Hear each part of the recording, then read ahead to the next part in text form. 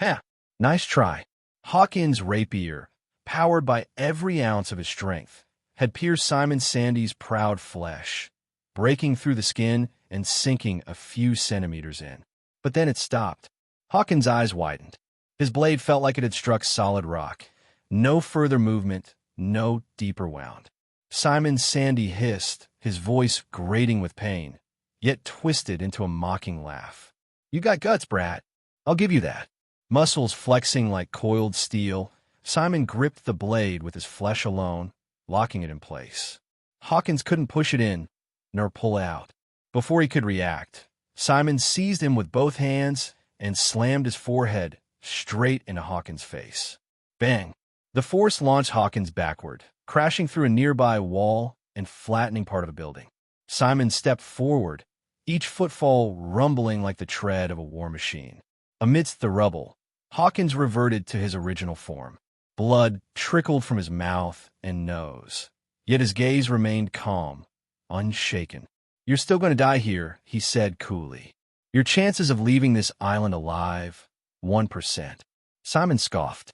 Big words from a beaten corpse. Hawkins staggered upright, leaning on his sword. With his free hand, he wiped Simon's blood from the blade and pressed it against a small scarecrow pulled from his coat. The moment the blood seeped in, the scarecrow twitched, its limbs animated by dark power. Now your fate is sealed. Simon barked a laugh, but his smile twisted into something cruel. You think your voodoo tricks scare me? Without warning, the steel spines on his back extended. Grabbing two of them, he lunged, driving them through Hawkins' arms and pinning him to the ground with a sickening thud. Simon loomed over him, victorious. I'm not killing you yet, brat. I want you to suffer.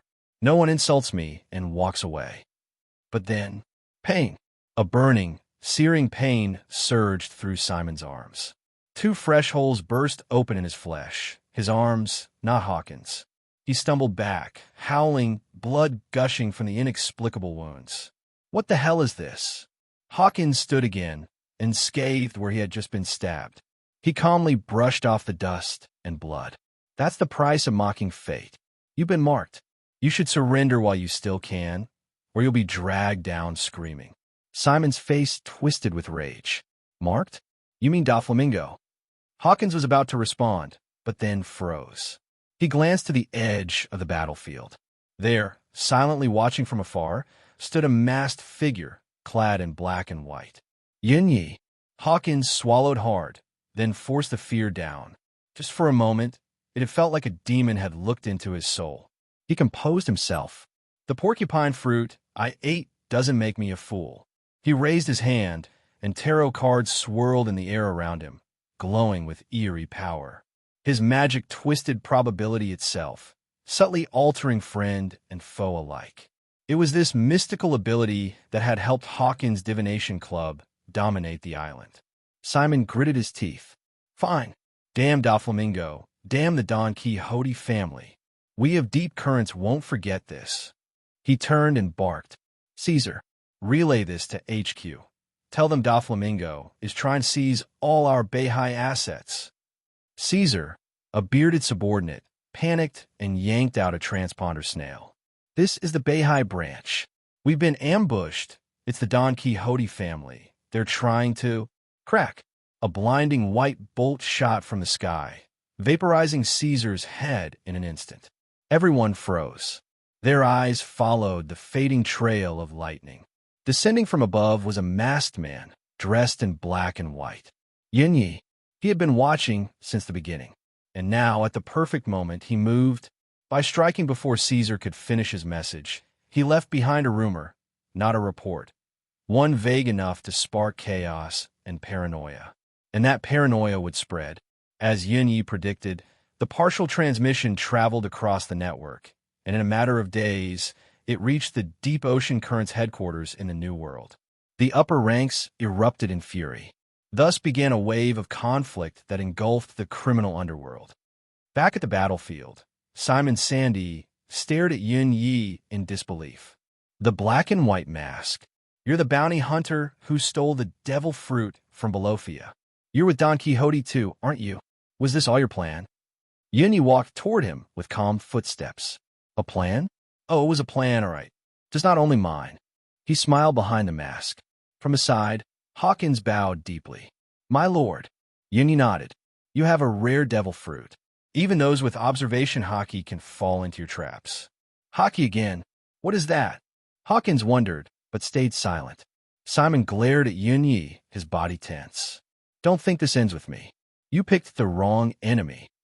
And then, suddenly, he darted not at Yunyi, but toward Hawkins. Simon Sandy narrowed his eyes. He had already begun to piece it together. The nature of Hawkins' strange, unsettling ability. A scarecrow. Blood. Damage transfer. Each time he landed a hit on Hawkins, a scarecrow would fall from his opponent's body. Not once did Hawkins seem to truly suffer the consequences. That could only mean one thing. The scarecrow absorbed the damage. Or perhaps someone behind the scarecrow did. And if that was true, then earlier, when he was suddenly wounded, it was because one of those scarecrows was linked to him. Simon's eyes sharpened. If that straw puppet isn't destroyed, I'll always be at his mercy. Without warning, he dashed forward. Hawkins, caught off guard, couldn't react in time. Simon seized him by the collar and lifted him like a rag doll. You thought a couple of holes in my arms would slow me down. Simon growled, eyes wild. You underestimate the recovery of Zoan-type devil fruit users. With a roar, he slammed his head into Hawkins again. But immediately after, Simon winced. The pain rebounded. His skull rang with the blow he'd just dealt to himself. Animal type or not, even his endurance had limits. But it confirmed his suspicion. The damage is redirected through the scarecrow. Simon roughly patted Hawkins down. Hands quick, methodical, searching. His fingers brushed something stuffed into an inner pocket. There it was. A scarecrow. Small, crude, familiar. Without hesitation, Simon gripped it tight and ripped it apart. Straw scattered like dust in the wind. His lips curled into a vicious grin. Now, he muttered darkly, let's see how you bleed. With a brutal swing, he drove his fist straight into Hawkins' gut. This time, blood sprayed from Hawkins' lips. No scarecrow fell. No pain redirected. It landed clean. Simon roared with laughter. What's wrong now, fortune teller? Out of tricks already. But Hawkins, doubled over, bleeding and breathless, simply raised his eyes. His voice is always calm, too calm. The moment my lord appeared, your odds of survival dropped to 0. Simon's smile twitched as he turned toward Yunyi, who had remained still until now. So, it was him who filled your head with false confidence? This whole circus was his doing. Simon spat, then cracked his knuckles. Bounty Hunter Quincy. No, that's just a cover. You're a Don Quixote officer, aren't you? He sneered, his muscles swelling with aggression. Your plan was clever, but you underestimated me. No one escapes the regeneration of a Zoan. He believed the scarecrow trick was part of a larger scheme orchestrated by the Don Quixote family, and now it had failed. You act confident, Yunyi replied, voice light and mocking. Do you actually think you have a chance of winning?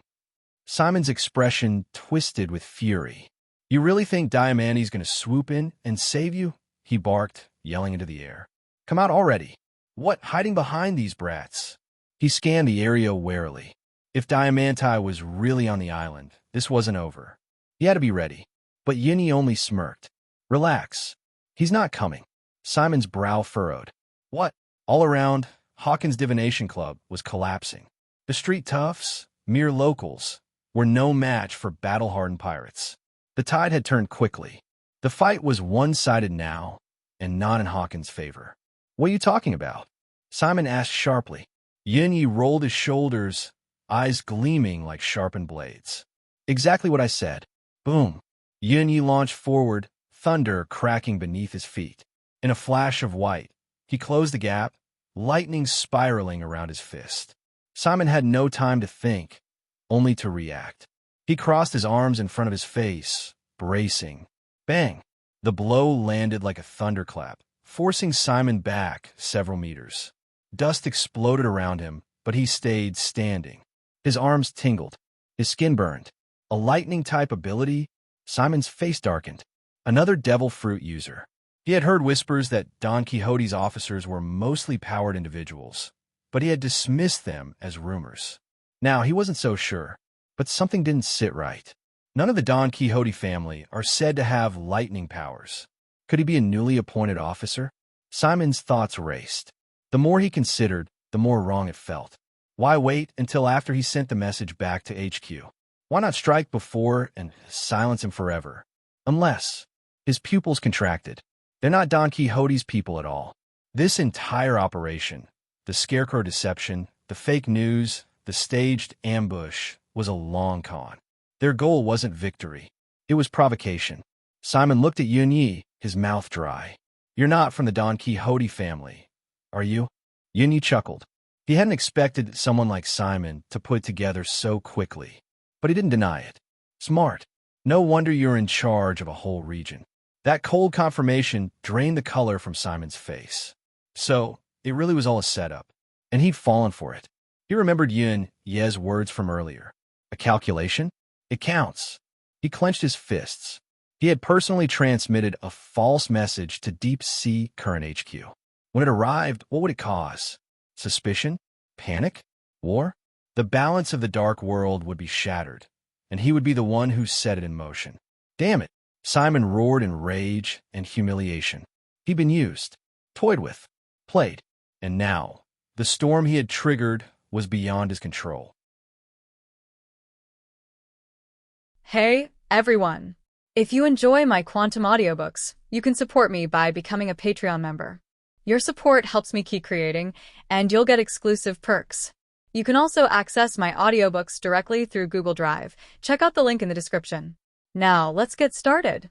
No, you must recover the previous information, or you will be finished. Simon Sandy suddenly rushed in one direction. He wanted to get rid of the person in front of him and buy himself some time so that he could pass on the information here. Avoid more serious situations from happening. But how could Yun Yi let him succeed? He sneered and chased after him directly. Yun Yi spent so much thought to create the current situation. How could it be possible for Simon Sandy to destroy it? Vile. As soon as Yun Yi pointed out, he forced Simon Sandy to stop, and came to him again in an instant. Yun Yi said lightly, "Give up, I have spent so much thought. How could it be possible for you to destroy it? Who are you, and why did you provoke a war between the two forces?" Simon Sandy's face was serious. He gritted his teeth and asked Yun Yi, "Me? Don't you know? Bounty hunter." Yun Yi pointed out, and the white thunder shot again. Do bounty hunters need a reason to deal with bounty criminals who have bounties? Simon Sandy folded his arms in front of his chest and blocked the blow with his steel skin. With a bang, the thunder exploded directly, but it did not cause any damage to Simon Sandy. As an animal-type ability user, and a porcupine with rough skin and thick flesh, in terms of physical defense, to a certain extent, it can already withstand the attack of iron objects?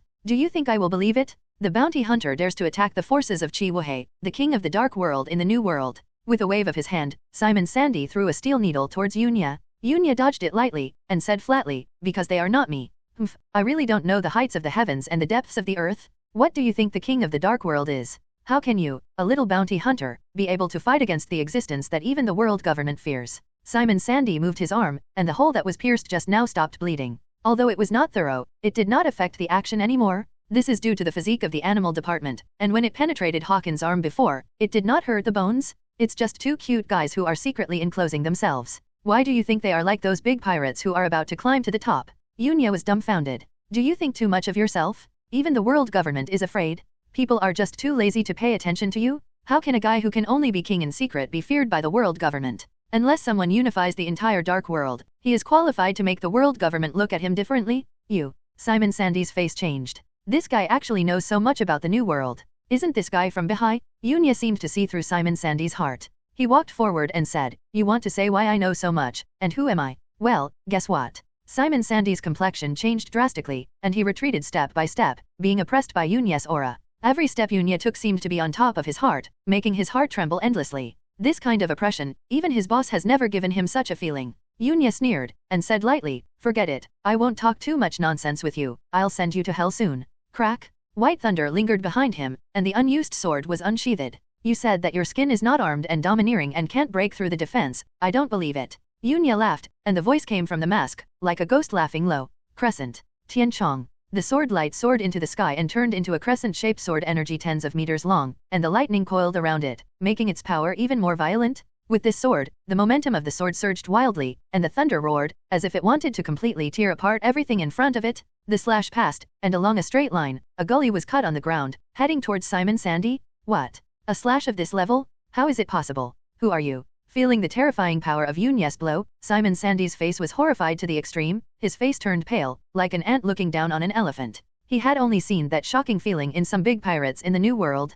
He is not reconciled. How can he die here? Simon Sandy roared loudly, his whole body tensed up, his skin became harder and even gave off a metallic luster. Clenching his fists tightly, under the crisis, his potential exploded, and there was a faint stream of air surrounding the wind of his fists, which was surrounded by armed colors. Gathering strength in the waist and abdomen, the muscles all over the body exploded, and the terrifying force shook the ground to cracks, and then, the two fists bombarded forward. Break it for me. Boom! Simon Sandy bombarded with both fists, and the next moment, he felt his fists bombarding an unparalleled terrifying force. The burst of armed arrogance made him withstand the attack for a moment. However, it was only for a moment. Then, all his offensives were completely disintegrated by Yunya's slash. The majestic sword energy broke through his fists, and slashed straight at Simon Sandy, who opened the empty door in front of him. Under this slash, the steel skin that Simon Sandy was so proud of couldn't resist even for a moment, and it was broken. With a sound of chi, the slash directly chopped off Simon Sandy in the middle. The slash continued unabated, destroying all the trees and buildings along the way, and then flew to the sea until it disappeared.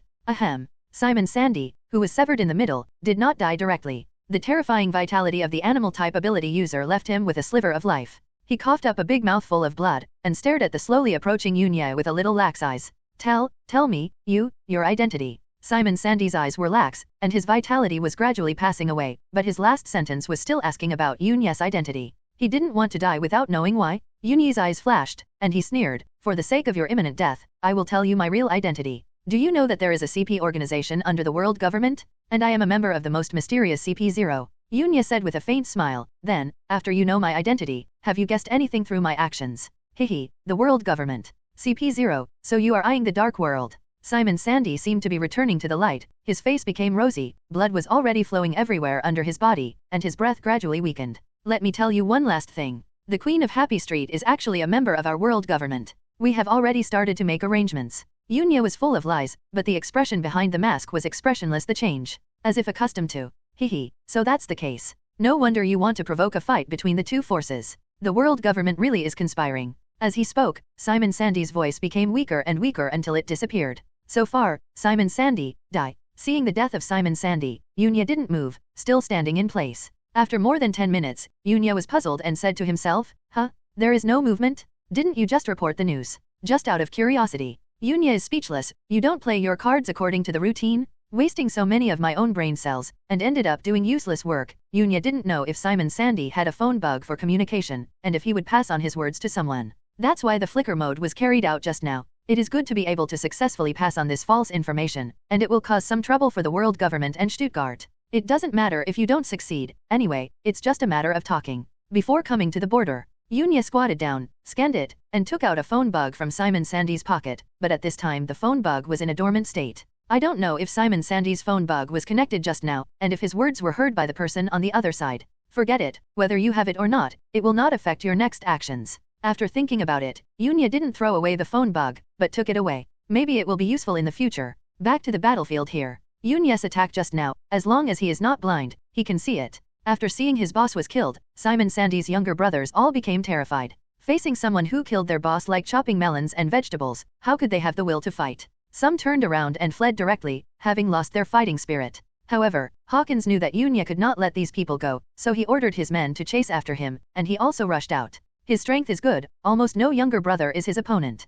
It didn't take much effort to kill all of these people, but the Divination Club also suffered heavy losses. It took only half a day for Simon Sandy's men to land and be wiped out. Yunya stepped over. Hawkins stepped forward and said respectfully, "My lord." He didn't dare to be disrespectful. The slash just now completely shocked him. He never thought that there are still people who can do this. That blow seemed to cut the entire island in half. The others also looked at Yunya in awe, as if they were looking at a god. Yunya looked at him and said lightly, "Thank you for your hard work. I still say the same thing. In the future, I will help you solve a problem, of course, within my ability." Hawkins lowered his head, his expression still respectful. "Get rid of this place." Yunya waved his hand, turned around and left. Looking at Yunya's leaving back, Hawkins took a deep breath, and the scene of Yunya's blow just now was still replaying in his mind. Domineering, swordsmanship. I am really weak. After killing Simon Sandy, Yunyi didn't get that many achievement points, only 150. Perhaps in the system's cognition, Simon Sandy was not considered a very powerful figure. The system will measure the achievement points obtained after killing or defeating according to the threat level to the enemy. When defeating Diamante, although Yunya was easily crushed, but because it was Yunya's first time defeating a pirate of that level, the rewards were considered generous. In the future, even if Yunyi kills Diamante, he probably won't get too rich a reward. I don't know if the system is intelligent, but the ability to watch people download discs is top-notch. The current achievement points on Yunya are 570. It was originally 1086 points, but Yunyi spent 666 points to unlock UN genre warfare. Now he got 150 points after killing Simon Sandy, a total of 570 points. But counting it, Yunyi still gained a lot during the time he went to sea, many times more than the achievement points he got in Danzig Island. Fortunately, he obtained the ability of Yuhu before, otherwise his strength would not have increased so fast. Like Navy Yunyi, who is currently training day and night in the training camp, and has no chance of getting achievement points at all, except for defeating the soldiers in the 2 training camps and getting a little consolation prize. Since Yunyi, the Quincy Vest, was disguised as a person with elemental fruit abilities, during this period, Yunyi had also figured out the combat system. Physical skills are the main, ghosts are supplemented, and swordsmanship is the standard equipment that occasionally makes a guest appearance. Yunyi will not use the various swastikas that are very obvious in the future, unless he is forced to a desperate situation. But Yunyi is sure that with his character, he will never fall into such a desperate situation. The reason why he used swordsmanship to defeat Simon Sandy before was because Yunyi wanted to try it out, whether he could combine the 2 abilities of Thunder Roar Cannon and Crescent Moon Sky Chong, and it turned out that he could. This was Yunya's whim, but the result was beyond his expectation. This blow, although Yunya consumed a lot of physical strength, and the Navy Yunya who was training in the Navy headquarters was affected, and he almost staggered and fell. However, the power is indeed powerful, even if there is still some distance from the peak power, but this blow, in this world, is already considered a master, right? To be honest, although Yunya deliberately attracted Doflamingo, he took the initiative. However, Yunya was not completely sure whether he could defeat Doflamingo's Don Quixote family. At that time, we will also take a look at the specific situation before taking action. Yunya is not a fool either. When he knows that he cannot win, he will not choose to be tough. If it doesn't work, he will leave after a wave of ransom is paid. As for his own plan, it is not too late to postpone it for a while. Let the Don Quixote family fight with the Sea King's people for a period of time, consume a wave, and then go to reap the benefits later. Yunya would not put himself in an absolutely dangerous situation if he planned before acting. Concentrate your mind. The next day, Yunya came to the place where Diamante was being held. This is an underground secret passage, located underground in the Diamafia garrison. For a day, Diamante had woken up from a coma. However, his hands and feet were handcuffed, his mouth was sealed, and Hailishi handcuffs and a cage were used, so Diamante was not afraid to use his strength to break free. And at this time Diamante also had no ability to break free. Oh, by the way, that little brother who was let go by Yunya is also locked here. Yunya did what he said and did not kill this little brother. Yo, are you awake? Yunya came to a chair in front of Diamante and sat down, crossing his legs and looking at Diamante. Diamante's mouth was sealed and he couldn't speak. He stared at Yunya with cold eyes, revealing endless cold-killing intent. Yunya looked up at the younger brother, and said teasingly, "Your boss wants to talk, why don't you go and help him?"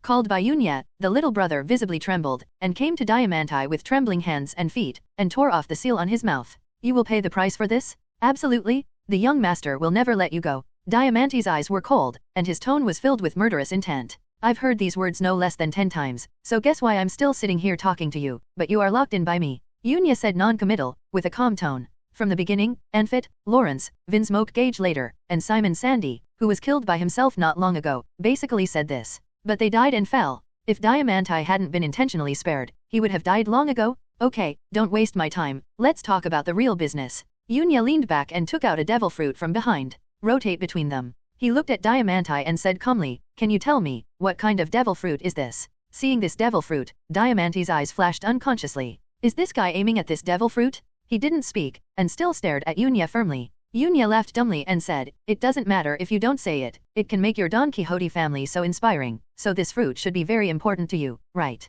As long as you know it's important to you." Diamante finally spoke. He looked at Yunya wearing a black and white mask and said in a low voice, "What is your purpose?" "Purpose?" Yunya's eyes flashed. He smiled lightly, and said slowly, "Didn't I say that before? Isn't it natural for bounty hunters to hunt and kill pirates? Then why don't you kill me? Are you afraid of offending our young master?" Diamante still looked directly at Yunya, and began to test Yunya. Since Yunya didn't kill him, then Yunya must have some calculations, or he was afraid of the Tang Quixote family and the revenge of their young master. Yunya grinned coldly, "I can tell the difference between less than 100 million and 1 billion. Diamante frowned. What do you mean? This made him a little puzzled. Then, he thought of a possibility in his heart, and said coldly, you spared my life to negotiate terms with the young master. A sense of humiliation surged in Diamante's heart, and he actually used him as a bargaining chip to threaten their young master. Thinking of this, his eyes became even colder. Yunya snapped his fingers and said with a smile, not stupid. Diamante gritted his teeth and said, aren't you afraid of playing with fire and setting yourself on fire? Yunya's arrogant attitude made him angry. What did he think Diamante was? What do you think they are, the Don Quixote family? Let him do whatever he wants? Playing with fire? Ha ha ha. Yunya suddenly laughed. His laughter was crazy, and his movements were different from his usual. If this can make me set myself on fire, then it can only prove that I am nothing more than that. Diamante's heart trembled. Those who could say such words were either arrogant or crazy or had great confidence in themselves. And he heard the meaning of Yunya's words. Yunya's attitude is obviously not the kind that wants to leave after taking the ransom. It is very likely that a big battle will break out. It was precisely because he heard this that his heart trembled. There is no shortage of such people in the New World, including those few big pirates who overwhelmed his young master. This is the spirit of a king? But he couldn't believe it. The guy in front of him had the aura of a king? Impossible? He would never believe it. This is a 1 in a million talent? Yunya could see the shock in Diamante's heart, but he didn't care, and continued, there are still 9 days. If the Don Quixote family doesn't come, then I can only invite you to die. Power, fame, status, which one doesn't use war as a foundation? It's a pity that it was born in the wrong age, or else I would really like to meet the greatest war strategist Gold Roger. The era he opened is really true. It's delightful. Ha ha ha. Yunya walked out, laughing wildly, as if he didn't pay attention to Don Quixote's people at all. Crazy, this guy is absolutely crazy. When Diamante heard Yunya's words, she was extremely shocked, and even hailed Gold Roger as the greatest warrior. This guy is a lunatic? But if you dare to attack our Don Quixote family, the young master will not let you go? Absolutely. Diamante was handcuffed by Hailishi, seriously injured, unable to break free at all, and could only be helpless and furious. However, he still has absolute confidence in his young master. This bounty hunter cannot be their opponent of the Don Quixote family. The next moment Yunya stepped out of the ground, the expression on his face became calm again, as if he was not the one who showed the insolent look just now and said those insolent words. The performance just now was naturally a deliberate disguise by Yunyi. Sometimes, powerful and crazy people will make people even more afraid. And this kind of person, no matter what actions they take, they will not make people doubt. Yunya has already started to create the personal design of this identity step by step. Yunya whispered as he walked, even if you are reborn, you can still play fooling around, acting, and pretending. Alas, I actually don't want to. I want to be a good person. Then Yunya let out a hey, however, I am now a navy and a righteous person. In a few days. Great route, a ship is sailing on the sea. On the deck, Doflamingo looked at the red rock wall in the distance wearing the sunglasses that never fell out, and the eyes of the sunglasses flashed. Tori Bull slid over, also looked at the red rock wall in front of him, and said in a cold tone, Dover, you can reach the North Sea tomorrow. Have you decided what to do with that damn Quincy? Over there is the reversing mountain, which is also the Red Earth continent? Brother Doflaming laughed, and then said lightly, since you dare to declare war on us Don Quixote, then I will naturally let that desperate guy try what is called fear. Dover, do you want us to go there together? Pika on the side said sharply. Doflamingo said coldly, at that time, I will go there first. It is important to rescue Diamante at this stage. Diamante is also in charge of the deal with Sea King.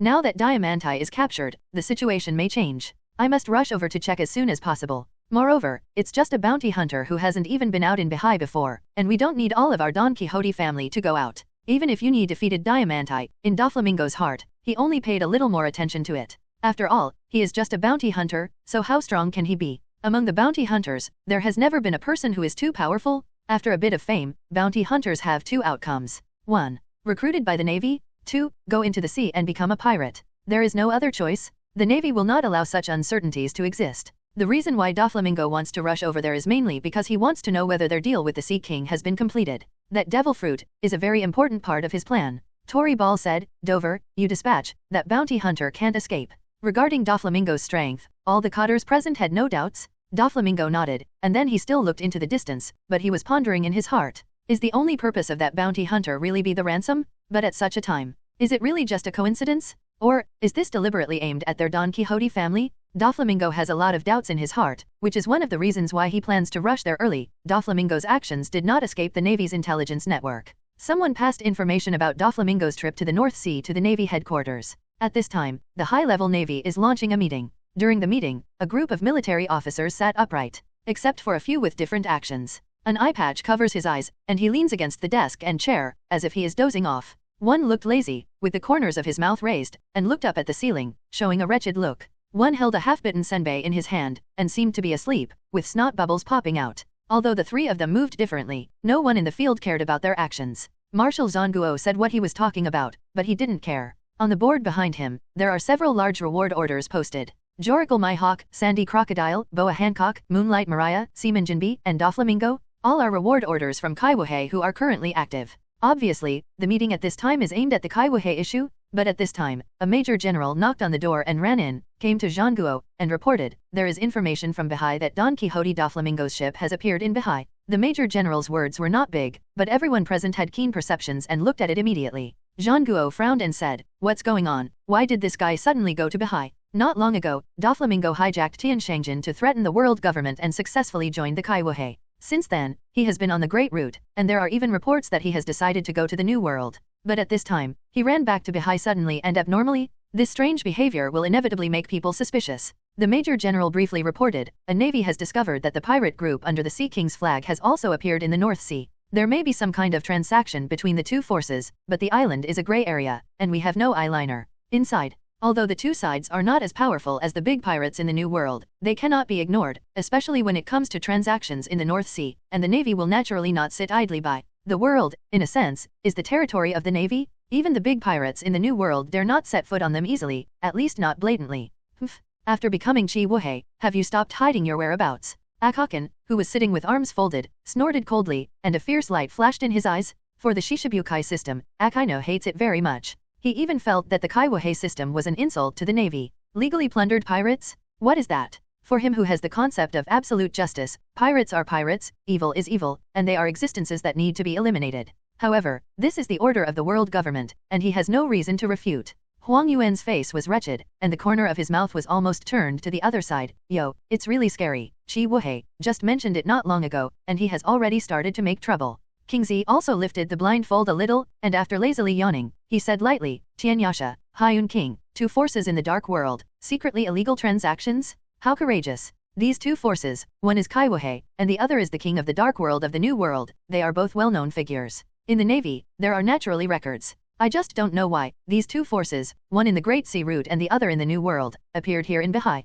The veteran Lieutenant General Flying Squirrel also asked, could it be that some powerful devil fruit appeared in the North Sea? There are only a few things that can attract these people. Treasure, devil fruit, a covered deal, and maybe even a powerful weapon. Zanguo looked at Lieutenant General He and said, Lieutenant General He, you know Doflamingo best, do you have any clues? As the Navy's great staff advisor, Lieutenant Admiral He definitely knew the most information present, and she whispered, Bahai. After thinking for a while, she went on to say, recently, there seems to be frequent incidents in the North Sea. The Vinsmoke family attacked an island, which was settled not long ago. Now this kind of thing happened again. Is there any connection between them? Lieutenant General He looked at the Major General who came to deliver the information. Is there any specific intelligence analysis? Some. The Major General handed over a piece of information to Lieutenant General He. Lieutenant General He shot briefly, and finally stopped at one place. His eyes flashed. She tapped the table with her index finger, attracting everyone's attention. She looked around and said slowly, Bounty Hunter, the Quincy has appeared on that gray island. Bounty Hunter Quincy.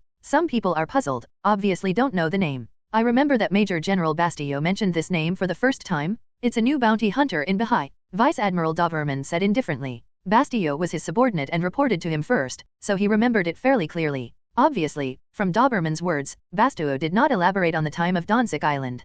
Probably for meritorious service? Well, the information is indeed described in this way. Lieutenant General He nodded, and said slowly, but there is a doubt. This person once appeared on Donsik Island, and this time, it is the same. Could it be a coincidence? Indeed, it's a gray area after all, and it's normal for bounty hunters to go there. Moreover, no matter how daring a bounty hunter in the North Sea is, it's impossible to provoke a strong man like Doflamingo. Some Marines think this is just a coincidence, just a bounty hunter from Bahai. How could he dare to provoke Kaiwohei? Even thinking about it feels impossible. However, Zanguo frowned, and ordered to the Major General, show me the information about this bounty hunter. Yes. The Major General nodded, and quickly handed over a piece of information to Zanguo. Warring States glanced at it. It was very ordinary, and there was nothing out of the ordinary. After all, it has only been a few months since Yunya went to sea. The number of shots is only a few. Another time it was covered up by Bastillo. Therefore, at this stage, there are only 2 or 3 paragraphs of information about the Quincy division. Wearing a mask, suspected devil fruit ability user, using a sword. Suddenly, Zanguo looked at Doberman and asked, is Major General Bastillo on a mission now? Doberman was startled, thought for a while, and replied, no, his task is to be an instructor in the training camp during this time. Jean Guo nodded and said, then please Major General Bastille come over. Soon, Bastille came to the meeting room. Warring States didn't talk nonsense, and went directly to the topic, looked at Bastille and asked, Major General Bastille, you should know the bounty hunter Quincy. Hearing this familiar name suddenly, Bastille, who was not prepared at all, was startled, his body trembled, and his face was not noticed because of the mask. Bastille froze on the spot and did not answer the words of the Warring States period, but a thought could not help but emerge in his heart. Could it be that the fact that he pretended to be a meritorious service has been exposed? Although Bastille's flicking movement was very subtle, everyone present could tell that there was something wrong with Bastille at a glance. What's going on? Major General Bastille. Jean Guo frowned, and there was a surge of momentum in his body. At this moment, the eyes of all the high-ranking officers of the Navy are looking at the past. Jean, Marshal of the Warring States, this. Bastille's body trembled even more. Everyone is frowning, what's going on? Being stared at by everyone, Bastille broke out in a cold sweat. Then, Bastille, who didn't know and thought that the matter had been exposed, told the whole story of what happened on Donsik Island under the eyes of everyone. Everyone listened, but after hearing that the Quincy defeated the Vinsmoke family by himself, everyone's expressions were a little moved. They more or less know the strength of the Vinsmoke family. Being able to defeat the Vinsmoke family, the strength of this Quincy division is at least at the level of a vice admiral. As the lieutenant general directly under Bastille, Doberman looked at Bastille and snorted coldly. Major General Bastille, you really let me down. In fact, this kind of thing is not uncommon in the Navy. Many people have done it by pretending to be a military leader. Few of these people here have never done this kind of thing. It's even become a customary thing. The premise is that you can't be found. However, the unlucky Bastille revealed this matter in the eyes of all the high-level Navy. The main reason is that Bastille himself didn't expect that the incident had passed for several months, and he thought that the incident had turned over, but he didn't expect to be called out suddenly. Without psychological preparation, Bastille still showed his feet. It can only be said that time is fate. Bastille went down and led the punishment down. Although the military rank has not changed, a lot of meritorious service has been deducted, which is enough for Bastille to suffer for a long time. Even because of this, he hated Eunice Quincy Vest. I haven't been entangled in this matter for too long, and the Warring States period also knows that there are many such things in the Navy. The Navy is too powerful, and it is impossible to completely eliminate this kind of thing. So he changed the subject and said, everyone, what do you think? The flying squirrel sat up straight, and said, now that we know the strength of the Quincy, it is very suspicious that he appeared on Bavilai River Island. It is very possible that the people of the Don Quixote family went towards him. Doberman nodded in agreement, guessing, could it be that the Quincy destroyed the deal between Doflamingo and the Sea King? Hey, you dare to attack the two kings of the Dark World, what a terrifying bounty hunter. Huang Yuan curled his lips in a playful tone. This kind of person is an unstable factor. He may become a pirate at any time, and the enemy should be wiped out completely. Moreover, so what if it is Kaiwohei, who dares to make transactions under the nose of the Navy? Will our Navy be released? In the eyes. Akakin's eyes turned cold, and he snorted coldly. As a representative of the Hawk faction, seeing those evil people acting recklessly under his nose made him very angry. I suggest sending troops directly to disrupt their actions. Akainu's words have some truth, and many hawkish lieutenant generals agree with his absolute justice concept very much, and they all nodded in agreement. Aokiji frowned, and said lightly, don't forget, the current Doflamingo is Shishibukai, a legal pirate recognized by the world government. If we make a move, it may cause the world government's dissatisfaction. Akakin hammered the table and snorted coldly. So, is Admiral Aokiji wanting to let them go? Where does this put the Navy's face? I didn't say that, and, now that the time has passed, is there really time? You can send troops from the branch in Bahai. Aokiji sat up straight and looked directly at Akainu. Do you think the soldiers in Bahai will be their opponents? Are you going to sacrifice these soldiers for the sake of the Navy's face? Akakin stood up abruptly, looked directly at Aokiji, and said indifferently, as a Navy, that's their duty. Even in the conference room, the two felt tit for tat. The two generals fought each other, and the others did not rush in, lest they cause a commotion. Huang Yuan pretended not to hear it, and did not intend to get involved. Warring States frowned, trying to stop the confrontation between the two. A soft bang sounded in the field. Then, a confused voice came to everyone's ears. Huh? What's the matter? Is dinner ready? Garp touched his head, looked around, and muttered a few words. As soon as Garp opened his mouth, the dignified atmosphere in the field was broken immediately. Many lieutenant generals breathed a sigh of relief. It was really the battle between the two generals just now, which brought them too much pressure. Ahem. With black lines all over his face, Jean Guo coughed lightly. Haha, I haven't eaten yet, I thought the meeting was over. Garp rubbed his head, laughed heartily, and ignored the reminder of the Warring States period. Jean Guo said unhappily, Garp, you old bastard, shut up. It's not over yet, why wake me up? Garp muttered, stuffed the senbei in his hand into his mouth, and began to bite. Everyone is pretending not to see. The Warring States period also supported the forward, and then I didn't want to pay attention to this funny comparison. After this interruption, Akainu and Aokiji didn't speak again. Lightly hammering the tabletop twice, Zhanguo glanced at the audience, and then said, "Which headquarters lieutenant general is at the closest position to Bavilai River Island?" One lieutenant general flipped through the notebook in his hand, stood up and said, "Marshal, now Lieutenant General Ghost Spider is on an island not far from Reversing Mountain, and it only takes a few days to get there." Ghost Spider? Zhanguo thought in his heart, and then said, "Notify Lieutenant General Ghost Spider and let him go to Bahai." Yes. The Major General who came in before responded, and then went out. Now that the Warring States period has finalized the matter, they will have the next meeting. It was the previous meeting related to Kaiwahe. Now there are 6 Kaiwaha, and they are finalizing the 7th Kaiwahe quota. A strong man with strength, reputation, and influence, and far away on a warship sailing on the Great Route. The Ghost Spider hung up the phone bug, pondering in his heart, Doflamingo, Sea King, Bounty Hunter Quincy. What a trouble?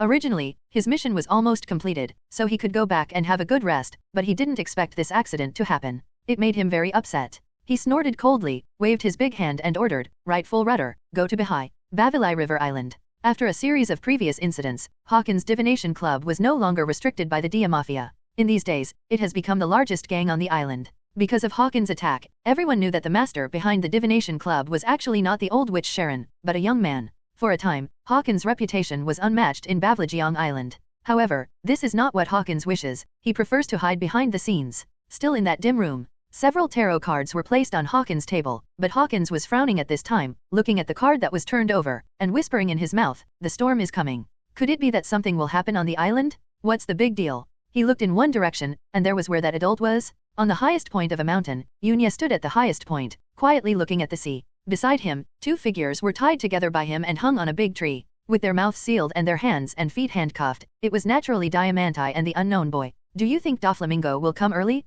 Or will he arrive when the time is up?" Yunya turned to look at Diamanti, and said calmly. Diamanti couldn't speak, and could only look at Yunya with extremely cold eyes. Yunya didn't care, and said to himself, "I guess I should come here earlier. After all, I'm just a mere bounty hunter, and being able to defeat you proves that I have a certain strength. But that's it. Other cotters may not be able to beat me, but Doflamingo must have this strength. Guess, does he think so? Besides, the devil fruit should be very important in the deal between you and the Sea King, right? Otherwise, you, a cotter, would not be allowed to come here. Now that the situation has changed, do you think he will be in a hurry?" Yunya's laughter came, "Although I don't know how long it will take you to reach Bahai, but it will take 10 days from here to Upside Down Mountain, so 10 days is definitely not enough. Unless your Don Quixote family starts its in Bahai. Then, why do you think I set a 10-day deadline? For a big man like Doflamingo, if he wants to get to a place quickly, there should be a way, right? The Navy's moon steps can do it, so, I guess Doflamingo should have it too. Hehe." The last laugh has an inexplicable meaning in it. Naturally, Yunya didn't need to guess. Yunya was very clear about Doflamingo's abilities.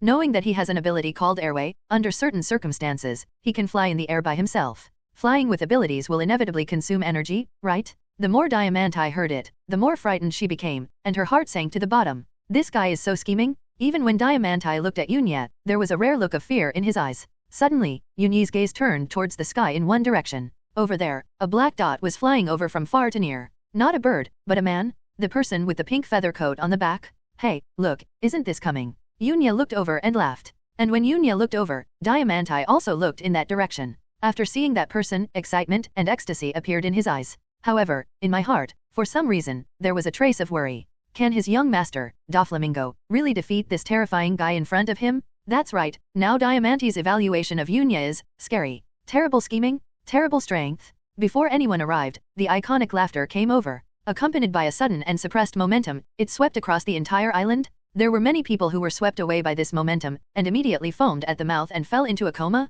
This is domineering and domineering. Faced with this domineering arrogance, Yunya felt a long-lost sense of passion in his heart, and there seemed to be a force in his body that was trying to break through the shackles of his body and break free. This power is very strange, but there is a feeling of familiarity. Ryotsu. He raised his head, his eyes did not retreat, but stared at Doflamingo closely, and said indifferently, "Doflamingo. Bounty hunter, Quincy. Where's the ransom? Don't tell me you didn't bring it? If not, I won't be happy." Yunya's arrogant voice came, with a cold tone in his tone. Hey, he's just a bounty hunter, he's really courageous." Doflamingo's eyes behind the sunglasses were completely cold, and there was a cold smile on the corner of his mouth. "When I came here, everything was up to me, because I am Tianyasha, Doflamingo." Brother Doflamingo's eyes were fixed, and his domineering look suddenly pressed down on Yunya, as if to make him bow his head. "It's not up to you." Yunya suddenly laughed, and then let the explosive power in his body vent out. This is a burst of spiritual pressure, and also, overlord-like domineering. Boom! The two terrifying auras collided with each other in midair, and there was a loud noise in the air. In the air, thousands of black thunderbolts as thick as arms exploded wildly, spreading to the entire sky. At this moment, everyone looked at the sky, not knowing what happened. But more of them are people who passed out in the confrontation between the two domineering colors. Less than 1/10 of the people on the island can stand. This is still under the situation where two domineering arrogants burst out in the distance. Only Hawkins probably knew a little bit, but his face was serious, and he whispered, "What kind of power is this?" A navy ship is sailing on the sea near Bavli River Island. Because the speed of the warship is faster, it has arrived in the Vice Admiral Ghost Spider ship of the Navy headquarters near Baviljiang Island. Look at the top of your head, what's that? What happened? It was reported on Bavili River Island. On the deck, some naval soldiers couldn't help but exclaimed when they saw the black thunder that exploded in the air. Hearing this, the Ghost Spider looked up at the exploding black thunder, with an extremely dignified expression, and whispered, "The domineering collision. Who is it?" Overlord color collisions are very rare in the New World. Even the well-informed Ghost Spiders have seen it so few times, but they never thought that they would see such a shocking scene in Bahai, which is known as the Paradise. Buzz buzz. The momentum of the two collided, causing a wave of air to sweep towards the surroundings. Doflamingo's feathered coat flicked behind his back, his pupils shrank violently, and he said solemnly, "Overlord. Domineering. This guy actually has the qualifications of a king just like himself?" On the other side, Diamante's heart sank, but it seemed that he didn't show any surprise, but whispered in his heart, "Do you really have the aptitude to be domineering?" After hearing Yunya's unscrupulous words before, he had some vague guesses, but he was unwilling to believe this fact. Until now, after Yunya had completely exploded into a domineering look, he had no choice but to believe this fact. Yunya was just a little surprised. He didn't expect that the passive skills in the world of death would actually be shown as domineering in this world. However, the two actually have similar functions. Those with high spiritual pressure can even lose their fighting power through the strength of spiritual pressure, and the same is true for the domineering look. "So, where's my ransom? You don't want to play tricks, Doflamingo." Yunya's voice gradually became colder, and his eyes became sharper. The momentum on his body is getting stronger and stronger, fighting against Doflamingo. Boom boom boom. The two of them competed just by their momentum, and the scene was already very terrifying. The air seemed to become heavy, and a depressive atmosphere enveloped the entire island. Haha, ransom? Of course there is, and more than that, I also want to thank you for your care of my subordinates. Doflamingo put an evil smile on his face again, and looked down at Yunya from a height. His eyes were full of condescension. Yunya moved his body, raised his head slightly, and said calmly, "Can you roll down? I hate looking up at others." At the same time, the 5 fingers spread out, and the light of thunder and lightning surged in the palm of the palm. Thunder roar pow. The thunder column soared into the sky, shooting towards Doflamingo. Hey, you're really arrogant." A cold look flashed across Doflamingo's eyes, and a thread column with countless thin threads entwined spread out from his palm, which was thrown by him and blasted into the space in front of him. Super hit the cunning whip. Boom. The two tentative attacks collided together, and then exploded at the same time, creating a gust of wind. The lightning shattered, and the line column was annihilated. At this moment, the battle broke out. 5-color thread. Doflamingo swooped down from the sky with a smirk, and the thin silk thread connected the clouds in the sky, giving him the ability to fly. Pulling the 5-color silk thread between 5 fingers, with the help of diving down from a high altitude, he grabbed Yunya with a fierce claw. These threads are very tough, and even have the hardness of steel. With the strength of Doflamingo, even the steel can be shredded. Seeing this, Yunya unsheathed the fine iron sword in his hand and blocked it in front of him. There was only a sound of, the silk thread collided with the blade, and sparks were sparked by friction. Doflamingo shot again, the other palm pulled the silk thread, and grabbed it towards Yunya. Yunya stepped down a little, relieved his strength in his hands, and at the same time he dodged in a blink of an eye. He slashed through the air with a lightning strike. With a sound of boom, 5 sharp weapon cut marks were left at the position where Yunya was standing just now. The blow failed, and a red light flashed across Doflamingo's eyes, which is the display of knowledge and knowledge to the extreme. When the slash came, Doflamingo snorted coldly, and pushed out his palm forward. Spider's nest. The thin threads of the spider web protruded from his palm, forming a large web, blocking in front of him, resisting the slash. In an instant, Doflamingo's figure disappeared, and he shot towards Yunya, with a fierce light flashing in his eyes. "The strength is not bad, brat, but this level is far from enough. That's a lot of nonsense." Yunya smiled coldly, and the thunder in his hands condensed again. This time, he increased the power of the thunder roar cannon. The thunder pillar was more than double the size of the previous one, with a diameter of more than 10 meters. Lightning, the natural thunder fruit. When Doflamingo saw Yunya's attack, like everyone else, he immediately guessed that it was the person with the thunder fruit ability. At the same time, feeling the power of Yunya's blow, his face sank slightly. This blow was enough to threaten him. Seeing the thunder pillar blast out, Yunya said, "It's not." The white silk thread shot out from Doflamingo's palm again, spreading towards the surroundings like a fan. Spider web wall. Doflamingo's development of the string fruit has reached a very high level. Even if it is not covered with armed domineering, its hardness is comparable to steel. Boom! The two collided again, but Yunya's attack still didn't work. But Yunya is not surprised. If he can be dealt with so easily, then he won't be called Doflamingo. Buzz! Thunder surged behind him, and Yunya instantly coaxed him to use it at this moment, and the speed suddenly accelerated to an extreme. The figure draws an arc, and kills Doflamingo. Where are you looking? The thunder and lightning contained the sword edge. Yunya came to the top of Doflamingo's head, and slashed down with his sword, intending to cut Doflamingo in half. Doflamingo warned with all his knowledge, he actually felt a strong threat from this sword. The extreme sharpness and fury caused Doflamingo's pupils to shrink dramatically, and the 5-color thread was drawn out again. This time, the silk thread was wrapped with a thick armed color domineering, and the original white became black. Boom! Crack! The two attacked and collided, a terrifying gust of wind erupted, and thunder resounded in the field. The next moment, the two were in a stalemate for a short time. Break it! Yunya snorted coldly, and the thunder and lightning danced wildly behind him, and the thunder became more and more violent. This sudden burst of power made Doflamingo's expression change. Even if his attack was blessed with armed colors, he was still repelled by Yunya's sudden burst of power. Brother Doflaming finally got a little more serious. He looked at Yunya and asked in a calm tone, "What a powerful force. You guy, what kind of fruit ability is it? Superhuman elemental fruit?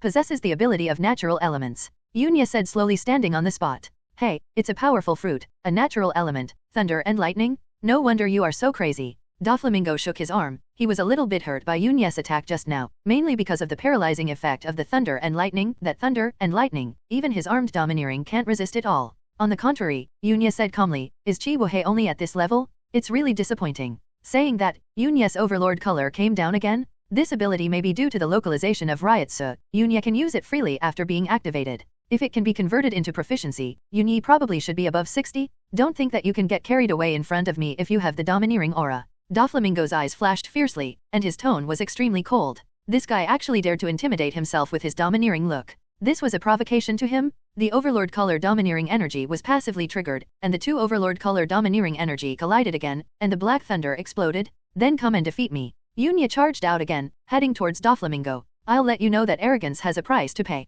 Doflamingo has a cruel evil smile on his face. If ordinary people see it, they will definitely pee their pants in fright. In the arena, the distance between the two is getting closer. Yunya holds the sword in both hands, and white thunder surrounds the blade. Doflamingo's 5 fingers are bent, and this time, he is covered with a thick domineering armed color. The next moment, the two attacked each other at the same time. Boom! The domineering conflict between the two became more and more intense. At this moment, the sky became cloudy and tumbling, as if a terrifying beast was hidden in the clouds. Centering on the point where the two collided, a terrifying gust of wind swept across, and the ground sank because it couldn't bear the force. Boom! The two stalemate again for a moment. Then, the two pulled back at the same time, rushed out again, and bombarded again with one sword and one claw. Boom! Boom! Boom! The roar was strong and dense, and in just a moment, the two attacked each other with dozens of moves. He was full of vigor, and the ground became very messy because of the collision between the two. Suddenly, after the blow, Doflamingo stopped, his eyes flashed, and he looked at Yunya with a sneer on his lips. "Ha ha, you guy, you don't know how to be armed and domineering? Hee ha ha ha." He was very surprised. He didn't expect that the attack of the guy in front of him would not have the blessing of armed domineering. Won't it? Or is it hidden? This guy actually mocked me? Yunya gritted her teeth. During the battle, the fact that she didn't know how to be armed and domineering was immediately discovered by the opponent. But this is also within Yunya's expectation. As long as they fight, it is impossible that this weakness will not be discovered. However, Yunya also has some considerations. As long as he doesn't match the natural department, then, with his current strength, he can't beat him, but he can always run, right? What's more, if you explode with all your strength, you may not be able to beat Doflamingo. Moreover, besides the whole cards he already has, Yunya also has another backhand. Since the swordsmanship proficiency is after 80, there will be a qualitative change, and the flying slash will be swung. What if the fight is for nothing? Will it be linked to other power systems? Armed color domineering? Or something else? Although Yunya has never experimented with this point, he always feels that after the proficiency of Baido reaches 80, it will bring him a little surprise. Don't forget, Yunya's proficiency in white fighting skills is above 75.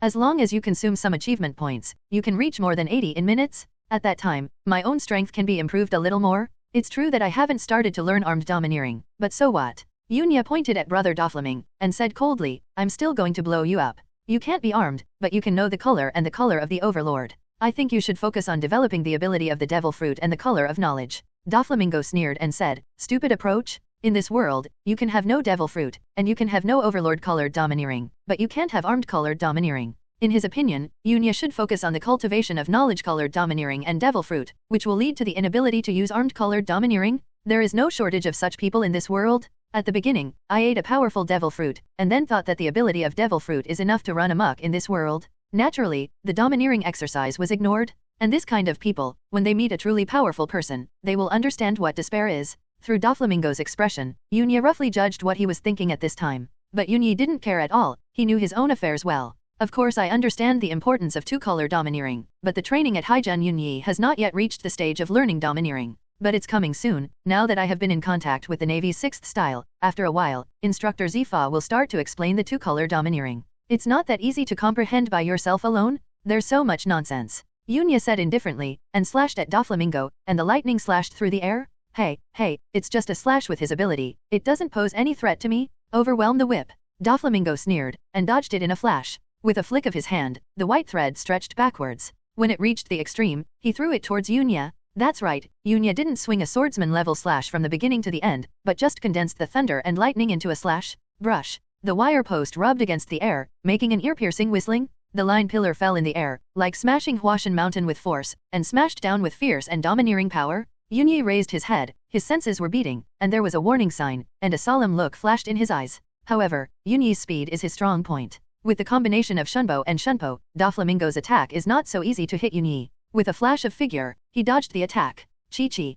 The moment Yunya avoided it, Doflamingo's blow blasted a 100-meter-long gully on the ground. This guy doesn't know if he has awakened his devil fruit ability. Looking at the ravine that stretched for hundreds of meters, Yunya's eyes flashed, and he thought of this question. The current Doflamingo made Yunya feel a little tricky. If he had realized the awakening at this time, then this battle would be a little difficult for him. After thinking about it, in order to be more on the safe side, Yunya looked at the panel and increased the proficiency of Baida to 80. The moment after Baida's proficiency reached 80, Yunya clenched his fist and felt a little difference. It's not armed and domineering. In an instant, Yunya judged that this was not armed domineering, but a fighting technique. Hey, are you afraid? Seeing that Yunya did not move after avoiding the blow, Doflamingo sneered. He naturally knew in his heart that it was impossible for Yunya, who had the domineering aura of a king, to feel afraid because of his attack. However, psychological warfare is also a type of combat, and there are many factors that can affect combat. Doflamingo has experienced many battles, so he naturally knows this truth. Yunya looked up at Doflamingo, and said in an arrogant tone, "No, I was thinking about what moves to use to defeat you."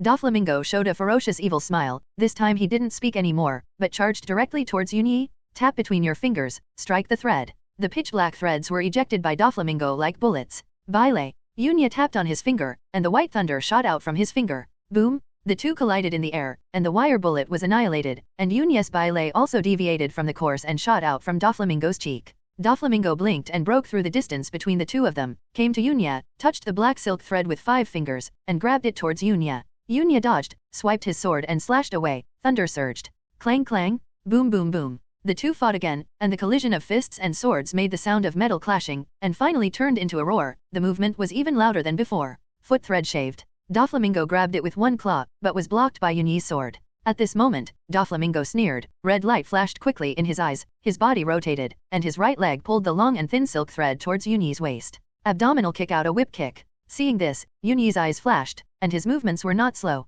The thunder and lightning rushed to his left fist, and he punched him in the face. Hey, don't have the arrogance of arms, how dare you fight me with your body? Sensing Yunya's movements, Doflamingo's cruel sneer became more obvious. How dare this guy resist his moves with his body? The thick-armed domineering color spread to the upper legs and became as black as ink. He wanted to show this arrogant guy some color. However, just when he thought that this blow could cut off Yunya's entire arm, fists and feet collide. However, he was surprised to find that there were faint air ripples on Yunya's fist, which blocked his domineering blow with armed color. Buzz buzz. The ripples are layer upon layer, like waves of impact distorting the air. If you even take a closer look, you will find that the fists and feet of the two did not collide at all, and were blocked by some kind of force. What? Doflamingo was horrified. His own attack was actually blocked? What kind of attack is that? Armed color? Or devil fruit ability? He was a little puzzled in his heart, but there was no time for him to think about it. Because, Yunya attacked again. One bone. Yunya sneered, abandoned the sword in his right hand, and clenched it into a fist. The plasma spread upwards, using that special technique, coupled with Mr. Yamamoto's boxing technique. This punch, Yunya completely exploded.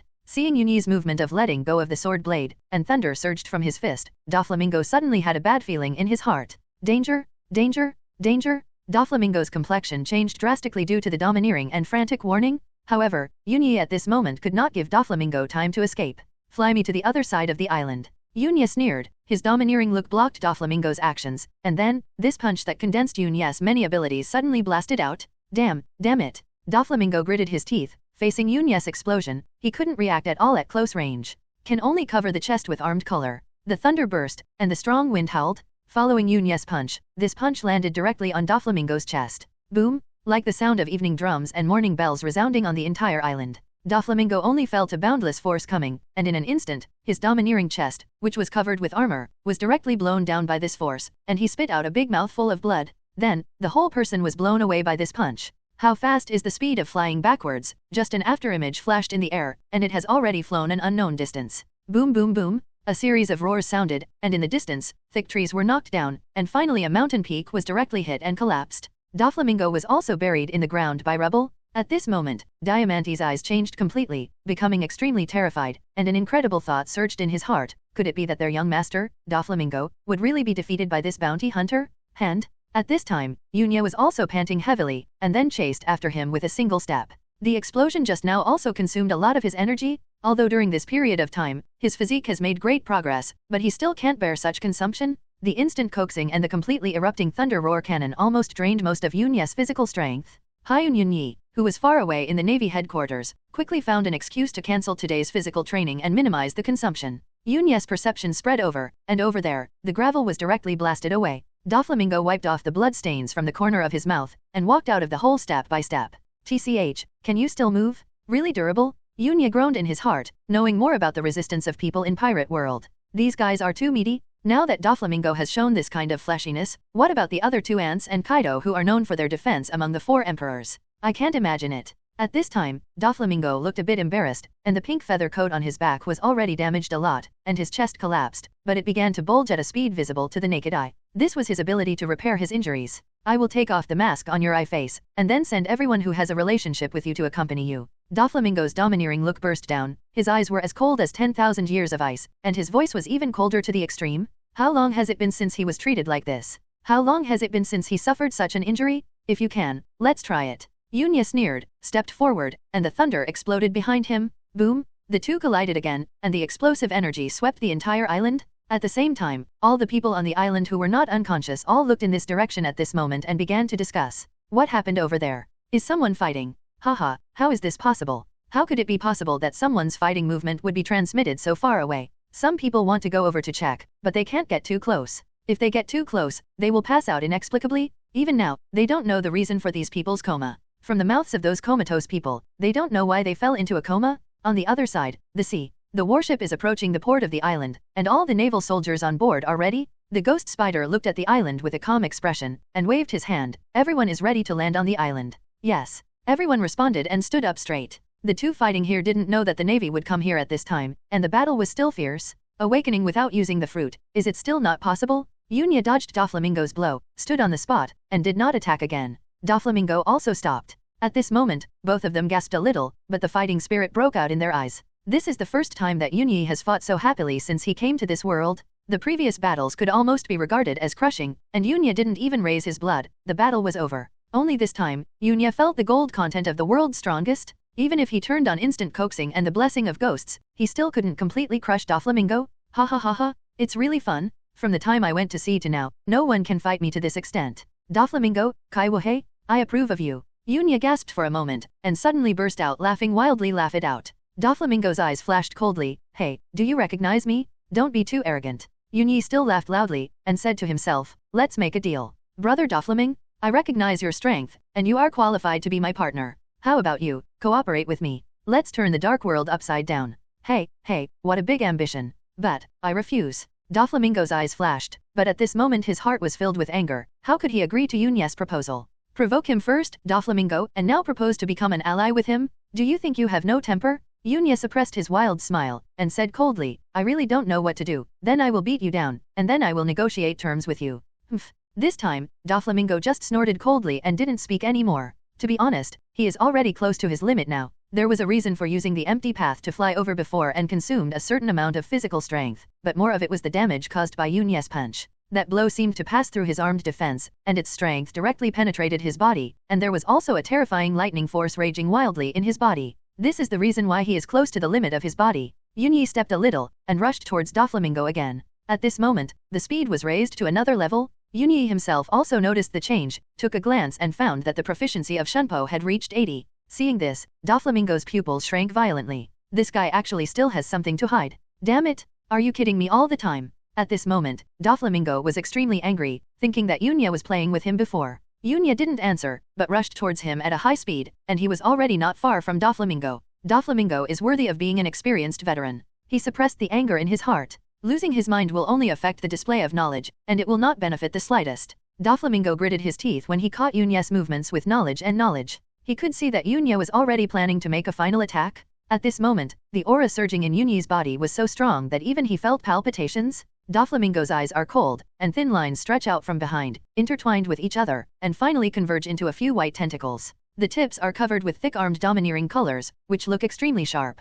Holy bullet god killing. Doflamingo waved his hand, and the tip of the tentacles on his back aimed at Yunya, and the next moment, he stabbed fiercely, and stabbed towards Yunya. Can this trick be used without awakening? Feeling the horror of this blow, Yunya's expression froze, not daring to be careless. The figure moved sideways, relying on Shunpo with a proficiency of 80, to avoid several attacks, and if he couldn't avoid it, the high-intensity thunder column condensed in the palm of his hand was blasted down. Yunyi leaned forward, and now he was less than 5 meters away from Doflamingo. For experts like them, 5 meters is not a distance. Seeing this, Doflamingo wanted to escape. But how could Yunyi let him run away again? Mouth flashes 3 times. Yunya waved his fingers, and 3 rays of light appeared out of thin air, biting Doflamingo's body, making his movements lag for a moment. Doflamingo's expression changed instantly. Light. Yunyi hadn't used this skill before, just for this moment. Take a step forward with your right foot, and the ground is shattered inch by inch. Thunder and lightning double bones. With his fists in his stomach, Yunya looked indifferent. At this moment, all the power gathered on his fists, blasting out a terrifying blow.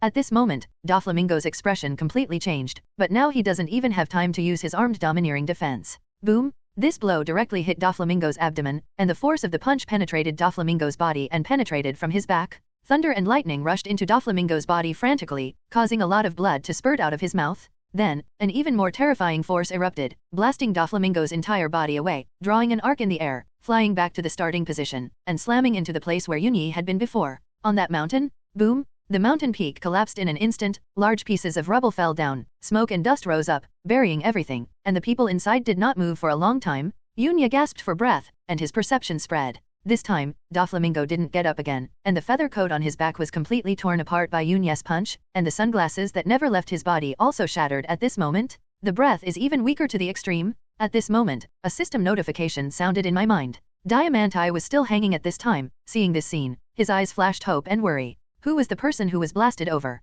It wasn't until he saw Yunya flying over that his expression completely changed. What this means is self-evident. Their young master, one of the 7 martial seas, the king of the dark world, Don Quixote Doflamingo, lost here in Bahai. Yunya came to the place where Doflamingo was buried, lifted him up, and threw him to Diamante's side. Yunya turned off the blinker, walked over, stopped 10 meters away, looked at Diamante, and sneered. It seems that Doflamingo, whom you have placed high hopes on, can't defeat me. Moreover, this guy who doesn't know what to do, dares to refuse my proposal. No one dares to refuse my proposal. Yunya's tone was full of rebelliousness, and he acted like an insolent person. Seeing Diamante's terrified expression, Yunya still smiled recklessly. Don't worry, I won't do anything to your Don Quixote family. As my cooperation partner, I also hope that you will help me deal with the ugly wares that old Mitt. This excuse was naturally thought of by Yunya a long time ago. Although Yunya has created a crazy character design for himself, but there are still necessary goals. It's like overturning the dark world and solving a certain king of the dark world. With these, all the things I have done before can be connected by a line.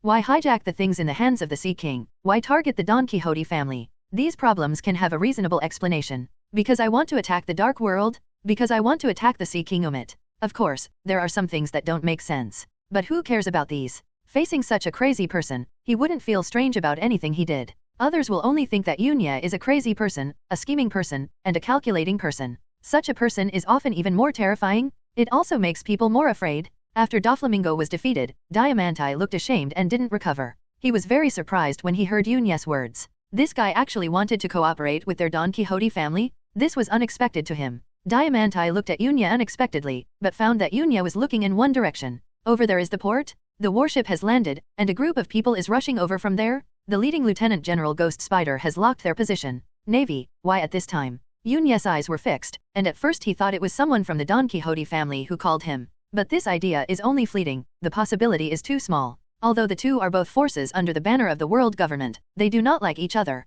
And with Doflamingo's character, how could he ask the Navy for help? Obviously impossible. So, the only possibility is that these navies are following the trail of Doflamingo. This is the Four Seas, a dangerous person like Doflamingo, knowing that he appeared in Bahai, how could he not keep an eye on it? After much deliberation, this is the only possibility? Obviously, Diamante also saw the arrival of the Navy, and his expression suddenly changed. In the eyes of many people, Kaido and the Navy headquarters are both forces under the world government, so they must be in the same group. He wasn't worried that the Navy would arrest them. As a force of Kibai, the Navy didn't dare to do anything to them. Instead, he was worried that after Yunyi saw the Navy, he would think that the Navy was the help they called over, and when he got angry, he would directly kill them. This is cheating. With his current state, and the comatose Doflamingo, it is impossible to prevent Yunyi from killing them. That's why his face changed completely. Yunyi's condition at this time is not good, and his physical strength is close to exhaustion. The body also had side effects of instant coaxing. For him now, facing a lieutenant general in the headquarters, the chance of defeating him is too small.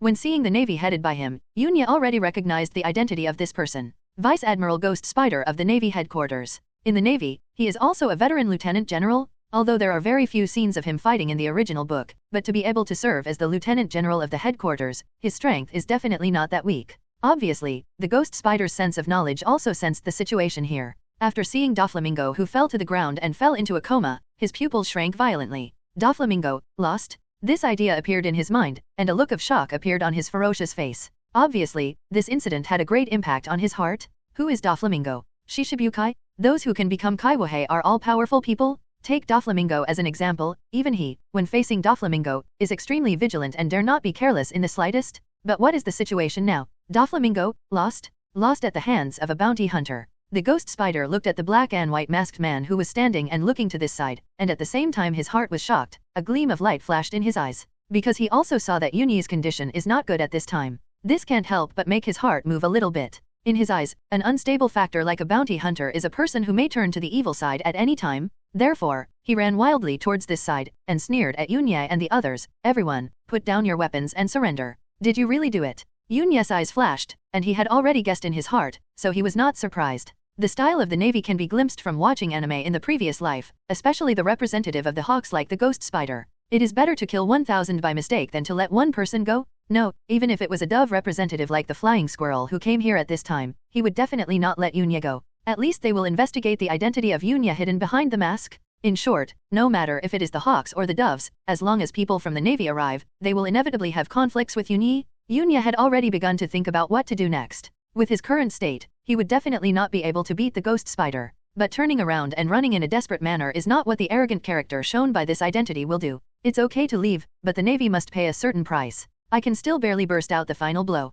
Yunya began to think quickly in his heart, and looked at the system panel. Beat Doflamingo and get 1500 achievement points a skill draw. Let's not talk about the lottery draw, the randomness is too strong. More than 1,000 achievement points have enlightened a lot of skills. What can I do to help myself now? Ignoring those powerful skills directly, the consumption is too high. Even if they are unlocked, the current Yunya cannot use them. In the end, Yunya set his sights on the Huideo of the Ghost branch. There are not many skills in Huideo, just a few. But they are all reply skills. Yunya's eyes flashed, and in an instant, he thought of a countermeasure. There are recovery skills that can be unlocked. At this moment, Yunya can explode unscrupulously. Even if his body is damaged due to the explosion, he can still recover by returning. Hi, I didn't provoke you. I advise you not to provoke me. With confidence, Yunya looked at the Ghost Spider with cold eyes, and his tone was extremely cold. Attack Shishibukai, a force under the world government, and say you didn't provoke us? Don't talk nonsense, just obediently capture it with your arms tied, or what awaits you will be the artillery fire of our navy. The Ghost Spider saw that Yunya dared to be so rampant at this time, and his tone was very rude, and he sneered directly. Yunya's expression was indifferent, and a white thunder surged again with a buzz behind him, and his tone was extremely cold. You Navy, are you planning to be my enemy? Although Yunya is also a Navy man himself, he doesn't care about the righteousness of his colleagues, and he won't be soft when he deserves to be killed. How dare you be so arrogant now? A cold light flashed in Ghost Spider's eyes. At this time, he dared to be so presumptuous. He waved his hand. Attack. After all, Yunya was the one who defeated Doflamingo. Although Yunya looked extremely weak at this time, Ghost Spider still planned to test it out and ordered his subordinates to attack first. Bang bang bang gunshots sounded, and countless bullets poured towards Yunya. Yunya jumped into the air to avoid it, but after landing, he pretended to stagger, and was hit by a bullet in the shoulder, blood spurted out. On purpose, he wants to lure the ghost spider to make a move. Only after severely injuring the ghost spider can Yunya have the possibility of escaping from here? Yunya's gaze behind the mask was very calm, even in this crisis, he never panicked. Sure enough, after seeing Yunya's weak appearance, Ghost Spider's eyes flashed, and he secretly said that it was true. Then, he ordered the soldiers to stop, and he wanted to do it himself. This is a good opportunity to gain merit. Merit can not only be used to promote the military rank, but also can be used to exchange items. Even devil fruits and famous knives can be exchanged for meritorious service. If a criminal who can defeat a strong man like Chiwahei is caught by him, how much merit can he get? With a sneer on the corner of Ghost Spider's mouth, he had passively identified Yunya as a criminal. Stepping on his feet, he rushed out, the long sword in his hand was covered with armed domineering, and he slashed towards Yunya. He didn't intend to take Yunya's life, this sword would at best injure Yunya severely. Living criminals are much more important than dead criminals, and they will get more merit. Yunya's eyes were extremely cold, watching the ghost spider's sword getting closer and closer, and it was about to hit him. The opportunity is here. Instantly, Yunya's pupils shrank, and a violent and domineering aura surged from his body, overwhelming the ghost spider. At the same time, the thunder burst from behind, and the left hand flicked away the ghost spider's sword. At the same time, the thunder and lightning spread over, and the thunder and lightning had the property of paralysis. Holding the sword in his right hand, the plasma is thick and entwined around the blade. The high temperature and high heat make this fine iron sword start to glow, and there are faint signs of melting.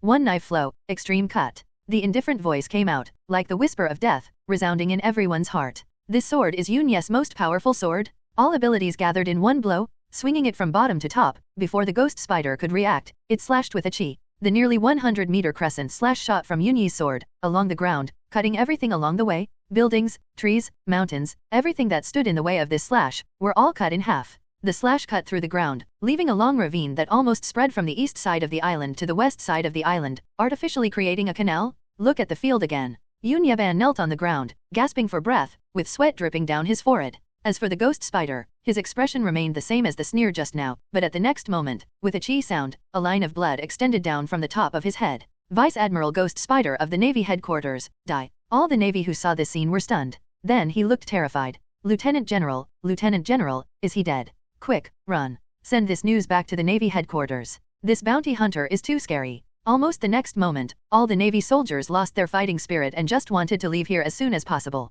After all, even Lieutenant General is not Yunya's all-in-one enemy, let alone them. The strength of the Ghost Spider, their subordinates are very clear. The Ghost Spider was killed without any resistance, which still had a great impact on them. That's what the army is, defeated like a mountain. Navy, come fast, go fast. Yunya was also a little surprised. Originally, he just thought that this blow could severely damage the Ghost Spider, but he didn't expect that this blow would completely kill the Ghost Spider. He underestimated his own outburst a bit. Yunya just watched the actions of these Navy soldiers, and didn't move. It wasn't that he didn't want to, but that he had already reached the limit in the case of the extreme explosion just now. Now there is pain all over the body, which is a side effect of shunju, and the sequelae of excessive physical exertion. Hehe, tell Brother Doflaming, I hope he won't refuse my proposal again, or the next time, your Don Quixote family will be destroyed. Also, don't forget the 1 billion ransom, Reluctantly standing up, Yunya shot Diamante, snorted coldly, left a word, and left. Now, find a place to heal your injuries first. Watching Yunya leave, Diamante finally breathed a sigh of relief.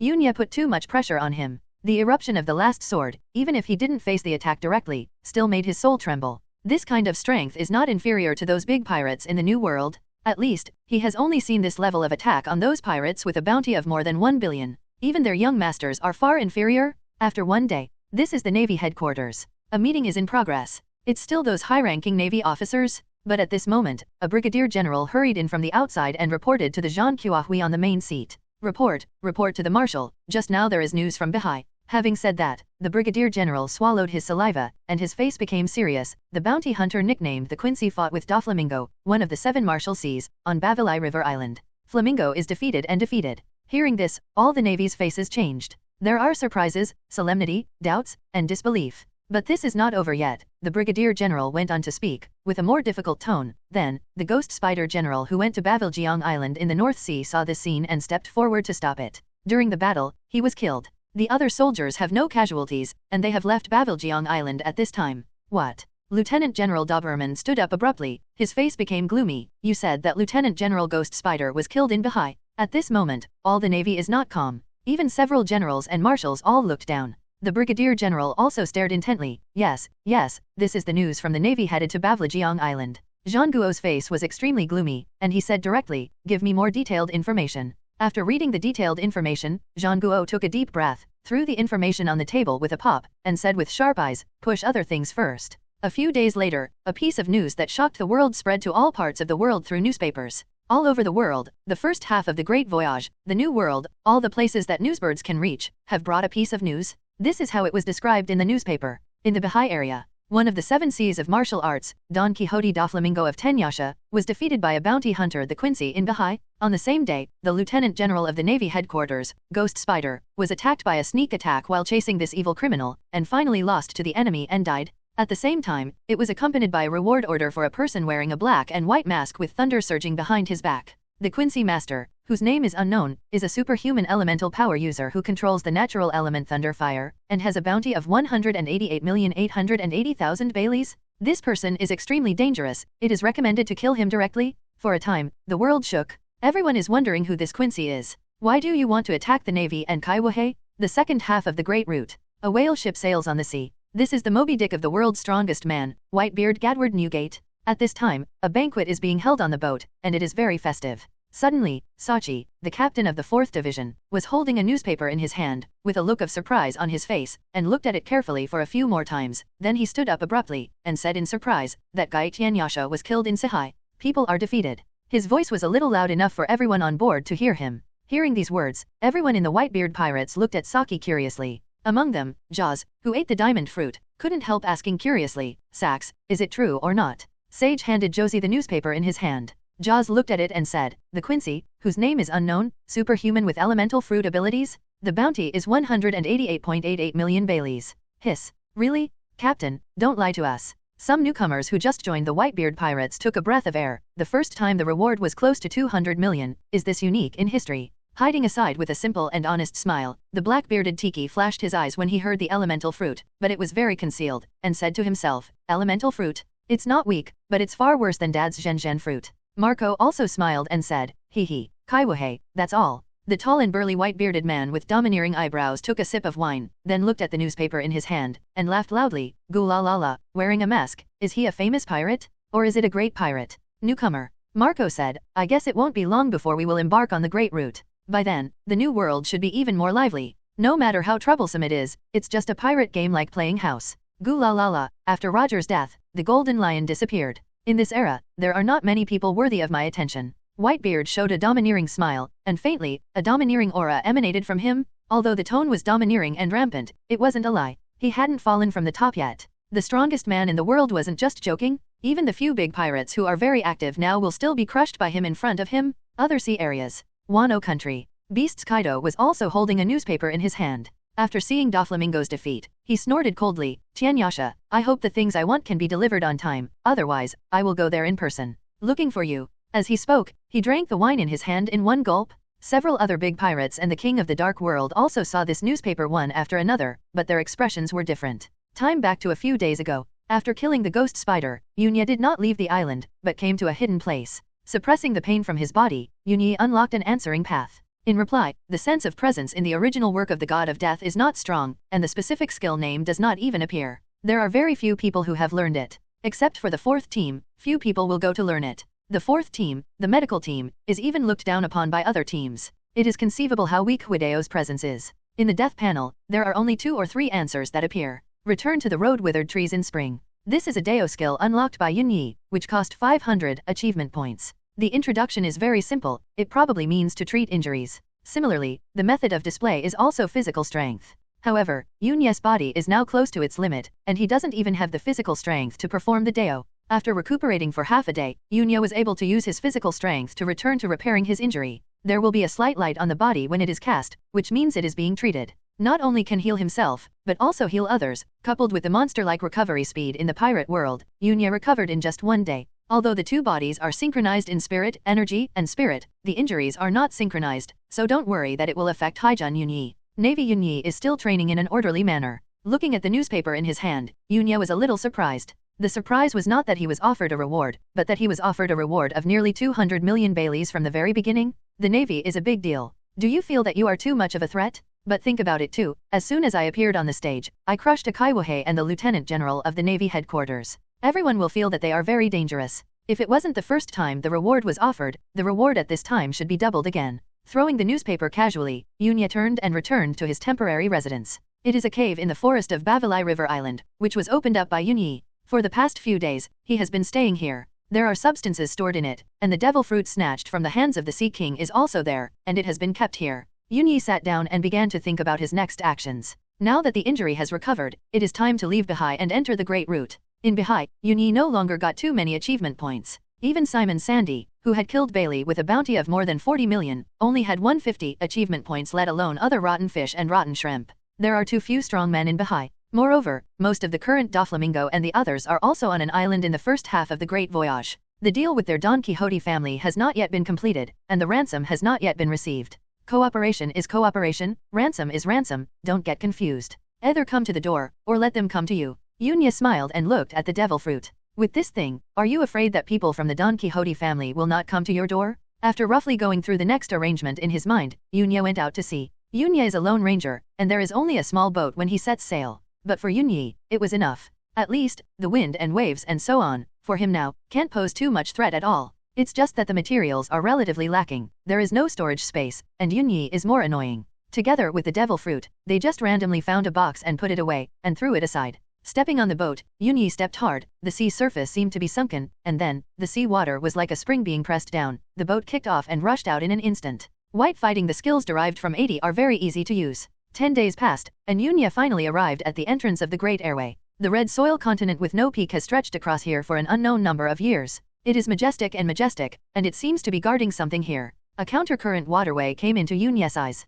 Upside down mountain. Yunya whispered, then laughed. Driving the boat out along the current, over the reversing mountain, Yunyi entered the Great Route. Upside down mountain, twin gorges. Yunyi sensed a breath, presumably it should be the ship doctor who had followed Roger for a while. Icarus? Forgot, but Yunya ignored it and didn't plan to go there, driving the boat directly to the distance. And Kurikas in the lighthouse also frowned, seeing Yunya's figure. This mask, is that Quincy that defeated Doflamingo? Has he also embarked on the Great Route?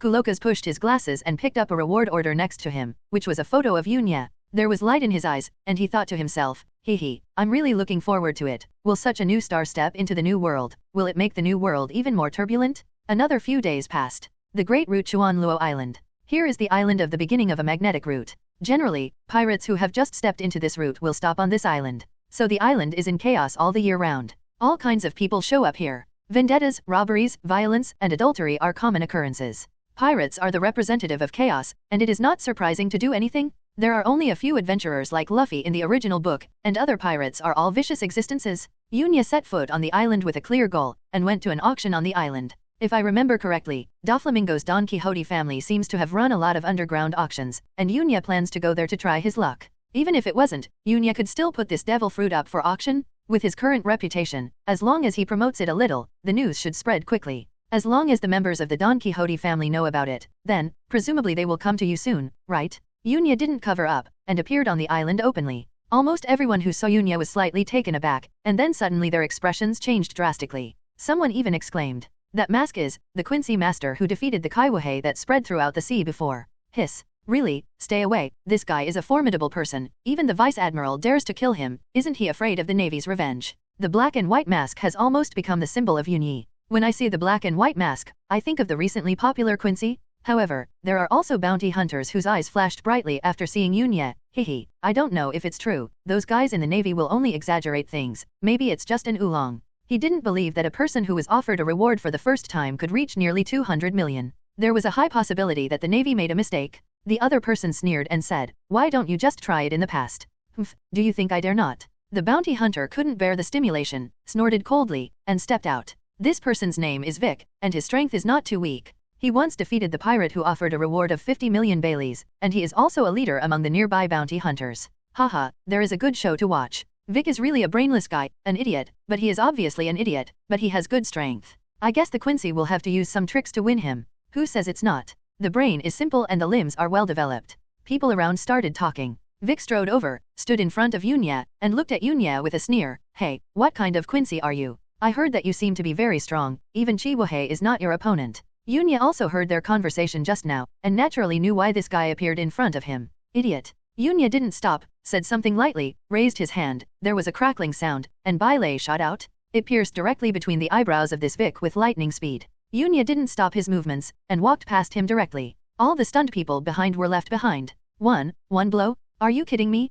Killed that Vic with one blow. What kind of monster is that? Superhuman elemental fruit. Lightning element? Terrible. After Yunya left, there was a shocking discussion here. I couldn't believe it, but with just one blow, Vic, who was still a little strong among them, was killed. Is this the strength of the strong man who defeated Chi Wohei? Yunya ignored this episode. The figure walked straight forward and came to the front of an auction. This is an auction that covers a very large area, with luxurious decoration and glittering gold. Even the plaque is glittering with golden light, looking like a nouveau riche. The plaque reads, Rao Auction. Smiling, Yunya walked in. Inside is also a magnificent hall, with a huge counter in the middle, and precious items on the left and right sides, like goods for exhibition. At this time, there were two people standing behind the counter, one with a fierce face and a burly figure, and the other with a yellow face and a thin body. Seeing someone coming in, the burly man couldn't help frowning, and angrily yelled at Yunya, Who are you? This is the back door, don't you know that private entry is not allowed here? Yunya didn't even need to check his perception, he knew that the two guys in front of him were weak chickens. Yunya looked around casually, then looked at the person who spoke just now, and said lightly, Call me out of your managers, you can't make decisions. The burly man was stunned for a moment, and then furious, Do you guys not understand human speech? Just as he was about to speak angrily, he was stopped by the companion next to him. Looking suspiciously, he saw that his companion was looking at Yunya with a terrified expression, his feet were weak, and he almost lost his standing and fell down. The burly man couldn't figure it out, What's wrong with you? Idiot, shut up.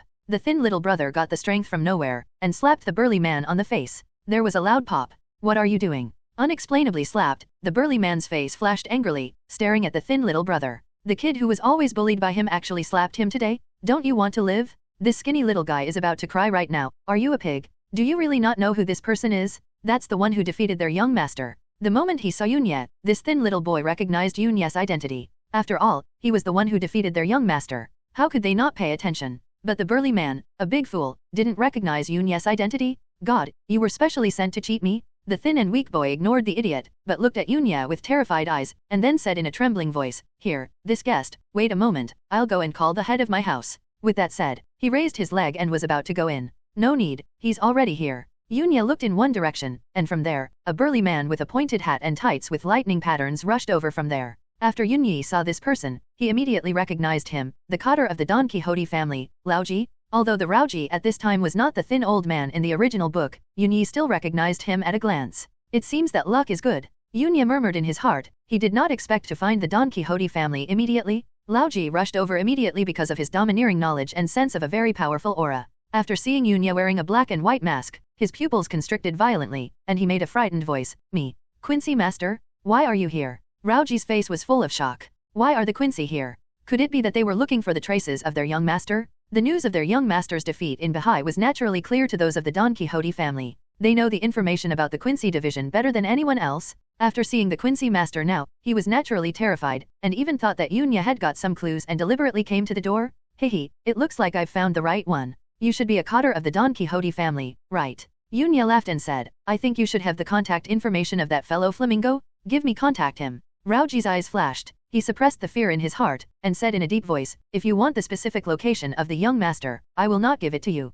Although he was terrified in his heart, it was impossible for him to reveal the position of their young master. Even if you kill him, he won't say anything. Don't worry, I won't do anything unfavorable to my partner. Yunya said calmly, and sat down at a random seat. Partner? With a flash of eyes, Laoji said, What do you mean? Yunya crossed Erlang's legs, looked at Laoji and said coldly, You just need to honestly contact me with Brother Doflaming. Don't ask too many questions. While speaking, his domineering aura suddenly oppressed the entire auction room. In an instant, most of the people in the auction at this time were stunned. Raoji, who was the first to bear the brunt, felt a sense of oppression oppressing himself, and his mind was shocked. Raoji gritted his teeth. Under the oppression of Yunya's domineering look, he couldn't even think of resisting. His eyes flickered a few times, and Laoji took out a phone bug from his pocket and dialed it. Anyway, it's just contacting my young master. As long as I and others don't reveal the exact location, the Quincy master won't be able to find it either. More importantly, the phrase what do you mean by partner? Yunya said. If it's what he thinks, then, this call has to be made. If it was because of himself that he delayed the deal between the young master and the Quincy master, then his crime would be serious.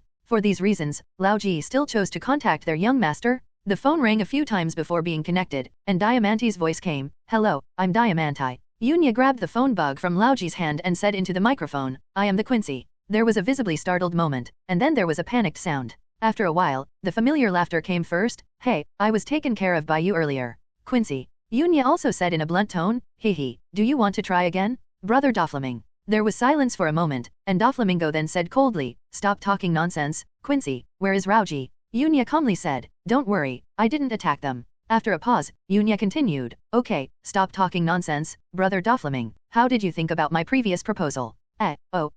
Doflamingo's words came from the phone bug. "An alliance? What do you want to do? What benefits can I get?" Yunya snorted coldly, "The advantage is that I didn't die at my hands, does that count?" When Doflamingo on the other side heard this, veins twitched in his forehead, and a domineering arrogance began to erupt uncontrollably. He suppressed his anger and snorted coldly, "I won't do anything that is not beneficial, even if you threaten me. Hehe, you just recovered, are you so arrogant?" Yunya snorted coldly in his heart. Sneering, Yunya said lightly, "Don't think that I don't know that you are working for Kaido. With Kaido's character, what benefits can you really get from him? Or, do you think I'm inferior to Kaido?" Saying that, Yunya's voice became cold and severe. Doflamingo's pupils constricted violently. How did this damned guy know about this? Suppressing the doubts in his heart, Doflamingo calmly said, "I have a cooperative relationship with Kaido, and the interests of both parties have reached an agreement. Why do you think I will do things that are not beneficial? Hehe, don't underestimate people." Yunya pouted inwardly, knowing that what Doflamingo said was right. It seemed that Doflamingo was doing things for Kaido, but Doflamingo also made a lot of benefits from it. However, this partnership is dominated by Kaido. This is the case in many cooperations in the New World. Whoever is stronger will take the initiative, and what Yunya wants is the one who is in the leading position in the transaction. Yunya said coldly, "You should also know my goal from your cutters. I am very interested in the power of the Sea King, and I want to replace him." Doflamingo flashed his eyes and said, "After I succeed, what benefits can I have?" Doflamingo has no doubt that Yunya can replace Umit. With Yunya's strength, he can even take over the deep ocean current of the Sea King by himself. It's only a matter of time. Benefits? You're thinking about farts. Yunya said bluntly, "You should have received the news, right? The King of Sea Transport has taken action against your Don Quixote family. Even if I don't make a move, the two of you are already irreconcilable. My move can solve a problem for your Don Quixote family. In this situation, you still want to offer me benefits." Yunya snorted coldly, his tone indifferent. Before that, Yunya had read a piece of information from the newspaper that Umit, the shipping king of the New World, had declared war on the Don Quixote family. Perhaps others will think that Umit wants to take advantage of Doflamingo's reputation damage after his defeat, and wants to add insult to injury, but Yunya knew that all of this was the result of his calculations, and Doflamingo's defeat just accelerated Umit's actions. Although after all of this was caused by Yunya, but others don't know. Doflamingo was also very annoyed by Umit's sudden attack. Like everyone else, he also thought that it was because of his defeat that Umit coveted their Don Quixote family, and war is declared.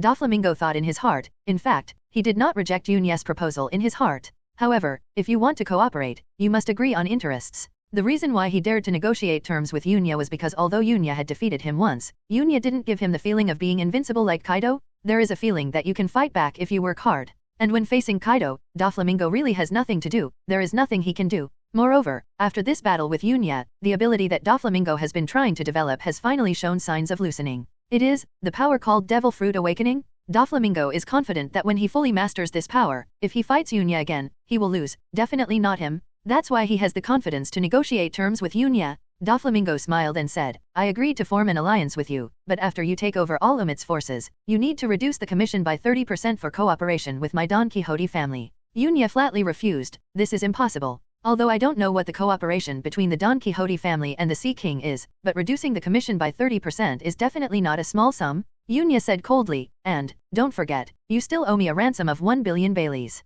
It's okay not to mention this, but when it was mentioned, Doflamingo's voice became cold. "You robbed my Doflamingo, and I haven't settled this matter with you yet. The cause of everything is because the Quincy took away their devil fruit, which led to the occurrence of all these events. He is too Flamingo, but he will never forget that it was Yunya who attacked them Don Quixote first. It seems that your cotters didn't bring you my previous words. If you dare to refuse my proposal, I will completely wipe out your Don Quixote family." Yunya's eyes were cold, and his tone was cold. "Besides, what qualifications do you have to negotiate terms with me? I'm just defeated. If I don't know what to do, I'll find you right now and kill you." Yunya also heard the confidence in Doflamingo's mouth, and an idea came to his mind. What is the reason why Doflamingo still has such confidence after being defeated by himself? There is a backer behind it, or, the strength has increased, the devil fruit has awakened? Yunya thought clearly. With Doflamingo's character, it is impossible to find a helper. Now facing a person who defeated him before, he dares to have such confidence. Will lose? Haha, don't think you can talk to me Doflamingo in this tone after defeating me once, Quincy. Doflamingo's tone was also cold, extremely cold. The Quincy master didn't take him seriously at all. How does this not make him angry? Yunya sneered, after being defeated by me, your body has changed. Is it the awakening of the devil fruit that gave you confidence? You bastard. Doflamingo snorted coldly, with a serious expression on his face. How does this guy know? Inevitably, there was a wave of wavering in my heart again. It was as if, in front of Yunyi, he didn't have the slightest secret to speak of. This feeling made Doflamingo a little terrified. Seeing that Doflamingo was obviously taken aback, Yunya secretly guessed correctly. Taking advantage of the victory, he said, when the body and mind catch up with the ability, it is the so-called awakening? But, do you think that you have caught up with me? Doflamingo. Yunyi's tone was very contemptuous, as if to him, fruit awakening was nothing more than mediocre. Doflamingo's eyes flickered one after another, unable to figure out the meaning of Yunya's words. Could it be that Yunya also awakened the devil fruit after the previous battle? Or did Yunyi not use all his strength in that battle? Diamante told him everything that happened afterwards. Especially the sword in the description, even the vice admiral of the navy headquarters was killed with one blow. Before, Yunyi's swordsmanship was not brilliant, it was more of a slash using his ability. However, can relying on ability alone really cause the movement of that sword? Damn it. Where did this guy come from? Taking a deep breath, Doflamingo calmly said, cooperation is fine, but I want to see your sincerity. Yunya sneered and said, sincere. You are quite good at making conditions. Doflamingo said, that devil fruit must be returned to me. Hearing this, Yunya couldn't help asking curiously, I'm curious, what type of devil fruit is this devil fruit? It actually involves two kings of the dark world. Doflamingo said lightly, I don't need to worry about this. Hehe. Yunya laughed, and he was already 70 to 80% sure about what this devil fruit was. Superman is a childlike fruit? Yunyi's eyes flickered, thinking in his heart, wondering if he should cut off this fruit. However, the idea was quickly abandoned. The fruit of childlike fun means little to me. I don't have a trustworthy child under my hands, and it will waste too much time to cultivate it now. More importantly, I don't need to use the fruit of childishness to cover up any evidence for myself. Doflamingo turned all rebels into toys in order to maintain his status as King Dressrosa. After losing the memory of these rebels, hasn't Dressrosa been completely manipulated by Doflamingo? Moreover, Dressrosa's position is also of great benefit to Doflamingo's future development. In order to win Dressrosa's regime faster, he is bound to get the fruit of childlike fun, and the reason why I formed a force is more so that when I conflict with others in the future, my side will not be at a disadvantage in terms of numbers. I can face to face with their boss. Yunya doesn't care much about the management power, and if anyone has a different heart, he can just kill him directly. Why bother? Yunya said indifferently, then, I can make a step back, 1 billion Baileys, in exchange for this devil fruit in my hand? 1 billion Baileys, for you, it shouldn't be too much, right? Before Doflamingo could speak, Yunya continued, this is my final bottom line, I hope you will think it over carefully. Doflamingo's eyes flashed, and he said with a smile,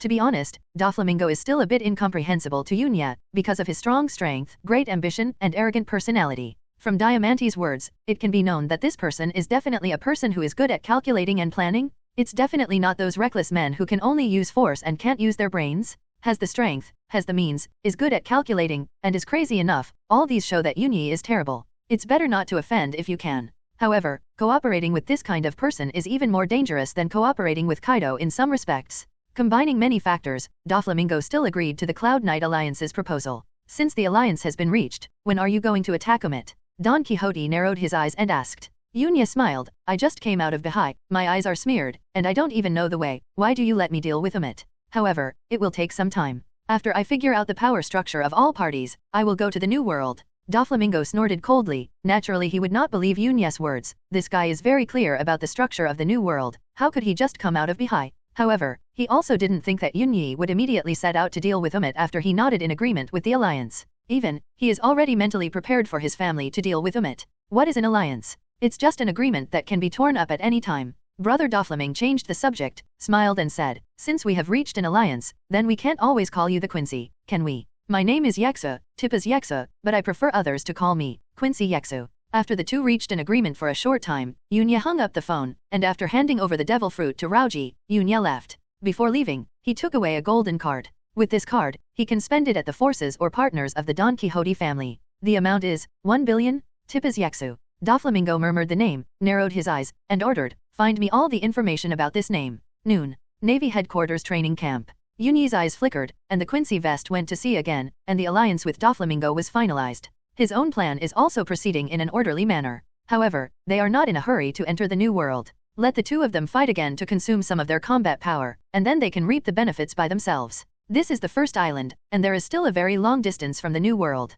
Even if Doflamingo came to him, he would have reason to shirk. Even if he didn't, can you, Doflamingo, force himself? Touching his chin, Yunya opened the system panel. Host, Yunya. Achievement points, 1370. Cut, swordsmanship, proficiency 86. Zanpakuto, Zainu, proficiency 57. Fist, white fighting, proficiency 80. Elementary style of fighting, proficiency 50. Walk, shunpo, proficiency 80. Ghost, the 4th of the Broken Way Baile, proficiency 100. The 33 of the Broken Way Kankwo Pendant, proficiency 100. The 63 of the Broken Way Thunder Roar, proficiency 100. Binding 30 Ways Mouth Flashes 3 times, proficiency 76. Special category, Instant Coaxing, proficiency 66. Skeletal Clone, 0/1. Shijo was changed to Zanpakuto. Small changes will not affect the plot. The achievement point reached 1370, and Yunya wanted to see which skills were lit up. Has your favorite skill been highlighted? After taking a look, the broken path of the ghost branch and the first 60 numbers of the bound path were all lit up, but Yunya just glanced at it and didn't intend to unlock it. Fist, there are many more punches in the branch, but Yunya also ignored it. His eyes were more focused on the cut branch. This time, there were many Zanpakuto names. Wind Death, Frozen Cloud, Shui Iwan, Yenyu, Sleeve Begs You. There were also a few useful Zanpakutos, but the problem remained, the ones that Yunya liked didn't appear. And most of the ones that appear are direct attack types. There are very few elemental and psychedelic systems. 1370 achievement points still can't light up the 1,000 cherry blossoms? Ice wheel pills? Yunya is a little speechless, isn't it too stupid? After thinking about it, Yunya planned to use the lottery that he got from defeating Doflamingo. The lottery, as the name suggests, is to get skills by lottery. Yunya has never used it, but now, he can give it a try. After clicking it, there is no special golden light effect, which is very ordinary. Just the next moment, the system panel flickered, and a skill was unlocked. It landed on the Zanpakuto interface. Yunya looked at Zanpakuto, Ice Wheel Maru, proficiency 50. Ha, good luck. Yunya's eyes flashed, and he felt that he was lucky to have this ability. The strongest Zanpakuto of the Ice and Snow system.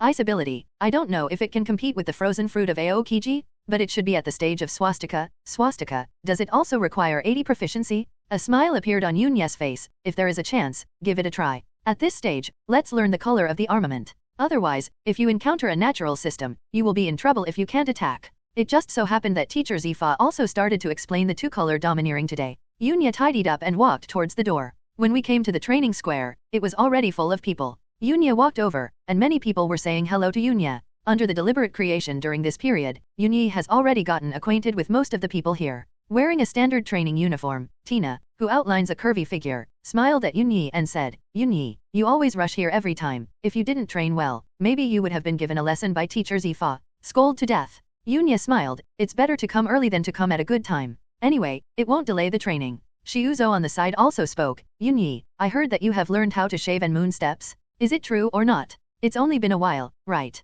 Shiuzo only went to test Yunya's strength because of Zifa's order. Although he was defeated, he didn't have any bad feelings towards Yunya because of this. On the contrary, he admired Yunya's strength very much. Yunya said, because the techniques of Uebu and shave are very similar to my own gait, so I realized it all at once. It's just a coincidence. A slim figure with blue hair also came over, and Ayan said, this is not a coincidence, it's because you are too strong. This sentence made many people present couldn't help but nod their heads. This guy is too evil. Not to mention that he is a swordsman. He has already learned 2 of the 6 navy styles in less than 2 months since he came in. Moreover, after this period of training, they also found that Yunya's physique had made great progress, although it was not as strong as theirs. But don't forget, they have been training in the elite camp for a while. At least half a year. And they are generally a few years older than Yunya. However, they still feel that their physical strength is being caught up by Yunya little by little, as if Yunya's training results are twice as much as theirs. They are obviously doing the same training. Yunya didn't train secretly by himself at night, and he really didn't understand what was going on.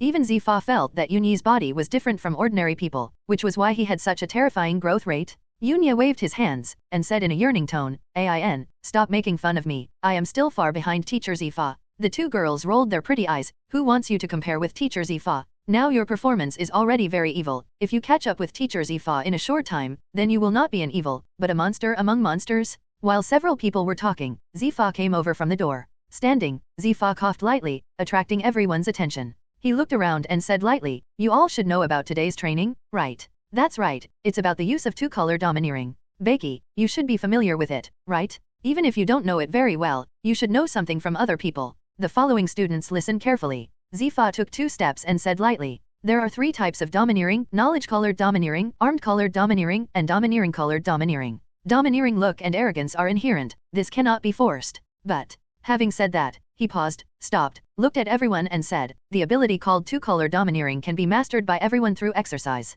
In fact, there is no need for Zifa to say more, the people here, more or less, have a little understanding of domineering. It's just that although they know it, they don't have a way to practice it. Yunya is also listening, but with the knowledge of the original work in the previous life, Yunya must know more about the 2-color domineering than others. He even knows the high-level armed domineering that can penetrate, and the overlord-colored entanglement. In the previous life, my brother in the post bar once discussed that the 6 styles of the Navy are the first stage of the 2-color domineering and so on. But Yunya felt otherwise. These are clearly 2 different systems. The Navy's 6 styles should be the product of the naval powerhouses of the naval system for hundreds of years, and there are already mature training programs. The 2-color domineering is to constantly tap the potential of the body. One represents the use of skills, and the other represents the degree of development of physical potential. The 2 may overlap, but they are definitely not the same type of combat system. Therefore, Yunya did not look down on the idea of Navy Type 6. I think the Navy 6 style is not as domineering as the 2-color. He wants both if he can. This is also to take precautions before they happen.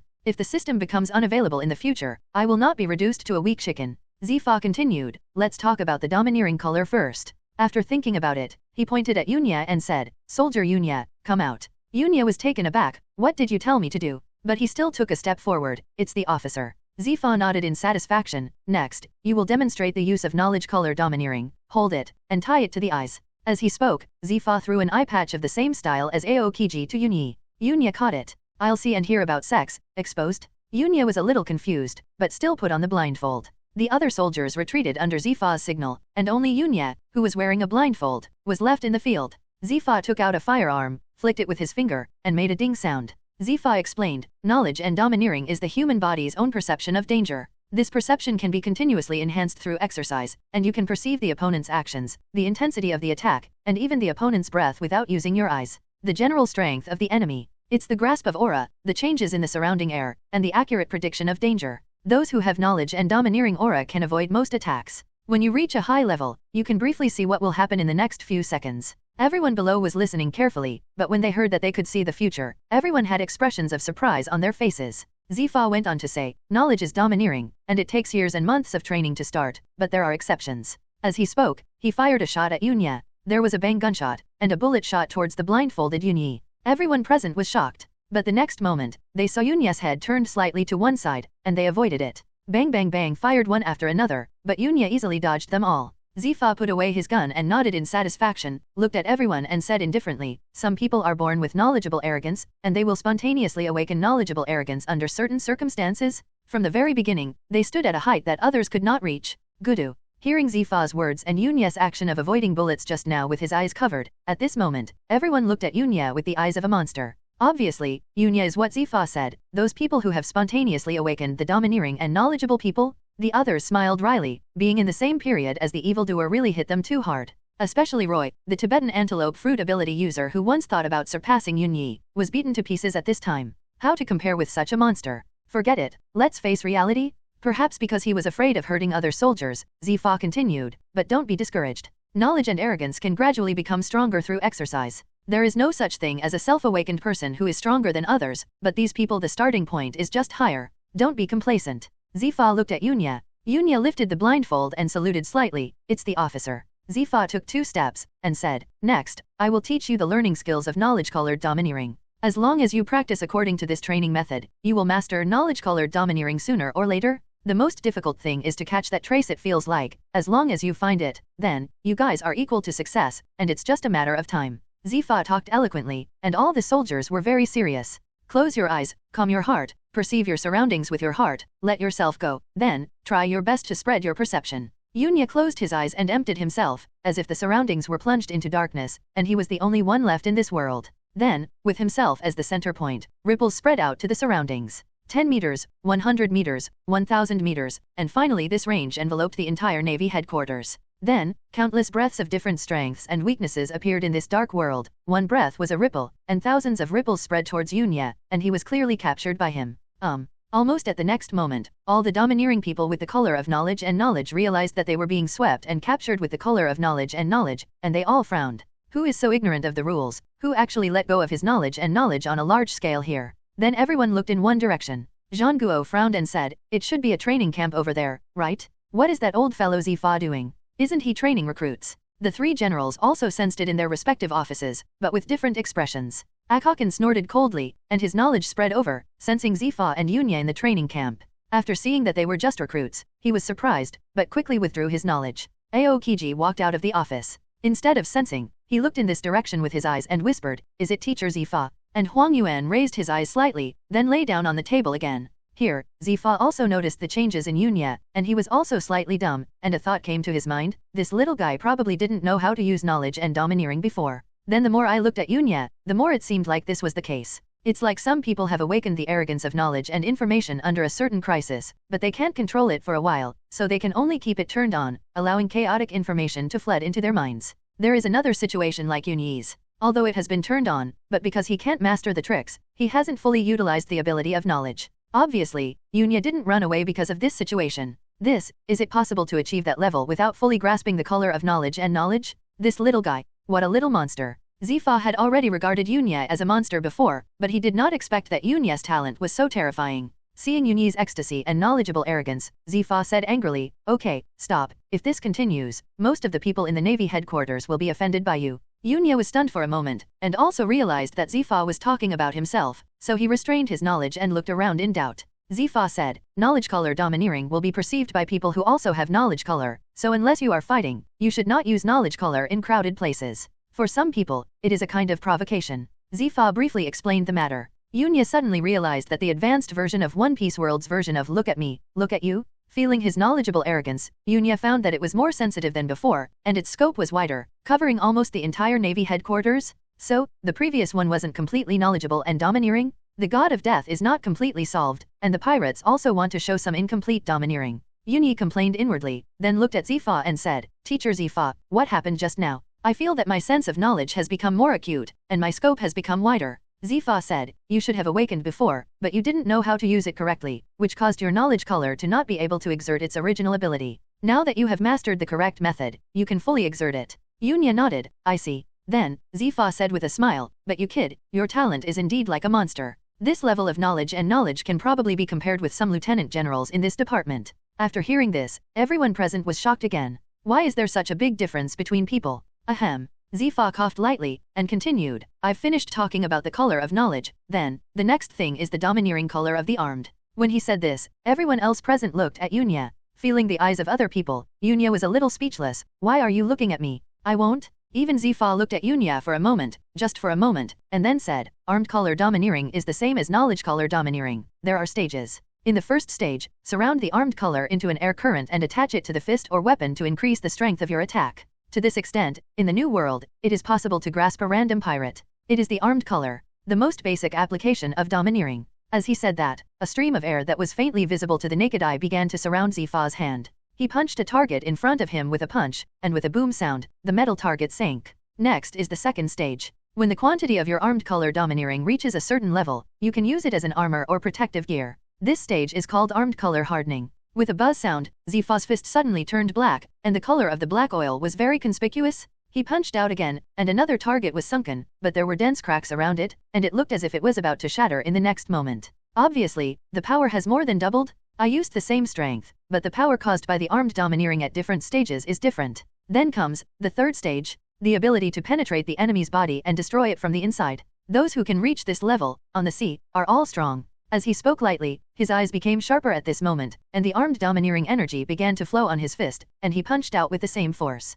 Although the same force was used for this blow, the movement caused was quite loud. Boom! The metal target in front of him shattered directly, and the fragments shot out. This time, everyone was amazed. They obviously didn't see how much strength Zifa used, but the metal target in front of them was directly blasted to pieces. Is this the domineering armed color? Everyone looked at Zifa, and their eyes became very yearning. There are some veterans who have been there for a long time, but seeing this scene again, they still can't hide their excitement. This is their instructor, the former admiral, Black Hand Zifa. Even if he retreats, his strength is still so terrifying. Next, Zifa briefly explained the training method of armed color domineering. Listening, Yunyi felt in his heart that it was the right time to come to the Navy. This is targeted training with specific steps, and the efficiency is many times faster than the method of relying on comprehension. With the same physique, it is definitely faster to enter the Navy training and go to sea to experience than the Navy here. Of course, it's because you don't have to rely on your own comprehension and exploration. After having the foundation, if you want to sharpen your domineering spirit, you still need to keep improving in battle. Listening to Zifa's explanation, Yunya also started to try. Moving the hidden power in the body is similar to knowledge, just find that feeling, that's it. Yunya closed his eyes again. All eyes are on looking. Even Zifa was the same, thinking inwardly, will this kid surprise me again? Surrounding, should be similar to my skills after hitting 80 for nothing, as long as I can comprehend that feeling. Although Yunyi's physique is not too strong now, it is enough to support the domineering use of the armed color, therefore, it is possible for the current Yunya to comprehend it. However, after a full 5 minutes, Yunya still didn't grasp the trick. It's a bit difficult. Yunya opened his eyes and shook his head slightly. Seeing that Yunya didn't learn it directly, everyone was relieved. Good guy. Yunya closed his eyes just now, and even they held their breath, for fear that Yunya would harden his arms the next moment. Zifa also chuckled. The armed color is not so easy to comprehend. If Yunya hadn't already awakened the domineering color of knowledge, it is impossible to master the color of knowledge so quickly without a period of training. But at this moment, Yunyi's eyes flashed. He looked at Zifa, and said, Mr. Zifa, I want to fight with you. From what you said just now, I can tell that armed domineering requires sharpen in the battle, and keep getting stronger. So I want to ask Teacher Zifa for some advice, and see if I can comprehend the domineering power of the armed color in the battle. Just read the original book. When did Luffy not become stronger in battle? Brush the blood and open the plug-in? Yunyi has the system as a plug-in, so can he be weaker than the rubber sun god? What's more, Yunya has actually grasped something faintly, but he just can't completely remember that feeling. Maybe he can completely grasp that feeling from the battle, so he made this request to Zifa. Zifa was stunned, and he didn't expect Yunya to say such words. He vaguely saw the figures of those monsters on Yunya. He grinned, you have to think carefully. I won't show mercy to you. It is impossible to kill, but it is still possible to teach a lesson? Yunya's eyes were full of fighting intent. Please advise, Teacher Zifa. The moment Yunyi's words fell, Zifa's figure disappeared directly in place. The next moment, he appeared on Yunya's right side, and punched Yunya straight. Naturally, the water was released, otherwise, with Zifa's current speed and strength, Yunya could return to the west with one punch. Even if Yunyi broke out completely, he couldn't be the opponent of Zifa now. A red light flashed across his eyes. Yunya quickly turned around and greeted him with a punch. The boom boom boom collided one after another, but in just a few strokes, Yunya was directly sent flying. Bang bang bang. Yunyi stepped on the air, and Uebu stepped on the air, taking away the force of the punch. When it landed, the color of knowledge and knowledge jumped again, and a strong wind hit from the left. Turning his head suddenly, Zifa attacked again. When Yunya was unloading, Zifa rushed out again. It's so fast. Yunya's eyes flashed. In the past, his own speed crushed others, but now he experienced the feeling of his own enemy. Although the color of knowledge and knowledge can be perceived, the body can't react. He could only protect his body with his hands, trying to block Zifa's punch. With a boom, Yunya's body was thrown out. The body twisted, and the feet rubbed long marks on the ground, followed by 2 backflips to relieve the force. Yunyi wanted to use fighting to stimulate his armed arrogance, so naturally he didn't plan to use weapons. At the same time as it landed, knowledge color caught the attacking Zifa again. A punch blasted forward. Zifa dodged his head sideways, and knocked Yunya into the air again with a punch. This time, Zifa did not attack, but said with a smile, being beaten a lot can also arouse the arrogance of the armed forces. The settings in the original work of pirates are domineering and invisible, but in order to be easier to understand, it will harden and turn black just like the anime, that's all. The adults have read it, and the villain has stepped back. Yunya clenched his fists, but did not find the trick. But he didn't intend to give up, and rushed out again in a flash, fighting with Zifa. In the arena, the 2 fists collided again, and Yunya was still knocked out. Yunya shook his arm went numb from Zifa's punch. However, Yunya was a little excited. He felt that feeling a little bit. Just a moment ago, he seemed to have awakened something in his body, but it dissipated in a moment. But this feeling can be remembered after a few more times. Boom boom boom, the 2 collided again. Zifa's perception was very keen, and he still caught the armed domineering aura that appeared in Yunyi's hand for a short moment just now. I couldn't help calling him a good guy in my heart. Could it be that he really understood it? Therefore, every attack by Zifa is only slightly stronger than Yunya's strength, just to put enough pressure on Yunya. Make him break through in battle? Why, can't this work? Zifa didn't intend to give Yunya time to catch his breath, and appeared beside Yunya in a flash, and a whip leg swept across Yunya's waist. At the same time that Empress Yunya turned over, she was almost hit by a white thunder. I'm a bit used to this attack rhythm. Fortunately, he retracted his hand in time, stepped on the air in an instant, turned his fingers into fists and blasted out. Boom! The 2 clashed fists again. After a stalemate for less than 2 seconds, Yunya was repelled again. Is there not enough pressure? Suddenly, there was an inexplicable smile on the corner of Zifa's mouth, and a red light flashed in his eyes. At this moment, Zifa burst out with an aura that had never exploded before. This aura is a powerful aura that has been tempered on the battlefield for a long time. People with this aura will not be oppressed when facing the domineering owner of the domineering look. In an instant, Yunya felt that Zifa's whole person had changed, and an inexplicable sense of oppression gushed out from Zifa's body. This feeling is not like Doflamingo's domineering arrogance, but the sense of oppression when facing high-level hunters. In the previous life, Yunya once met a fierce tiger staring at it in the mountains and forests. The sense of oppression from the predator made Yunya feel a little palpitating now. As for Zifa, the oppressive feeling brought to him has become stronger by many times. Believe in no doubt, that is to be strong. Yunya suddenly remembered this sentence. Faith is also the most important condition to inspire domineering armed color. It's not that Yunyi's faith is not enough, but that he has been focusing on finding that feeling, but neglected this important factor. The power brought to him by the system is too easy to obtain, causing him to neglect his inner cultivation. Faith is an extremely terrifying power that can explode beyond one's own limit. Just like Yunya's sword in the face of the ghost spider, that sword, caused by Yunya's belief, broke out the strongest sword in his history. Only then did the ghost spider be killed. Facing Zifa at this time, Yunya suddenly smiled lightly, no longer struggled with finding that hidden feeling, but because of faith, he punched out. At this moment, a force was generated from Yunyi's body, and was pulled by him, and the air flowed around his fist. This is armed color domineering? It really made him succeed. Zifa's eyes flashed, and he was surprised in his heart. This little guy brought him too many surprises. He even felt that none of the three generals in the same period was Yunya's opponent. After all, Yunya is only 18 years old now. The movement here quickly attracted the perception of other instructors in the field. They rushed here one after another. After seeing the situation here, an instructor said, "Hey, Teacher Zifa, what's wrong? Are you training recruits?" A lieutenant general laughed and said, "I think it's just beating someone up. But who is that kid? His strength looks pretty good, huh? Shaved and moon steps? He shouldn't be more than 20 years old, right? He has learned 2 of the 6 moves. It's a good seedling."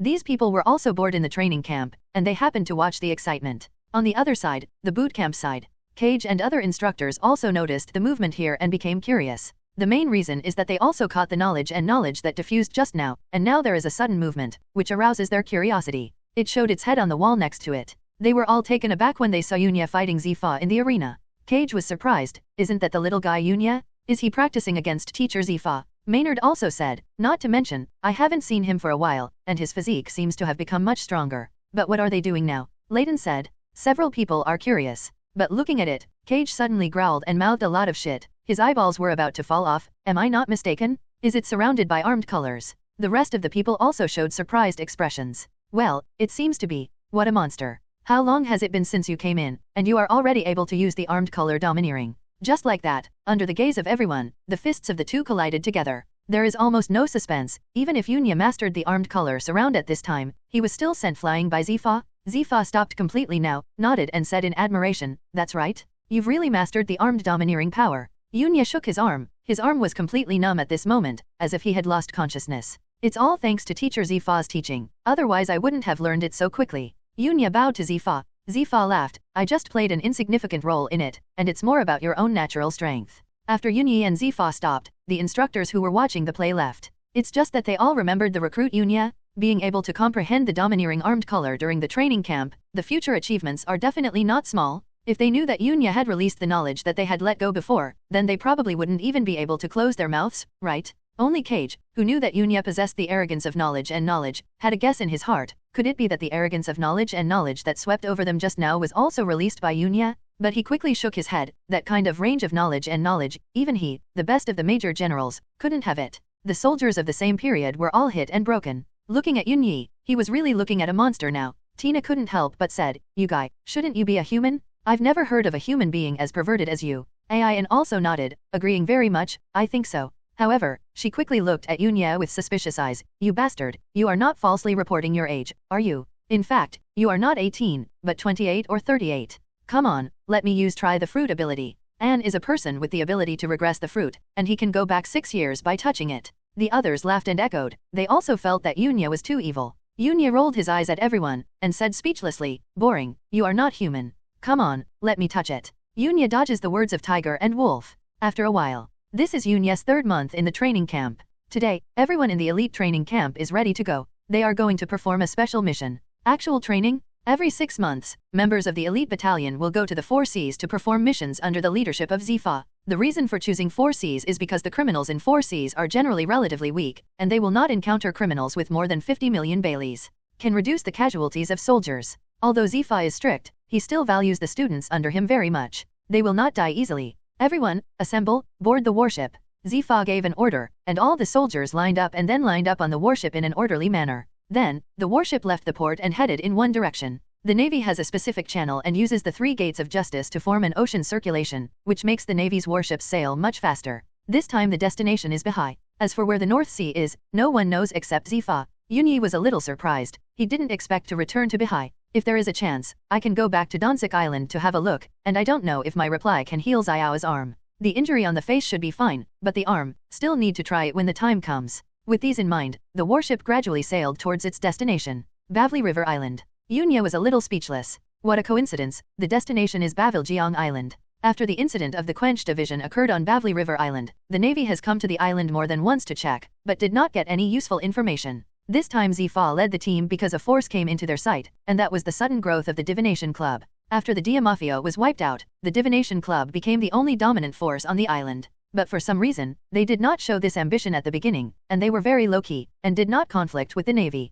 It wasn't until recently that they began to expand wildly, and it was for this reason that the Navy eyeliner who was left here sent back news. Then the news was seen by Zifa. It just so happened that during this period of time there was an actual combat training task. So Zifa took over this task by the way, to find out if the Divination Club had anything to do with the Quincy. After Yunya found out about the situation, she mourned for Hawkins for a second. Being targeted by Zifa, it is estimated that Hawkins will not be able to escape so easily. The news of the Navy landing on the island spread from the port to the entire island in an instant. Almost all those who carried the bounty on their bodies changed their complexions drastically at this time. Damn it, hasn't the Navy already left? Why is it here again at this time? It's all because of that damned Quincy who did such a sensational thing on the island, making this place be targeted by the Navy. It's a good place, it's almost becoming a naval station. These criminals cursed viciously, but they could only curse. Seeing the Navy land at this time, each hides more concealed than anyone else. Of course, these people are just gangsters on the island, they can't be big. And in the small dim room where the Divination Club resides, Hawkins is also frowning at this time. Why is the Navy here again?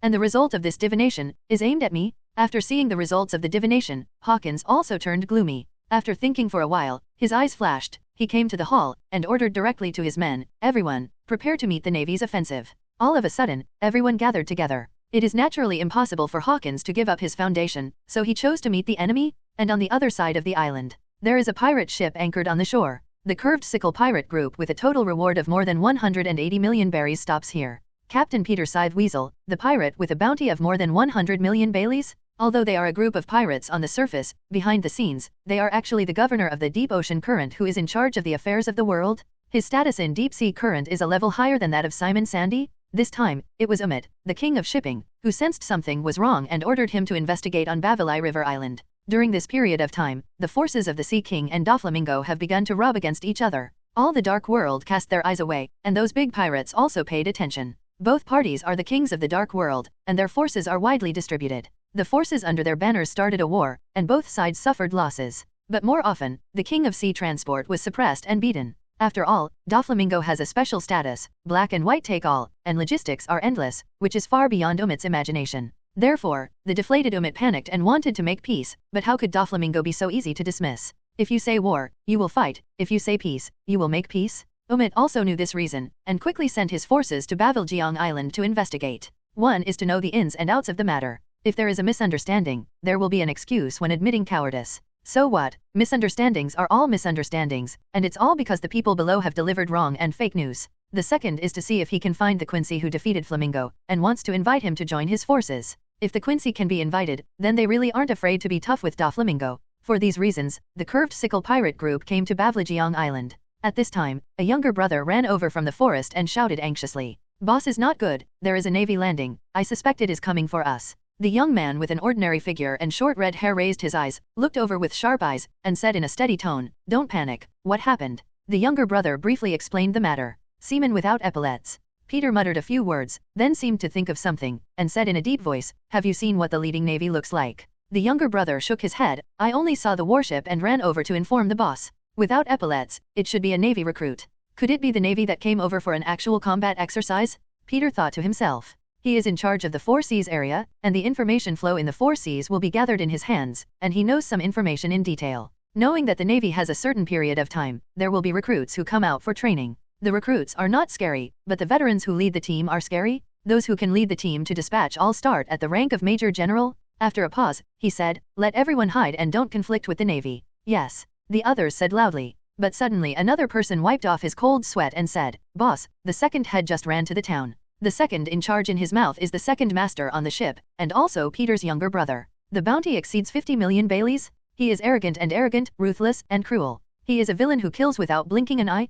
This time, there were about 100 people from the Navy who came here. Yunya, Ain, Tina, Shiuzo, and Barigold were all included. These people were not selected for the last actual combat mission, so it was their turn this time. Roy, who entered with Yunya, was not selected. The actual combat still depends on strength. If they have not mastered 2 of the 6 styles, Zifa will not let them come out to take risks. This is an illegal area, and anyone who can come here has more or less a reward on his body. Even if there is not, it is not a good thing, and almost no civilians go to this kind of area. Almost as soon as the Navy landed, the battle broke out. Pirates, representatives of viciousness, how could they be cowardly? Moreover, the island is now headed by the Divination Club. Hawkins ordered that everyone on the island be prepared to fight against the Navy. But at this time, they were really surprised to find that someone had shot before them. Senator Roosevelt, who offered a bounty of 53 million Baileys, looked at the attacking Navy. His face sank. Navy? Are they here to arrest us? Roosevelt has a cruel personality and a hideous face. When he saw the Navy, he immediately felt that they were coming for their curved sickle pirate group.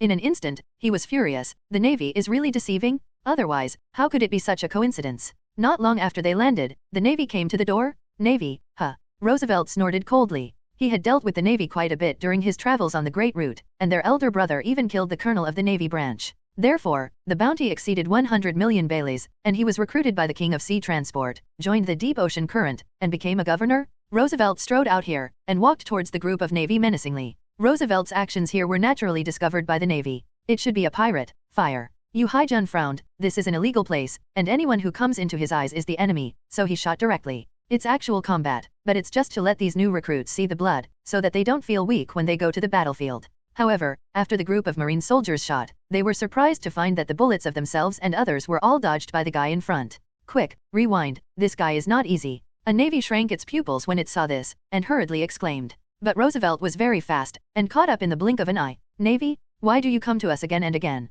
With a cold and bloodthirsty smile on his face, Roosevelt swung his scimitar, cutting a Navy in front of him in half. Blood sprayed all over his body, making him look even more ferocious. Damn it. Don't be afraid, let's go together. As long as you persist for a while, someone will find out what's going on here. Kill. Being able to enter the elite battalion, the strength of these navies is not bad, and they were not scared to the ground, and rushed out with the weapons in their hands. However, they are still too weak to face Roosevelt, who has already traveled on the Great Route. In less than a few minutes, several Marines were killed, and blood flowed all over the place. The rest of the Navy was terrified and retreated quickly. You, who are you? Roosevelt licked the remaining blood on the scimitar. After seeing the blood, his expression became more ferocious, and he sneered, Navy, is that all? The moment several Marines were killed by Roosevelt. Both Yunyi and Zifa looked in this direction. A voice disappeared. Zifa's face darkened, and he rushed out. His eyes flashed coldly. Is there any accident? Seeing Yunya's serious expression, Ain asked, did something happen? The rest of the people also stopped and looked at Yunya. Yunya frowned and said, a companion was killed. What? What's going on? Yunya shook his head. I don't know, I'll go and have a look first. After speaking, Yunya disappeared in a flash. Several people looked at each other and rushed out in a flash. On the other side, among the crooked sickle pirates, Sick Weasel Peter also looked in the same direction at this moment, stood up, and said solemnly, a fight. Eldest master, did something happen to the second master? A younger brother asked. Peter's expression changed suddenly, and before he had time to say a word, he stepped down, a cyclone rose, and his figure jumped into the air. In the knowledge-colored perception, there is a very terrifying breath rushing towards here at high speed. This breath is so powerful that he has never seen it in his life. The only thing he wants to do now is to take his idiot brother away as soon as possible and stay away from this area. Everyone in the Crooked Scythe Pirates is looking at you, and they will all attack in the next moment. The boss is out, how could they stay here? Roosevelt slashed at a Navy in front with a knife, with a ferocious and crazy smile on his mouth. What's going on? Your Navy is so weak. When the knife fell, the Navy in front of him couldn't dodge and was cut off with an arm. The pain made the Navy scream out, clutching at the broken arm. Boundless fear flashed across his face, kicking his legs on the ground, trying to get away from the demon in front of him. Seeing this, the rest of the Navy gritted their teeth and rushed out again, but they were repelled by Roosevelt in 2 or 3 strokes, leaving wounds on their bodies, and blood continued to flow. Ha ha ha, the Navy, is this the Baha'i Navy? It's rubbish. Roosevelt laughed ferociously, and he was merciless in his strikes, and one more life was lost to his subordinates. The navy in front whose arm was cut off by him was beheaded by him with one knife. He grinned grinningly and moved on to the next goal. Because of fear, the navy curled up and trembled. Roosevelt showed no mercy, and cut straight down, but at this moment, with a swipe sound, a flying slash struck from a distance, and bounced his knife away. Huh? Who? Roosevelt frowned and looked, only to see a young figure coming through the air. Hey, another navy who is not afraid of death. After seeing the navy again, Roosevelt still had a sneer on his face, but he ignored it, and once again slashed at the navy in front of him. How dare you be so arrogant in front of me? A cold look flashed across Yunyi's eyes. He raised his hand, and a slash nearly 10 meters in diameter swept towards Roosevelt. Sensing the crisis, Roosevelt turned his head suddenly, and saw a slash attack, which made him terrified. He quickly withdrew his hand, and swung a slash that quickly shifted direction to meet Yunyi's slash. With a bang, Roosevelt's blade collided with the slash. What? Roosevelt's face changed, and he felt a tremendous force coming from the long knife in his hand, causing his figure to be repelled involuntarily. The legs rubbed long marks on the ground, and finally crashed into a building, knocking that building down. Wow! Buried by rubble, smoke and dust everywhere. Yunyayu stomped a few times, came to the side of these Marines, and asked, "Are you all right?" Seeing Yunya's arrival, the surviving Marines were all relieved, but soon revealed the color of shame and grief. "We're fine, it's just Alien and the others." Although Zifa told them at the beginning that actual combat training is life and death, but now facing the death of their companions, they still showed grief on their faces. "Don't worry, I will avenge them." Yunya looked in that direction. "Be careful, this guy is not simple." The companion reminded Yunya. Yunya just nodded. Over there, Roosevelt pushed away the gravel and got up with a gloomy expression. "It's really good enough, Haijan, you hurt me." His voice was hoarse and ferocious, his pupils were as red as blood, like an evil spirit from hell. "It hurts? I'll send you to die later." Yunyi's cold words came out, his feet touched the ground, his figure disappeared, and he rushed towards Roosevelt. Roosevelt laughed ferociously and raised his sword to block. Boom! When the swords collided, there was a burst of energy. The strength swept across, blowing up smoke and dust on the ground.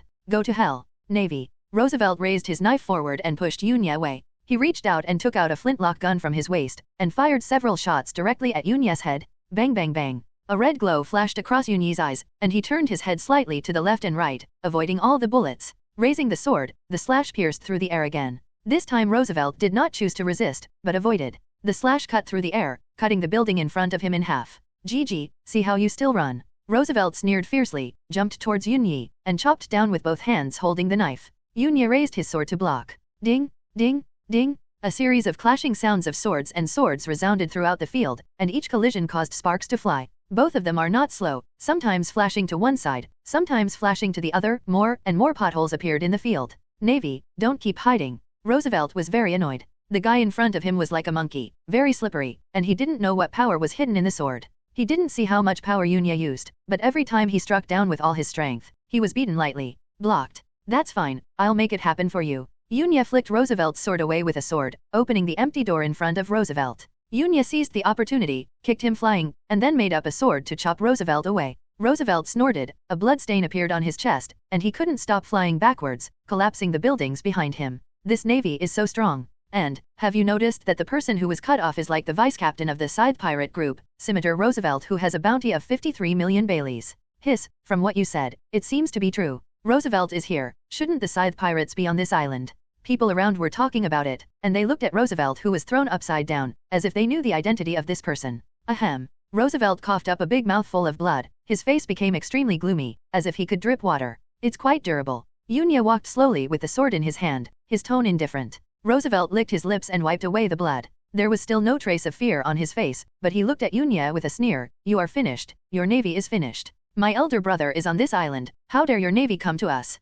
Pirates, you will all die here today." After hearing Roosevelt's words, many people around quietly left, and they didn't want to be involved. When they knew the navy had arrived, they wanted to slip away, but their ships were all in the port, and now the port was controlled by the navy, and they couldn't even run away. After this period of time, more and more navies who noticed the movement gathered around. Among them are those who often read the intelligence of the sea, and there are many reward orders. Hearing the crooked sickle pirates, several people all changed their colors. Is that the Scythe pirates with a total bounty of more than 180 million Baileys? Their captain, Itaki, is a pirate with more than 100 million Baileys. Why did the Scythe pirates appear here? Isn't there active area on the Great Route? Why did they come to the North Sea? Hurry up and call Mr. Zifa over here. If it's really Peter Scythe Weasel, we can't be opponents at all. There are navies around who are out of control, and some have already rushed towards the port, wanting to inform Zifa. Tina, and Xiuan, Barigold and others also came one after another. Seeing Yunya and Roosevelt who were confronting each other in the field, and then seeing the corpse of their companion not far away, their expressions changed.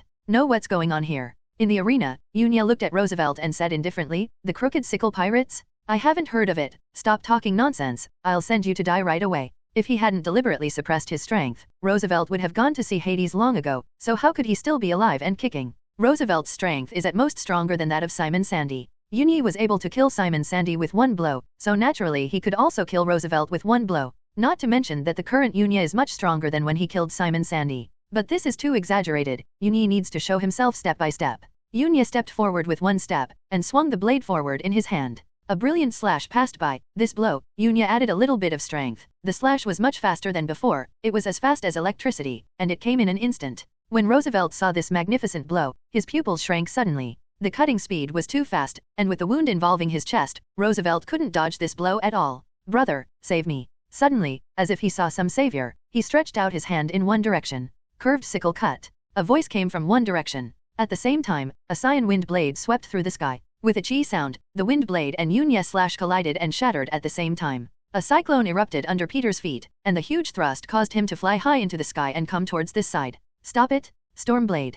Peter suddenly shouted, and with a wave of his finger, a wind blade spun out and shrouded towards Yunya. Yunyi's sense of knowledge is not inferior to that of a lieutenant general, which may be the reason for the fusion of the souls of the two worlds, making him naturally awakened to the sense of knowledge. Naturally, he sensed the aura of a figure coming this way, but he ignored it, saying that if he wanted to kill Roosevelt, he would definitely not let him go. When the slash was hindered, Yunya didn't hesitate at all, and with a flash, he rushed directly in the direction of Roosevelt. With a swing of the sword, the head is separated. With a bang, the head fell to the ground. On Roosevelt's face, there was still a smile for the rest of his life after the catastrophe, but at this moment he was completely frozen. Yunya quickly avoided the wind blade that swept over him, returned to the navy, shook off the blood on the sword, looked at the big red-haired man who fell next to Roosevelt's body, and said lightly, "What did you just say?" Peter looked at his brother's body. His face became extremely gloomy. When he looked at all the navy, especially Yunya, his eyes were filled with endless coldness and killing intent. "Navy, how dare you kill my brother? You all deserve to die." After saying that, he waved his hand, and the endless storm formed a vortex, sweeping towards the navy.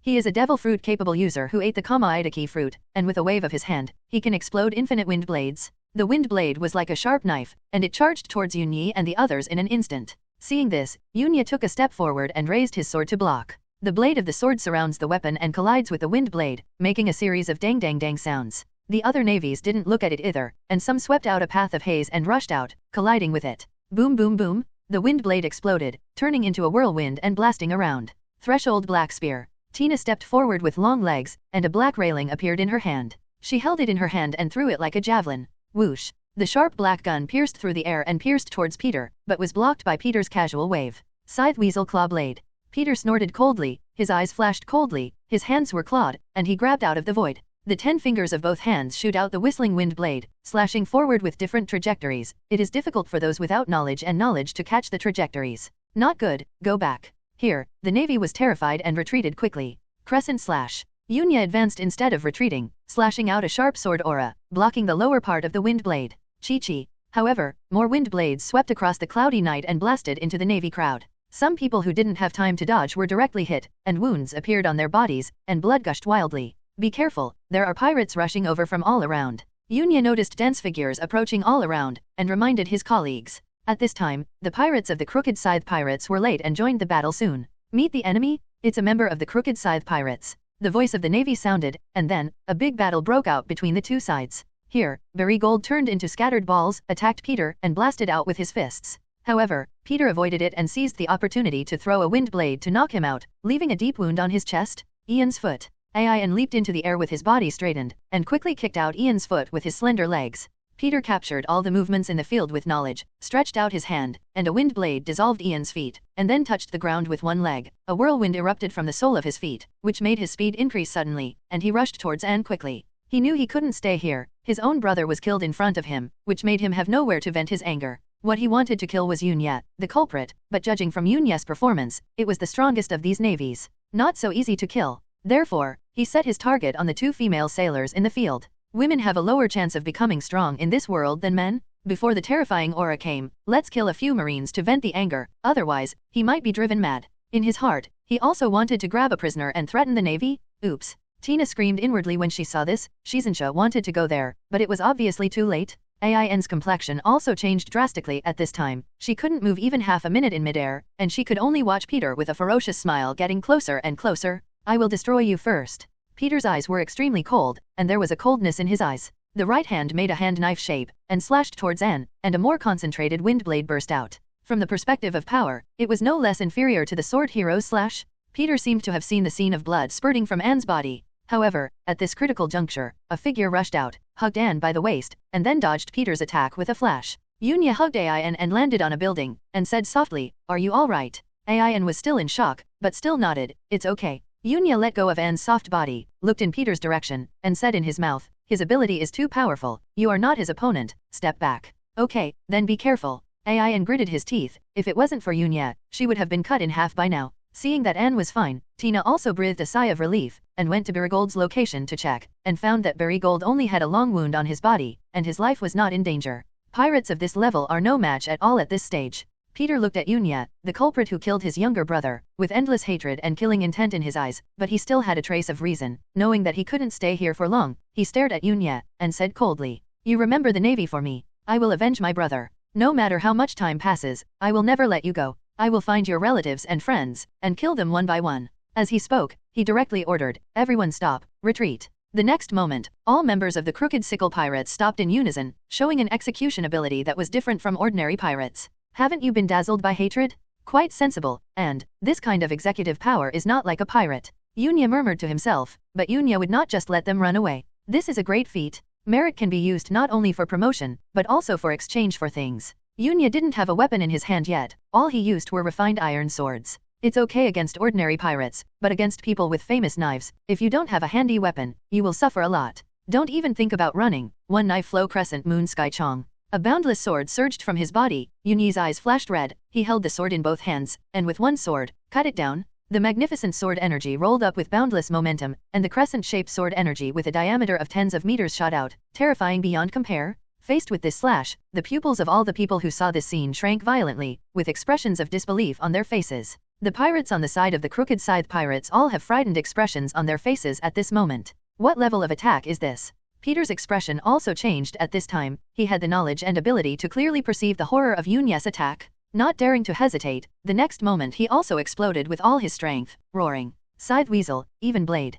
With his hands waving quickly, he swung out dense wind blades, attacking Yunyi one after another with slashing attacks. Bang bang bang. Intensive sounds came from the field, and a wave of energy began to spread towards the surroundings. Although the momentum of Yunyi's blow was blocked, he still pushed forward a little bit. Sickle slash. Peter roared, and the endless wind blades gathered together to form a thicker wind blade, which slashed fiercely. Boom! Two extremely powerful slashes collided together. The next moment, a more terrifying movement erupted. The smoke and dust raised went straight to a height of 100 meters, and the energy erupted from the conflict between the two directly knocked down all the buildings and trees within a radius of 100 meters. Almost everyone on the entire island is looking in this direction. Zifa was taken aback for a moment, then his face darkened, and his speed increased again. Coming from the port, even if Zifa's speed was fast, it would take a certain amount of time. Why do pirates of this level appear? Before, he already had a certain understanding of the island, so he dared to let the students land with confidence, but he didn't expect that there would be an accident. His heart was surging with anger at this moment.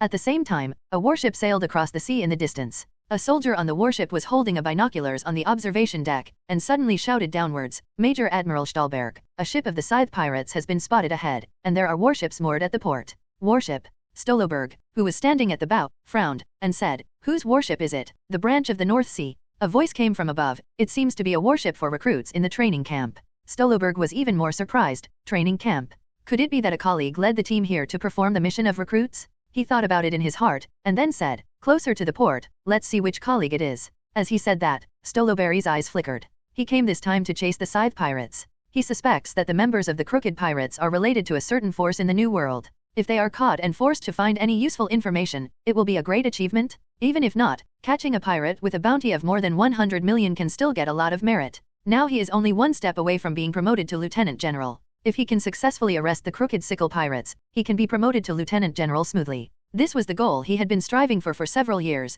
and seeing that promotion was in sight, he didn't want to give up just like that. Hope there won't be any surprises. Stoloberry snorted coldly in his heart. His eyes flickered with an inexplicable light. The warship continued on its way to the port. This movement. Hawkins looked at the smoke and dust rising into the sky, with a dignified expression on his face. This movement reminded him of the battle that broke out on the island. At this time, he had a very strange idea in his heart. During this period of time, there were too many battles that broke out on Bavlajiang Island, and they are all battles of this level. The strong man on the sea. It seems that I also need to find time to go to sea. Hawkins' eyes flickered, and he made a decision in his mind.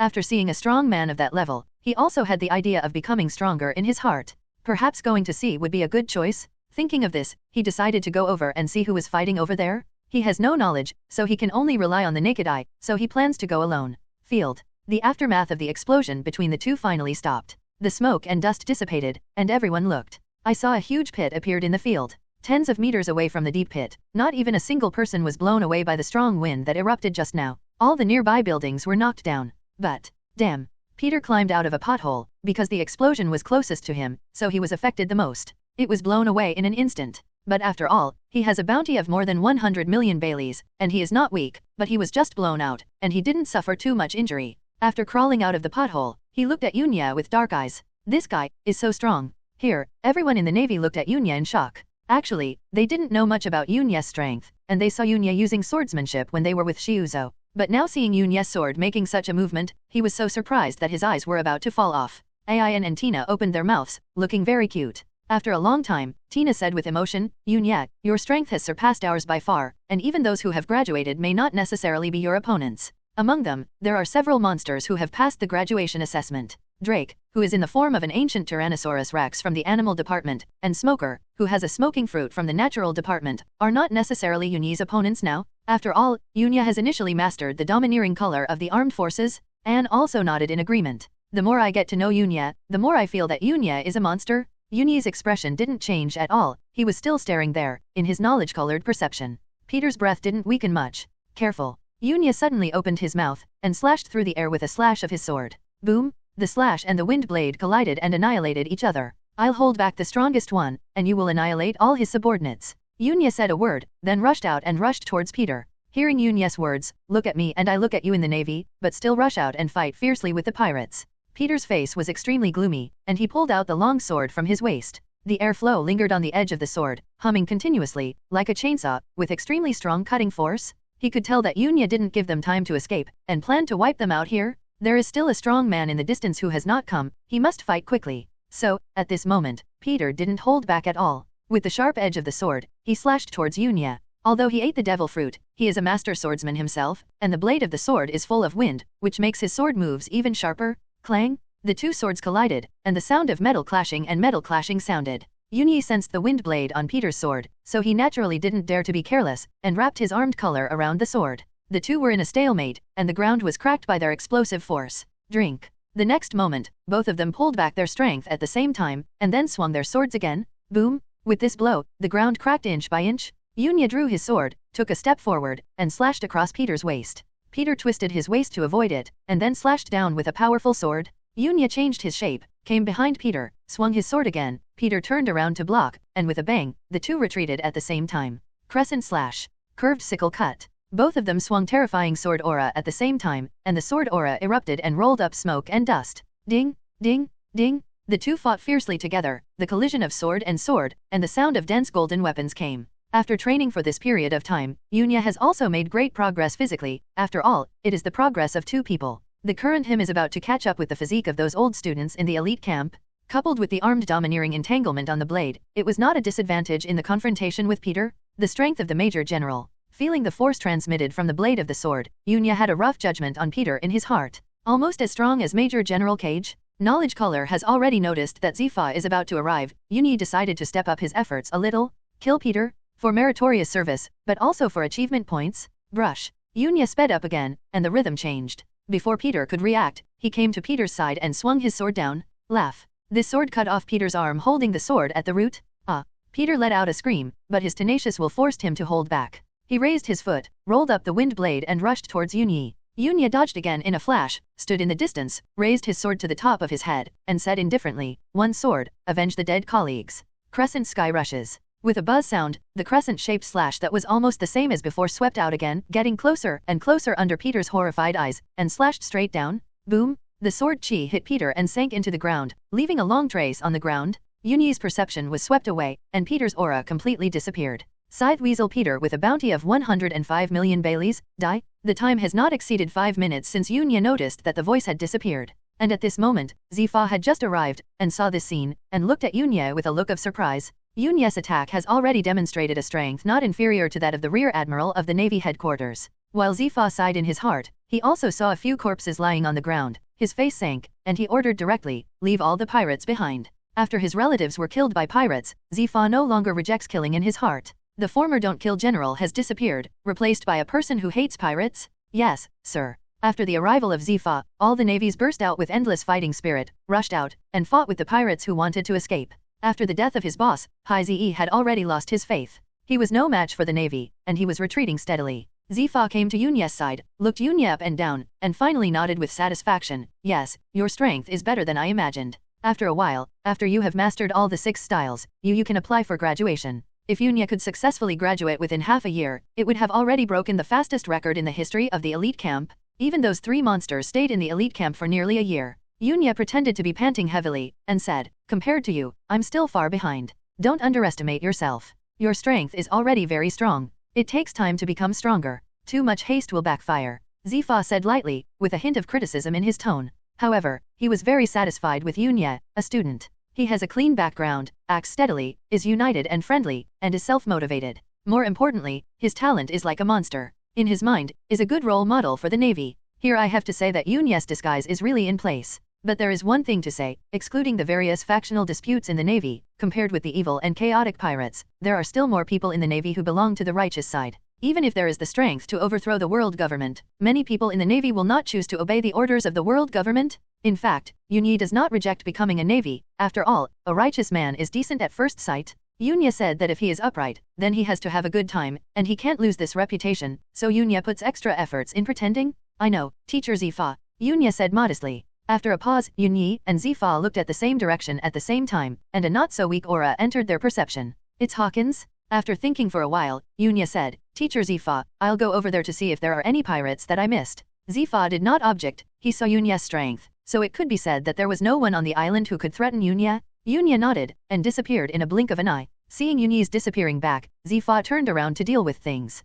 Fight, death is inevitable. Zifa has experienced countless times as a veteran in battlefields, large and small, and experienced the sacrifices of countless colleagues. However, he still couldn't let go of it in his heart. Especially those who died were his students. Hawkins was not wanted, so in a sense, he wasn't a criminal. It's just staying on the illegal island. If it is affected, it can only be blamed on his bad luck. There are not so many reasons. Hawkins was cautious and tried his best to hide his aura, but he didn't know that he was already being targeted by 2 strong men. At this moment, Hawkins also noticed Yunya's movements and came over here. Hawkins' heart sank, remembering the power he had heard before, the power called domineering. Does the Navy in front of me also have that kind of power? Domineering, what exactly is it? Pirate? Criminal? Yunya stepped forward and asked knowingly. Hawkins was still calm, he said lightly, I don't carry a bounty on me, I am a bounty hunter who came to this island. What he said was well-founded. In the illegal area, many bounty hunters came in to hunt down the bounty criminals. Oh, really? Yunya still looked indifferent. Hawkins frowned. What is this guy's attitude? After all, as the leader behind a gang, he naturally knows some news that others don't. In order to get merit, some navies even identify some innocent people as criminals, and then arrest them to obtain merit. So when he saw Yunya frowning, he thought that a big battle would inevitably break out. Yunya glanced at him, and then said, since it is not a criminal, then, let me ask you, do you know that there is a gang called Divination Club on the island? What do you mean? Hawkins' face darkened, he was even more confused at this time, and he didn't know what Yunya meant by these words at this time. Do you already know your identity, or are you just asking yourself a question? Don't be nervous, I just want you to confirm. I heard that the Divination Club is related to the Quincy who defeated Chi Wohei. Hawkins' face changed slightly when he heard this, but he still said, I don't know these things. That's good. Since even the boss of the Divination Club said that there is no more, then, it should be true. I will go back and report the truth, Yunya said. As soon as these words came out, Hawkins understood that the Navy in front of him was just playing with him. His body swelled and turned into a tall scarecrow, and he looked at Yunya coldly. Are you playing with me? Yunya showed no fear at all, and said lightly, think it over clearly, if you attack the Navy, it will be defined as a criminal. Are you sure you want to attack me? Hawkins promised the appearance of subduing demons. His eyes narrowed, and he couldn't figure out Yunya's thoughts. Yunya looked directly into Hawkins' eyes, and said calmly, don't worry, I'm not those indiscriminate Marines. Your Divination Club didn't attack civilians. In my eyes, you are not a criminal. As for the divination club, Yunya had been on the island for a while, so he naturally knew that it was not a good guy, and they had done everything that other gangsters had done. However, almost all the people on the island were criminals, so the divination club didn't do anything out of the ordinary. Never mind if they didn't have a chance or whatever. Yunya is not a person who recognizes black and white, he has his own considerations for criminals. In other words, Yunya has a scale in his heart, whether he is a criminal or not, he will measure it in his heart. Yunya glanced at Hawkins one last time, smiled, turned around and left. It was the last glance, but it brought a lot of pressure to Hawkins, as if standing in front of that adult again, oppressed by an inexplicable aura. This made him realize instantly that he could not be the opponent of the Navy in front of him at all. Looking at Yunya's back, Hawkins remained silent, wondering what he was thinking about. After a long time, he placed tarot cards in the air and started divination. It's just that the result of this divination surprised him. Ace of Yin and Yang, the destined king in destiny, whether it is justice or evil, will become the only king no matter which path he embarks on? How could this kind of card appear? No, it's not absolutely. But soon he calmed down. The result of divination does not mean everything. The future will change anytime and anywhere. Will there really be destiny in this world? His divination is just showing a corner of what might happen in the future. Yunya returned to the gathering place and began to harvest the remnants of the Crooked Sickle pirates. Within half an hour, all the pirates on the island were caught or killed. The Navy has won. The victory dilutes the deaths of several colleagues, and the Navy began to discuss. Is it not the Quincy behind the divination club, but the Crooked Sickle pirates? It's possible. How could a criminal at the level of Quincy be interested in a gangster in Bahai?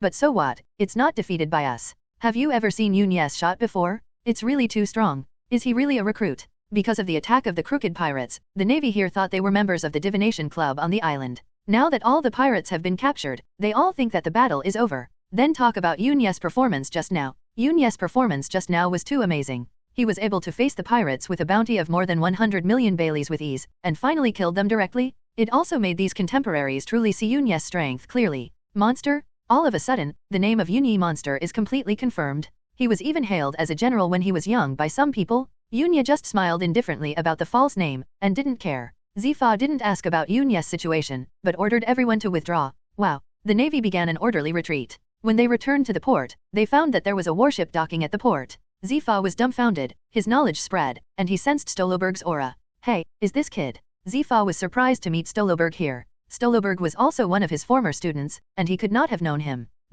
Why did it appear here? Zifa was puzzled in his heart, and cast a moon step and fell into the warship. Stoloberg was also surprised when he saw Zifa. He didn't expect Zifa to lead the team, but he still said very respectfully, Mr. Zifa, it's you? If Zifa led the team, then, his meritorious service is probably lost. Zifa said, why are you on this island? Stoloberry said, we are looking for a group of pirates on the Great Route, the Crooked Sickle Pirates. Zifa laughed when he heard the words, if it is the Crooked Sickle Pirates, we have already solved it. Stoloberg thought inwardly that it was true, and couldn't help but shook his head and said, if Teacher Zifa made the move, then they really can't escape. This time, I didn't make a move. Zifa shook his head and said, then. Stoloberg wanted to say, if it wasn't Teacher Zifa who made the move, who would it be? Zifa pointed in the direction of Yunya, and said with a smile, it was that kid who killed the captain of the pirate group by himself. Don't look at his young age, he is a monster. Didn't Teacher Zifa do it? Stoloberg looked over, and after seeing Yunya, a look of surprise flashed in his eyes. Young. This was Stoloberry's first impression. Such a young man could defeat a pirate with a bounty of more than 100 million berries. But these words came from Zifa's mouth. It is obvious that Zifa cannot lie. This navy does seem to have some strength. Only, at this time, Stoloberg didn't have the idea of admiration in his heart, but when he looked at Yunyi, there was a faint hostility. It was this kid who made all his efforts during this period come to naught. If it weren't for this kid, he would have completely defeated the Crooked Sickle Pirates by now, and then won the meritorious service and successfully promoted to Lieutenant General. There was a hint of hostility in Stoloberg's eyes, but it was very hidden, and it was aimed at Yunyi, and Zifa had not noticed it. It's just that Yunyi suddenly noticed something at this moment, and couldn't help turning his head to this side. However, the moment Yunya turned his head, Stoloberg had already withdrawn his gaze and started chatting with Zifa. When Yunya saw Stoloberg with 2 knives and 2 black beards, Yunya felt a little familiar, and he should be a character who appeared in the original book. Then he saw the epaulets on his shoulders, which was the rank of Major General. Yunya frowned slightly. Yunya can be sure that he has indeed sensed a trace of hostility just now, and his knowledge are very wonderful, and when he is targeting his killing intent or hostility, his perception will be particularly sharp. Yunya knew this from the moment he awakened, but he didn't know whether it was his own speciality, or it was the case for anyone who was proficient in knowledge. Why are you hostile to yourself? It can't be Zifa, could it be the Major General, or a certain navy on the warship? Looking over from Yunyi, there are dozens of marines lined up neatly in sight, and Yunyi doesn't know who is exuding hostility towards him. But Yunya took this matter down. Yunya came to Tina's side, looked at the location of the warship, and asked, Tina, do you know the name of that major general? Think about it, Tina. Tina looked over, thought for a while, and then said, it seems to be Major General Stoloberg from the headquarters. What's wrong? Yunya said, it's nothing, I'm just curious about his identity. I don't know why he appeared here. Shouldn't everyone with the rank of Major General perform missions on the Great Airline? This Tina doesn't know either. Tina touched her smooth chin and replied. Yunya nodded, and then began to think in his heart, Stoloberg. If I remember correctly, he should be one of the 5 lieutenant generals in the Judiciary Island Demon Slaying Order. It seems that there is no big difference in the original book. Presence. If he is the one exuding hostility, then, what is the reason? Could it be that you are envied by others because you are too good? It's not impossible. Yunya is only 18 years old now, and with such strength, some people may think that Yunya is too obtrusive. It is not uncommon for past life jealousy to distort people's hearts. What's more, it's still in the crazier world of Pirate World. It is not uncommon for people to hate you because they are outstanding. Yunyi's eyes flickered, and he secretly wrote down this matter. After knowing that his target had been killed, Stoloberg bid farewell to Zifa, but when he was about to leave, he looked in the direction of Yunyi, with a faint sneer on the corner of his mouth, following him turning around. Almost no one noticed this expression. If Yunyi hadn't been paying attention from the corner of his eye, he probably wouldn't have noticed it. Is it really him? Stolberg, Navy Hawks. An inexplicable light flashed in Yunyi's eyes, quietly watching the warship leave. Mission completed. The warships in the training camp started their return journey. Yunyi originally wanted to ask Zifa for leave to go back to Donzik Island, but after thinking about it, he decided to go there later. There are people in the village taking care of Xiaoa. Yunyi is not very worried. The warships of the Navy are quite special. Sea stones are installed under the ship, so that they can let them travel through the sea without being discovered by the Sea Kings under the sea. Return to the Great Route from the special channel. Then after a period of calm sailing, Yunya and others returned to the elite battalion of the Navy headquarters again. The rest of the affairs are handled by other colleagues, who are responsible for counting meritorious service and counting casualties. After Yunya and others got off the boat, they were dismissed by Zifa. Yunya went back to his residence and lay down to rest. The next day, Yunya and the others trained in the training ground again. Regarding the sixth style and domineering training, Yunya never stopped for a day. After the training was over, Tina suddenly came over and said to Yunya, Yunya, I heard that your achievements are enough to make you a major. Shiuzo also came over. It seems that Smoker and Drake are in the same situation. After you graduate, you can directly become a major. Yunya wiped the sweat from his forehead and said, is it like this? What is the standard for graduation? Tina said, Tina heard that it seems that you can use all the 6 naval styles, then pass the graduation examination. Graduation assessment. Yunya was puzzled. Shiuzo nodded and said, Navy 6 styles are relatively easy. Many people can learn them within a year or 2. However, the graduation examination later on will be more difficult. It needs to be recognized by a school level or general level officer. Anne, who came over, also said, like Smoker and Drake before, they both passed the examination of school-level officers and became lieutenant colonels by exception. Hearing their explanation, Yunya suddenly understood. As the most elite group of people in the Navy, the elite battalion naturally has very high graduation requirements. Basically, those who can graduate smoothly will become officers with military ranks. This is comparable to boot camp. It is also because of this that many people want to squeeze their heads to join the elite camp, but the difficulty of entering the elite camp is also very high. Another period of time passed. Yunyi's training has not stopped, and his physical fitness has finally caught up to the standard level in the elite camp. As for the armed domineering, the current Yunyi still hasn't reached the thickness that can be condensed. However, the strength has increased a lot compared to before. To achieve hardening, perhaps it is just missing an opportunity? On this day, Yunya came to Zifa's office and knocked on the door. Zifa's voice came from inside the door, come in. Yunya pushed open the door and walked over. Seeing that it was Yunya, Zifa smiled and said, it's Yunya, what's the matter? Yunya gave a military salute and said seriously, Teacher Zifa, I want to apply for graduation from the elite camp. Hearing this, Zifa was stunned, and said solemnly, are you sure? At your current age, you can still train here for 1 or 2 years. With my teaching and a lot of resources, 2 years is enough to make your armed color domineering to the point of hardening. It has only been less than 5 months since Yunyi joined the elite camp, and he is already applying for graduation? Moreover, the cultivation of domineering is definitely not a one-off time. It needs a long time to polish the body. According to Zifa's idea, staying in the elite camp is definitely the best choice for Yunyi. Yunya nodded and said seriously, I've already made up my mind, Teacher Zifa. The training in the elite camp is of little use to Yunya, it can only strengthen Yunya's physique. The 6 forms of Yunyi have also been learned. After all, it is the standard for graduation. But it's just a superficial learning. Can be used, but not proficient. During this period of time, Yunya also thought about combining Shenpo and shaving the 2-leg power techniques to see if he could burst out with faster speed, but it was always futile. The iron block was directly excluded by Yunya. If it wasn't a graduation requirement, Yunya didn't want to learn it at all. After all, it's too boring. In the previous life, there was a saying from the post-bar brother that the iron block is harmful to the spirit, and it is recommended to cancel it from the 6 forms. Of course, this is just a joke. Yunya will not look down on the iron block. After all, this may be one of the prerequisites for the return of life. Isn't it normal for the Navy to have 8 types of 6? There are 5 people who are the same as the 4 heavenly kings. The 2 derived skills of the 6 forms, life return and 6 forms profound technique 6 king spear, must be proficient in the 6 forms, and one of them will not work. What Yunya thinks more is that after learning to arm and domineering, the usefulness of iron can be minimized. Don't forget, Haijan Yunyi's main focus is swordsmanship, and iron blocks are of little use. In that case, then I agree. Zifa glanced at Yunya, and said seriously, with an inexplicable gratification in his tone.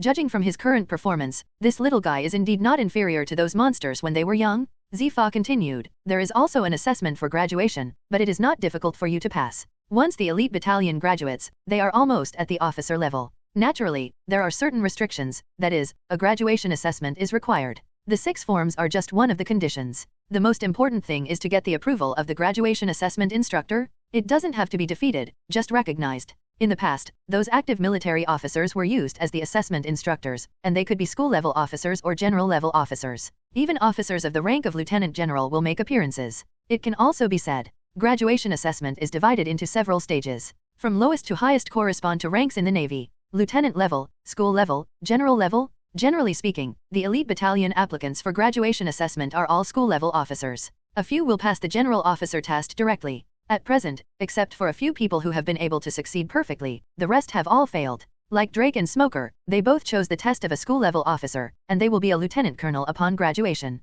Yunya nodded and said, then I will trouble teacher Zifa. After finishing speaking, Yunya saluted respectfully and then withdrew. After Yunya left, Zifa slapped his head. I forgot to ask that kid what level of assessment he wants to choose. After thinking for a while, Zifa moved his eyes back and forth between the school level and the general level, and finally smiled and filled the application form for the general level, and said with a smile, let you see the strength of the major general of this department. Don't graduate because of strength. If you do, you will be complacent. As he said that, Zifa chuckled, as if he really wanted to see Yunya deflated. Because Yunya has always had that indifferent appearance. In the afternoon, Yunyi's application for graduation assessment quickly spread throughout the training camp. Whether it's the boot camp or the elite training camp, everyone knows the news. Ayan looked at Yunya and asked in surprise, have you really decided to apply for the graduation assessment? How long have you joined? Yunya nodded and said, I have gained too much experience here, and the condensing of the armed color also needs to go through battles to improve faster. Tina said, it's only been less than half a year, you are such a monster? Even Smoker and Drake stayed for more than a year before graduating.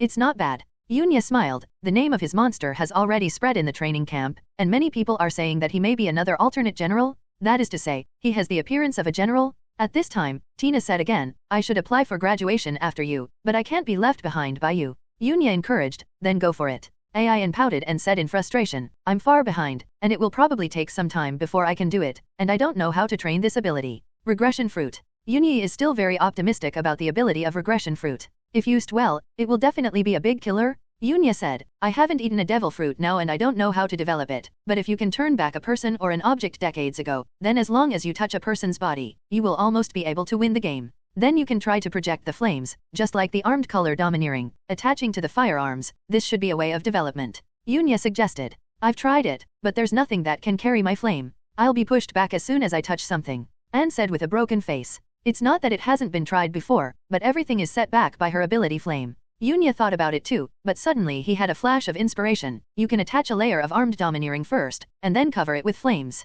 The armed color can catch the entities of the natural system, and the natural ones can also resist the flames of Anne. This is the basic setting in the world of pirates. It seems that the armed color appeared to restrain the ability of the devil fruit. Armed domineering is also the only way to deal with those rule-based abilities. Hearing this, Ayan twitched his lips. Armed color, I don't know how to. Yunya patted her on the shoulder. Come on, young lady. After hearing the news, Ranlianaer, who was training in the boot camp, proudly said to everyone in the boot camp, did you hear that? This is my brother. I didn't expect to graduate from the elite camp. After getting along for a period of time, although the others are still a little uncomfortable with Lunlier's appearance, they also know that Lunlier is a very easygoing person. Someone said with a smile, he is about to graduate, and you are about to enter the elite camp. You still can't catch up with him. All of a sudden, Lunlianaer's face collapsed, but he quickly cheered up and said firmly, I will definitely catch up. The instructors at the boot camp also knew about this. Among them, Major General Cage was also very surprised when he heard the news just now, but he turned his head and said to several colleagues, "Look, I know this little guy is not simple. How long has passed, and the graduation assessment is about to start. Hey, I suddenly want to be his graduation assessment instructor." Generally, the candidates for the graduation assessment are selected from the instructors of the training camp, but there are exceptions. There are some rear admirals who have nothing to do, and they like to join in the fun. Maynard smiled and said, You just like to join in the fun. Layton also said, "Be careful if you go up and get laid down, it would be embarrassing. I heard that in the last actual combat mission, that little guy killed a pirate with a bounty of hundreds of millions." Mondale also looked at Cage and joked, "I remember that you have defeated a pirate with a bounty of hundreds of millions at most, right? It's because of this reason that you were promoted to Major General." "This is not the same. I became a Major General after defeating a pirate group in an upright manner." Hearing the ridicule of his colleagues, Cage couldn't help but roll his eyes. Who did he underestimate? But he really had this idea in mind. He wanted to see how strong this little guy Yunya has become after being taught by teachers Ifa. Yunya's blow once almost made him look ugly, but now, it should be able to pose a threat to him, right? "Patino Yunyi? Isn't this the kid who stole his merits? Are you about to graduate from the training camp?" And Stahlberg, who had just returned to the Navy headquarters, also heard the news from somewhere, sneered, turned a corner and walked in one direction. The examiners of the graduation assessment do not have too many requirements, as long as they are above the school-level military officer. So, he can do it too? It's so easy to graduate. Even if it can't stop you from graduating, it will make you look ugly in full view. He, Stahlberg, was not a very nice man. The prey he was eyeing was snatched away by others, and nearly a month wasted in vain. How could this make him angry? Originally, he wanted to wear small shoes for him in the future, but now that he has the opportunity, he will naturally not let it go. The direction Stoloberg was headed to was the office of the Marshal of the Warring States period. He wanted to take over the instructor of Yunya's graduation assessment. However, by the time he passed, there was already someone there. It's Major General Cage. The two arrived one after another. After seeing Cage, Stoloberg narrowed his eyes. Why is this guy here? And Cage also noticed Stoloberg, and after seeing him, he also frowned. Why is this guy here? The two are both major generals, so it is naturally impossible not to know each other. But their relationship is not good. One is that the two actually belong to different factions. Stoloberg's hawkish, and Cage's dovish, have different philosophies from each other. But more importantly, during the time they were in the training camp, a conflict broke out, which caused the two to keep fighting each other, and they didn't like each other.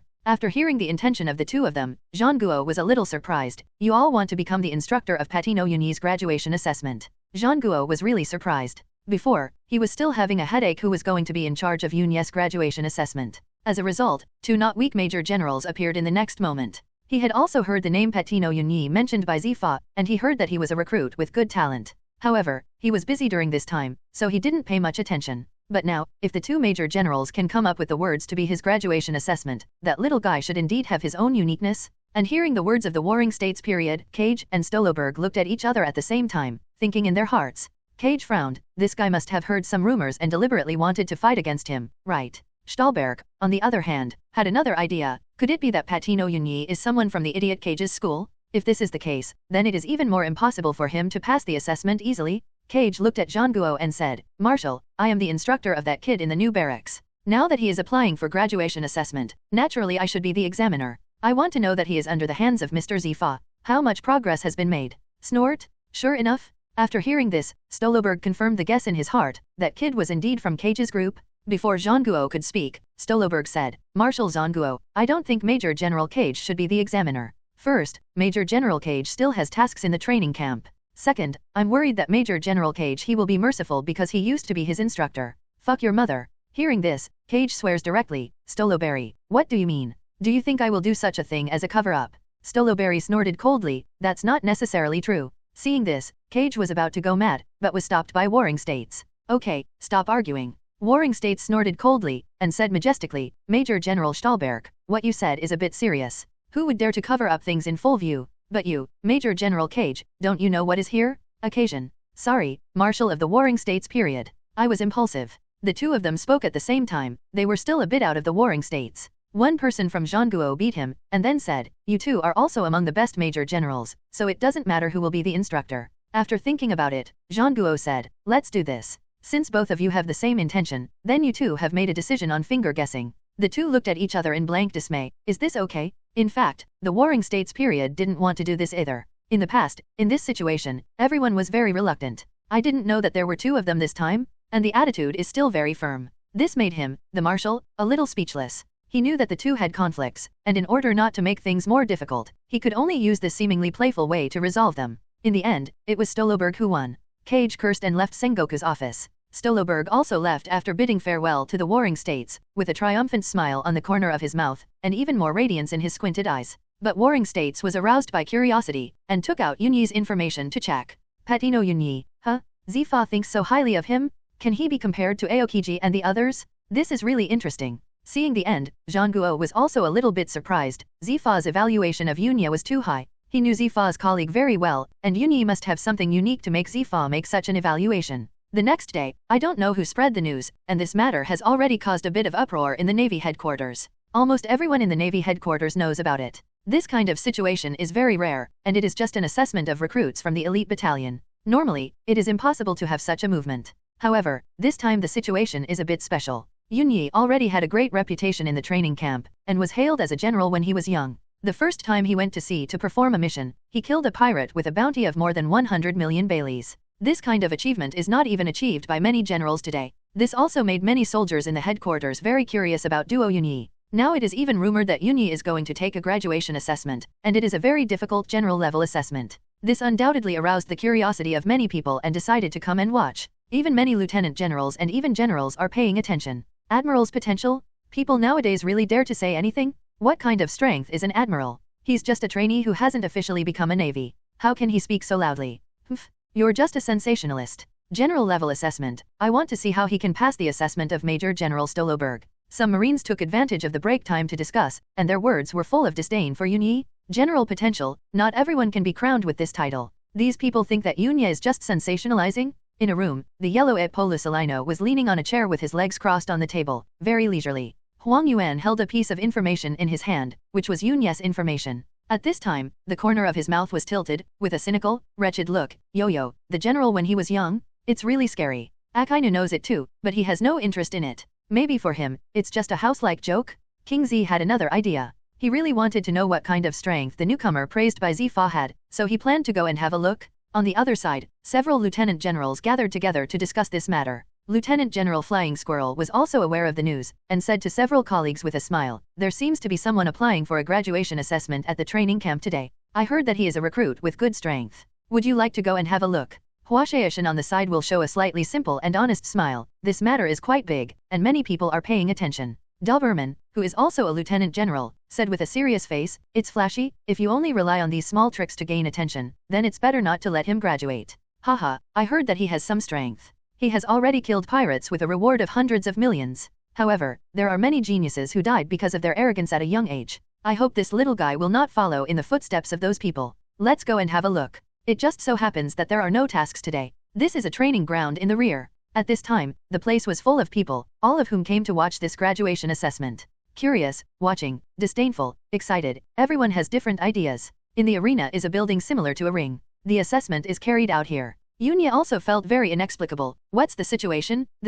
Why are there so many people? Is it like this in previous graduation assessments? However, Yunya is not someone who has never seen the world. Her heart is very calm, and she will feel stage fright if she is not watched by others. On the other hand, when those people saw Yunya, they didn't feel anything special, and even had a thought in their hearts. That's it. Yunya didn't know what other people thought of him in his heart, but he didn't care, but looked at the field, wanting to see who his assessment instructor was. As a result, I was surprised when I saw it, and then narrowed my eyes slightly. Stoloberry? Back in Bavilai River Island before, Stoloberg's hostility towards him was still vivid in his mind, so it was naturally impossible for Yunya to forget it. As a result, it didn't take long before they met each other in the graduation assessment. If it was a coincidence, Yunya wouldn't believe it. "Are you wearing shoes for yourself?" Yunya murmured to himself. Stoloberg's expression was indifferent, and he was also looking at Yunya with narrowed eyes. After knowing that Yunya was from Kage's faction, the new hatred added to the old hatred, which made his hostility even stronger. Therefore, when looking at Yunya, he snorted coldly in his heart, and was already thinking about how to make Yunya fail the examination. The perceived hostility became more and more obvious. It is not known whether Stoloberg did not cover it up, or Yunya was too sensitive to this aspect. This inexplicable malice made Yunya frown slightly, secretly thinking that today's assessment might not be so easy. But Yunya is not afraid. Soldiers come to cover the water and earth. The standard is approved by the examiner. Approved? Does defeat count? Yunya also sneered in his heart, aimed at himself. Right? Today we'll definitely let you eat and walk around. At this time, Zifa's figure suddenly appeared in the center of the field. Teacher Zifa has appeared, the exam is about to begin. Seeing Zifa's appearance, everyone was shocked. They all knew that the assessment was about to begin. Cage on the side looked at Yunya, and thought to himself, come on, boy Yunya, show that Stahlberg guy some color. Yunya a few months ago had already made him a little bit deflated, so what about after a few months of training under Zifa? Yunya will definitely bring surprises to people. He waited and waited a bit, wanting to see Stolberg's expression after knowing Yunya's strength. That is absolutely wonderful. Zifa looked at the two of them, and then said solemnly, if there is nothing to prepare, then, the assessment begins. After the words fell, Zifa's figure flashed and disappeared in place. Although he knew that Stolberg had bad intentions, Yunya still behaved very decently, saluted, and said with a smile, Instructor, please advise. Even though Stolberg is full of hostility in his heart, he still needs to be superficial, so that no one can see that he wants to target the kid in front of him. He said indifferently, stop talking nonsense, attack here. As an assessment instructor, it is naturally impossible to take the lead, and the examiners must have the opportunity to express themselves. It is also a kind of charity from the strong to the weak. Stolberg had already figured out what to do. After Yunya made a move, he made another powerful move to knock Yunya off the ring. If you can't even take one of your own blows, then this time the assessment will definitely come to an end in a very ridiculous way. Yunya will definitely become everyone's laughing stock. What general potential. General in his youth? The higher you lift, the harder you fall. It will only make people laugh in vain. You can also let out a breath of anger, and you can even disgust Cage, a damned idiot. It's just that his idea is good, but will Yunya really be defeated by his blow as he wished? Yunya's eyes flashed, and he smiled slightly, then Instructor, please be careful. After the words fell, Yunya stepped on Shunbyu, his figure disappeared in a flash, and a delicate long knife was unsheathed from his waist. One of the 50 good knives, silver fiber. The hilt is black, round, and smooth, the streamlined sword body is silver in color, and the square prism blade pattern is like the surface of a cut diamond. Once it is out of the sheath, it will flash a cold light. This is a sword blade obtained by Yunya in exchange for meritorious service. Yunya came out in an instant, and arrived in the blink of an eye. He raised his sword and swung it down, with sword aura flying freely. Facing Yunya's extreme speed and the erupting sword energy, Stolberg was taken aback. He did not expect Yunya's offensive to be so fast and terrifying. It's an attack of this level in one shot. However, his knowledge was not concealed. He reacted in the blink of an eye, and a long knife was unsheathed at his waist, blocking Yunya's attack in the blink of an eye. Ding! The collision of the knife and the sword made a crisp sound. Ding ding ding! Yunya sometimes slashed vertically, sometimes stabbed horizontally, and his attacks were extremely ferocious. The two of them flashed around in the field, fighting dozens of moves in an instant, and in a short time, they actually put Stolberg at a disadvantage. Hiss! What a sharp sword move, actually put Major General Stolberg at a disadvantage. It seems that the rumors are not false. I thought the news about killing the 100 million Bailey pirate was fabricated. What is Major General Stolberg doing? Why isn't he fighting back? Seeing this scene, some Navy soldiers began to discuss. Counterattack? What to fight back? Stolberg parried Yunya's attack. His face was very ugly. He didn't expect Yunya's attack to be so fierce. Before, he had overestimated Yunya's strength as much as possible, but he didn't expect that he still underestimated it. Hateful? Stolberg's face was gloomy, because his carelessness was actually overwhelmed by a recruit who had not yet graduated. This is undoubtedly a shame for him, especially when he heard the comments from the people around him. His face was burning hot. Boom! The two swords collided again. This time, the two obviously used more force. What was transmitted from the collision was not the sound of metal clashing, but a deafening roar. A layer of airwaves swept around the two of them. A red light flashed across Stolberg's eyes, and the blade was covered with a thick armor color, and Yunya's sword bounced away. Seizing an opportunity, his right leg swept out, and a land kick swept towards Yunya's waist. Yunya withdrew his sword, dodged in a flash, and Ian's feet fell to the ground, tearing open a hole. Stolberg took this opportunity to counterattack, and he pulled out another long knife, which was suppressed by Yunya just now, and it was too late to pull out another weapon. With two knives in hand, it is his strongest posture. Not bad, recruit, but that's it for now. Stolberg's face was extremely gloomy. He swung his two knives, and smashed through the air attack with two slashes. Yunya wasn't surprised to see the other party's armed force. She leaned forward, and her knowledge captured the trajectory. The two swords broke through the two slashes, and her figure was not hindered in the slightest. The armed color wrapped around the blade, and Yunya stabbed out with a sword. This sword hit Huanglong directly, as fast as lightning. Used armed color. It turns out that kid can do it too, but he can't harden it yet, so he might be at a disadvantage. With a little discernment, he saw the airflow surrounding Yunya's sword, and he was surprised. Being able to master armed domineering at the time of recruits, no wonder they are called monsters. Stolberg was also taken aback, but he just snorted coldly, and the two blades were covered with jet black matter, and they charged away. Boom! After attaching the armed color, the outbreak of the two is even more terrifying. In the field, Yunyejian stabbed the crossed swords, and the collision produced a surge of energy, and the ground began to sink because it could not bear the explosive force of the two. Under the stalemate, Yunya snorted coldly and kicked out. Stoloberg also had a red glow in his eyes, and he also kicked to meet him. With a bang, the two retreated at the same time, but Yunya retreated farther. It was obvious that Yunyi was at a disadvantage with this blow. Armed color and physique are both invincible to the opponent. If Yunyi hadn't used the white strike technique on his feet, it is estimated that this blow would be sent flying, but in the next moment, the two rushed out again. The figures of the two people flickered and staggered in the arena, and the swords of Ding Ding Ding collided, shooting out boundless sword energy, cutting the ground in the arena with crisscross cracks. Good, so strong. Both of them. Who said he was grandstanding? Come out to me. No wonder some people call him a monster. All the Navy officers below the general level who saw this scene all around had their eyes wide open and their hearts were shaking. Even those above the general level were very surprised. They thought that Yunyi's armed color could not be hardened and would be at a disadvantage in the battle, but now it seems that they were not suppressed by Stoloberg. Stoloberg is not a weak person. There are few opponents among major generals. It's swordsmanship. Yunyi's swordsmanship skills are very strong, and he can force him to block the attack of Major General Stoloberi even if he is invincible. The eyes of the flying squirrel who came to watch the battle flashed, he with rich experience. I can see why at once. After what the flying squirrel said, some general-level officers nearby reacted. Indeed, this recruit's swordsmanship is indeed terrifying. He defuses Stoloberg's offensive with every move, and he seems to be able to handle it with ease. Such a terrifying swordsmanship at such an age? This guy is not simple. No wonder he was known as a general when he was young, and he really has this ability. I seem to see the shadow of Lieutenant General Dao too. The general-level officers nearby were all discussing that Yunya's strength had simply surpassed their imagination, and he was not at a disadvantage against the Rear Admiral of the Navy headquarters. Field. Physically, I still can't compare with him, and the armed domineering is also weaker. Yunya thought to himself, feeling that Stoloberg's strength should be stronger than that pirate who offered a reward of 100 million, quite a few. But it is still impossible to be Yunya's opponent? Damn, why are you so strong? Here, Stoloberg's heart was also fluctuating. He never thought that Yunya's strength was so terrifying that he could make such a situation with himself. Is this really a recruit? No difference?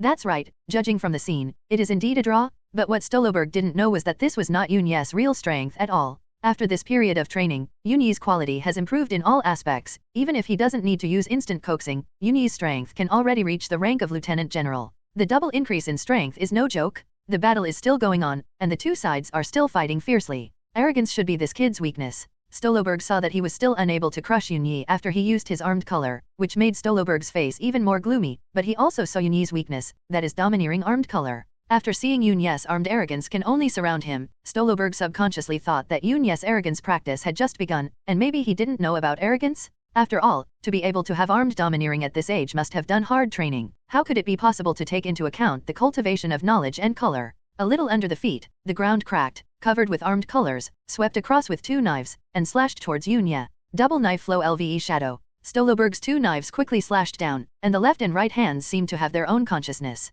The positions where the two knives fell changed a lot, and they slashed from different angles, making it impossible to easily capture the trajectory. If you don't have knowledgeable people, it's not so easy to avoid this trick. Do you think you don't know how to be domineering? Apart from fighting, Yunya was still in the mood to observe Stoloberg's expression. Seeing his expression and the way he handled the knife, Yunya roughly guessed his inner thoughts. With a sneer, the knowledgeable color captured all the trajectories, waved the silver fiber in his hand, and resisted all the attacks. Then, under Stoloberg's astonished gaze, Yunya swung out his sword forcefully, blasting Stoloberg's sword away. At the last moment, Stoloberi used armed arrogance to protect the place where he was slashed, but he was still blown backwards by the force of Yunya's sword, and finally he was able to stop it by releasing his strength in midair. The trend of retreat. The color of knowledge. Stoloberg gritted his teeth. This damn guy actually has knowledge? Instructor, you have to be careful. Yunya grabbed the sword and raised it to the top of his head, looked at Stoloberg, and kindly reminded him. Then, a sword force erupted from Yunya's body, sweeping to the surroundings, as if this sword force had substance. It cut the ground with cut marks.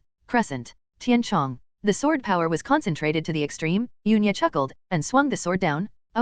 The body of the Yingxian sword was shaking, and in the next moment, the bright slash was as cold as the moonlight, and the half-moon-shaped slash shot out from the sword body. Not good. How is this possible? As soon as Stoloberg landed on the ground, the color of his eyes jumped wildly, and there was a warning sign. He raised his head suddenly, and saw a magnificent silver slash like a falling moonlight, eye-catching and extremely deadly. At the critical juncture, Stoloberg tried his best to burst out with all his strength. The armed color quickly climbed up to the blade, with boundless strength pouring out from the soles of his feet. Twisting his waist, the two long swords were superimposed, and rushed towards Yunyi's Yuya Tianchong. Break it. In the blink of an eye, the attacks of the two collided with each other. Boom. The most frightening loud noise resounded in the arena. With the collision point as the center, a violent wave of air swept towards the surroundings. After the smoke and dust were raised, they were engulfed by the air wave and thrown away again. Blow away some of the weaker soldiers? Except for a few people in the field who were not affected, the rest of the people were initially shocked and then quit. Stahlberg roared and exploded with all his strength, but was still defeated by Yunyi's blow. However, when he exploded with all his strength, Yunyi's Yuayat Yanchong was also broken by him, and the shattering slashes shot towards the surroundings, and were intercepted by several major generals and lieutenant generals in the field. Otherwise, these scattered slashes would have may cause injury to others. Stoloberg was sent flying backwards by the sword, but he hadn't lost his ability to fight yet. He could still fight. Just the next moment, a voice rang in his ears, making him tremble. Oh, blocked it? Then let's strike again. Crescent Moon Sky Chong. Yunyi's voice came out from the field, and then, another moon-like silver slash tore through the smoke and dust that blocked everyone's sight, and killed Stoloberg, who barely stopped and hadn't made any resistance. There is no doubt that if Stoloberg doesn't resist, this sword can kill him completely. But just when Yunyi's Crescent Moon was about to hit Stahlberg, unexpectedly, a figure rushed out, blocking Yunyi's attack. Yunyi's perception was swept away. It was Lieutenant General Flying Squirrel. Facing Yunyi's sword, the Flying Squirrel didn't dare to be careless. From his knowledgeable perception, this sword already had the power to threaten him. Drink. The Flying Squirrel let out a loud shout, its fists condensed with thick-armed arrogance, and blasted forward at the same time. There was a bang, full of energy. The Flying Squirrel broke through Yunyi's Yuayat Yanchong with this blow, but at the same time, it was shocked by the force of the two fists and took a few steps back before stopping. The Flying Squirrel clenched its fists, looked solemnly in Yunyi's direction, and thought to himself, what a powerful slash. At this moment, he couldn't believe that Yunya was just a recruit who hadn't graduated yet. This kind of powerful slash, even he has to be careful when dealing with it. However, the fact was that it was placed in front of him like this. He can only sigh with emotion. He really deserves to be a student valued by teacher Zifa. He is really a monster like the rumors. This sudden change caused everyone present to show disbelief. Then he looked in Yunyi's direction, and a look of shock and astonishment flashed in his eyes. Are you kidding me? You told me this is a recruit. That level of slash, even many lieutenant generals with swords can't slash it. No wonder he was hailed as a general when he was young. This kind of strength can indeed be called that. There was an uproar all around. They had come to see this graduation assessment with suspicion and even ridicule, but seeing Yunyi's display of strength, they were all shocked.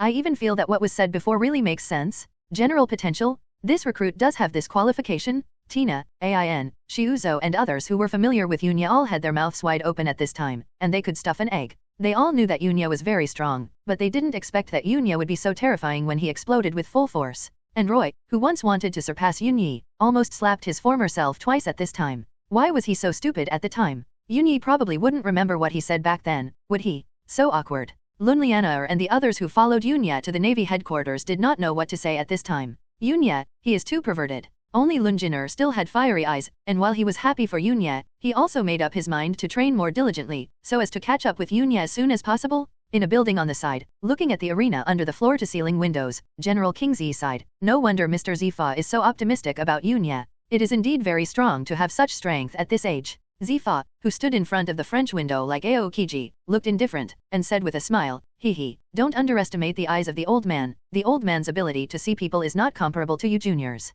But Zifa was very embarrassed in his heart. He never thought that this little fellow Yunyi would be so enchanting. In his mind, it was certain that Yunya would pass the assessment, but he would definitely not be able to defeat an active major general. And he is still the best of the major generals, Stoloberg. It's just that Yunya's performance really exceeded his expectations, and even defeated Stoloberg. Even repelled flying squirrels. The fright it gave him was too great. That's right, it wasn't a surprise, but a fright. If it wasn't for the deepness of his city, he would be ashamed in front of Aokiji. Huang Yuan didn't know when he was also paying attention to the assessment of this training camp. Maybe it was because he was bored and salty fish wanted to turn over and bask in the sun. Huang Yuan also saw the scene just now. A wretched smile appeared on his wretched face. His tone was still so out of tune, but there was a subtle change in his words. Hey, it's fake. Why are the new recruits scary now? Strawberg used to be his subordinate, so Huang Yuan wanted to come and take a look, but he didn't expect to see such a crazy thing. A recruit beat a major general, and even the lieutenant general was repelled. Back to the field. Yunyi took Yingxian back, bowed to the two people in front, and then said, "Instructor, do you think I passed the assessment this time?"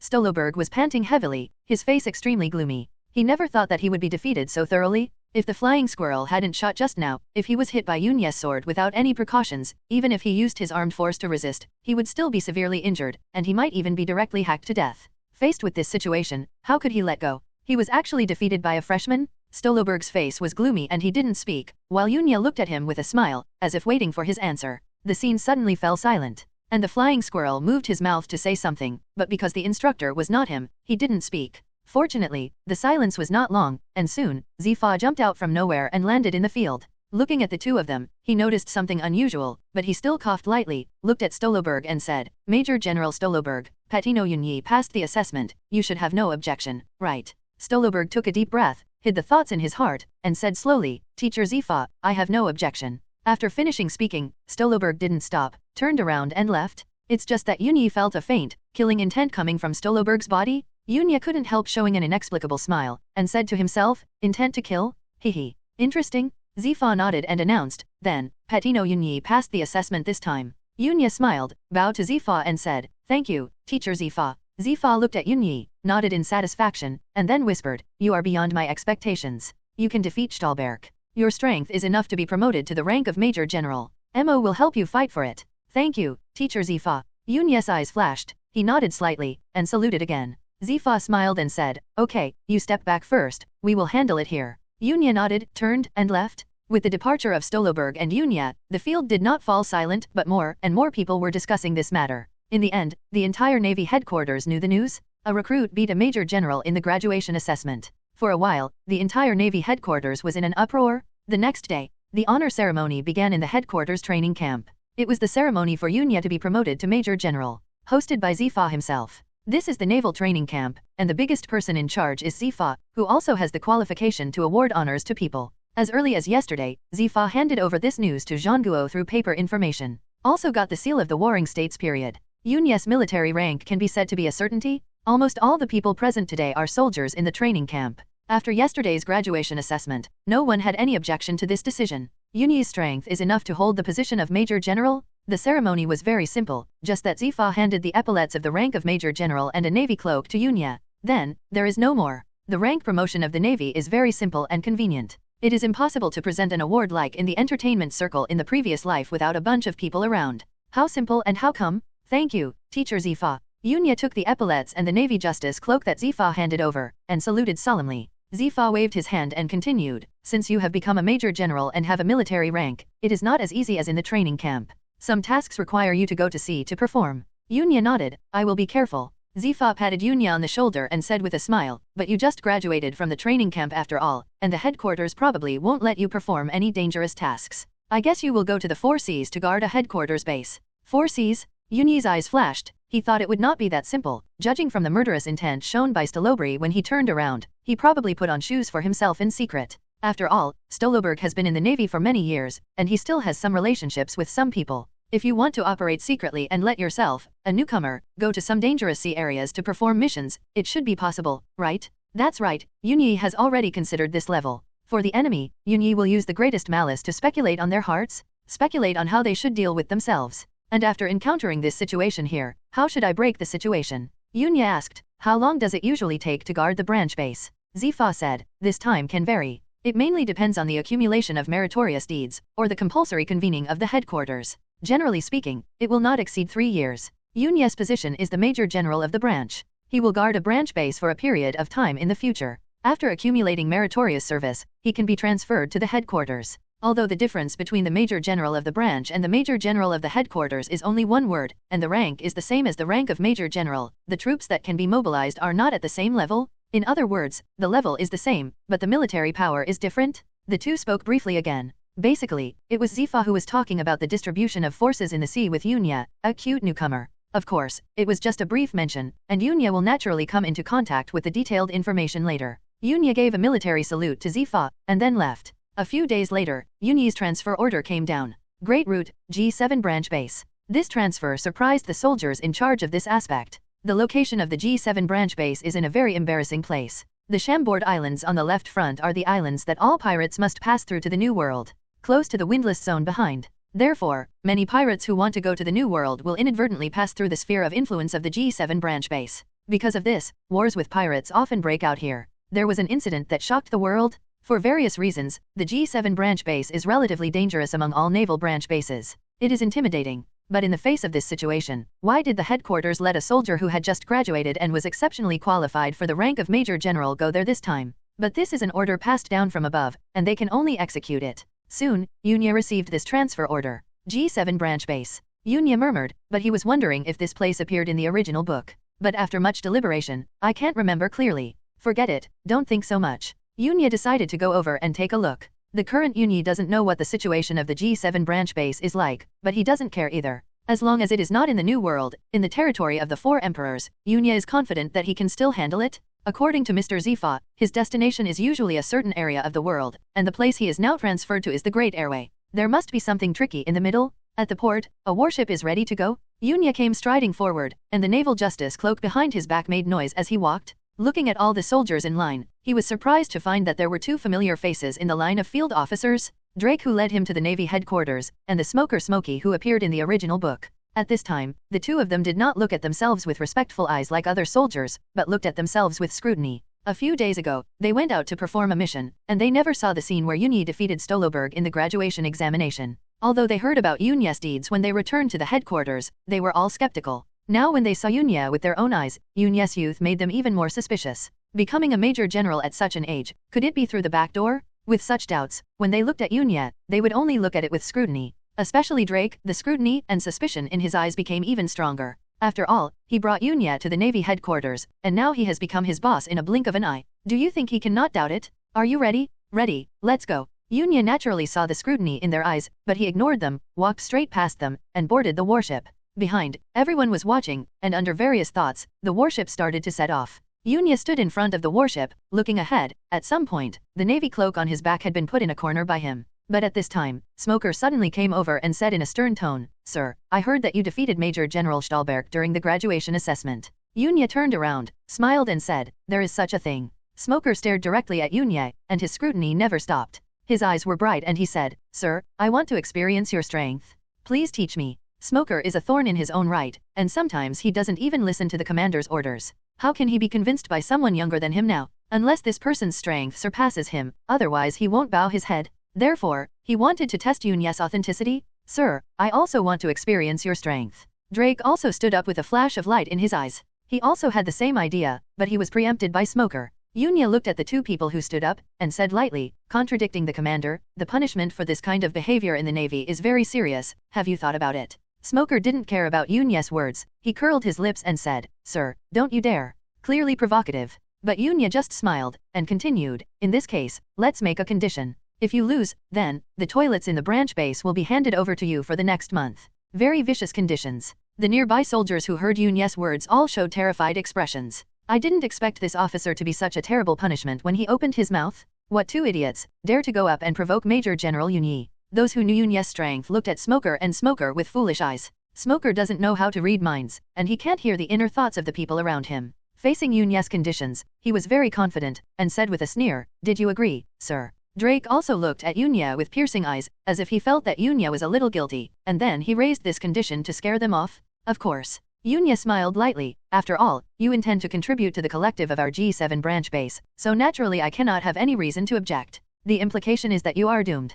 Humph. Smoker snorted coldly, "Then what if the officer loses?" The smile on Yunya's face gradually faded, and his tone became indifferent. "Don't push yourself too hard, soldier." As he said that, a momentum gushed out from Yunya's body. This momentum was like a deep prison, covering the 2 people in front. Immediately, the 2 felt as if they were being suppressed by a mountain, and it became difficult to breathe.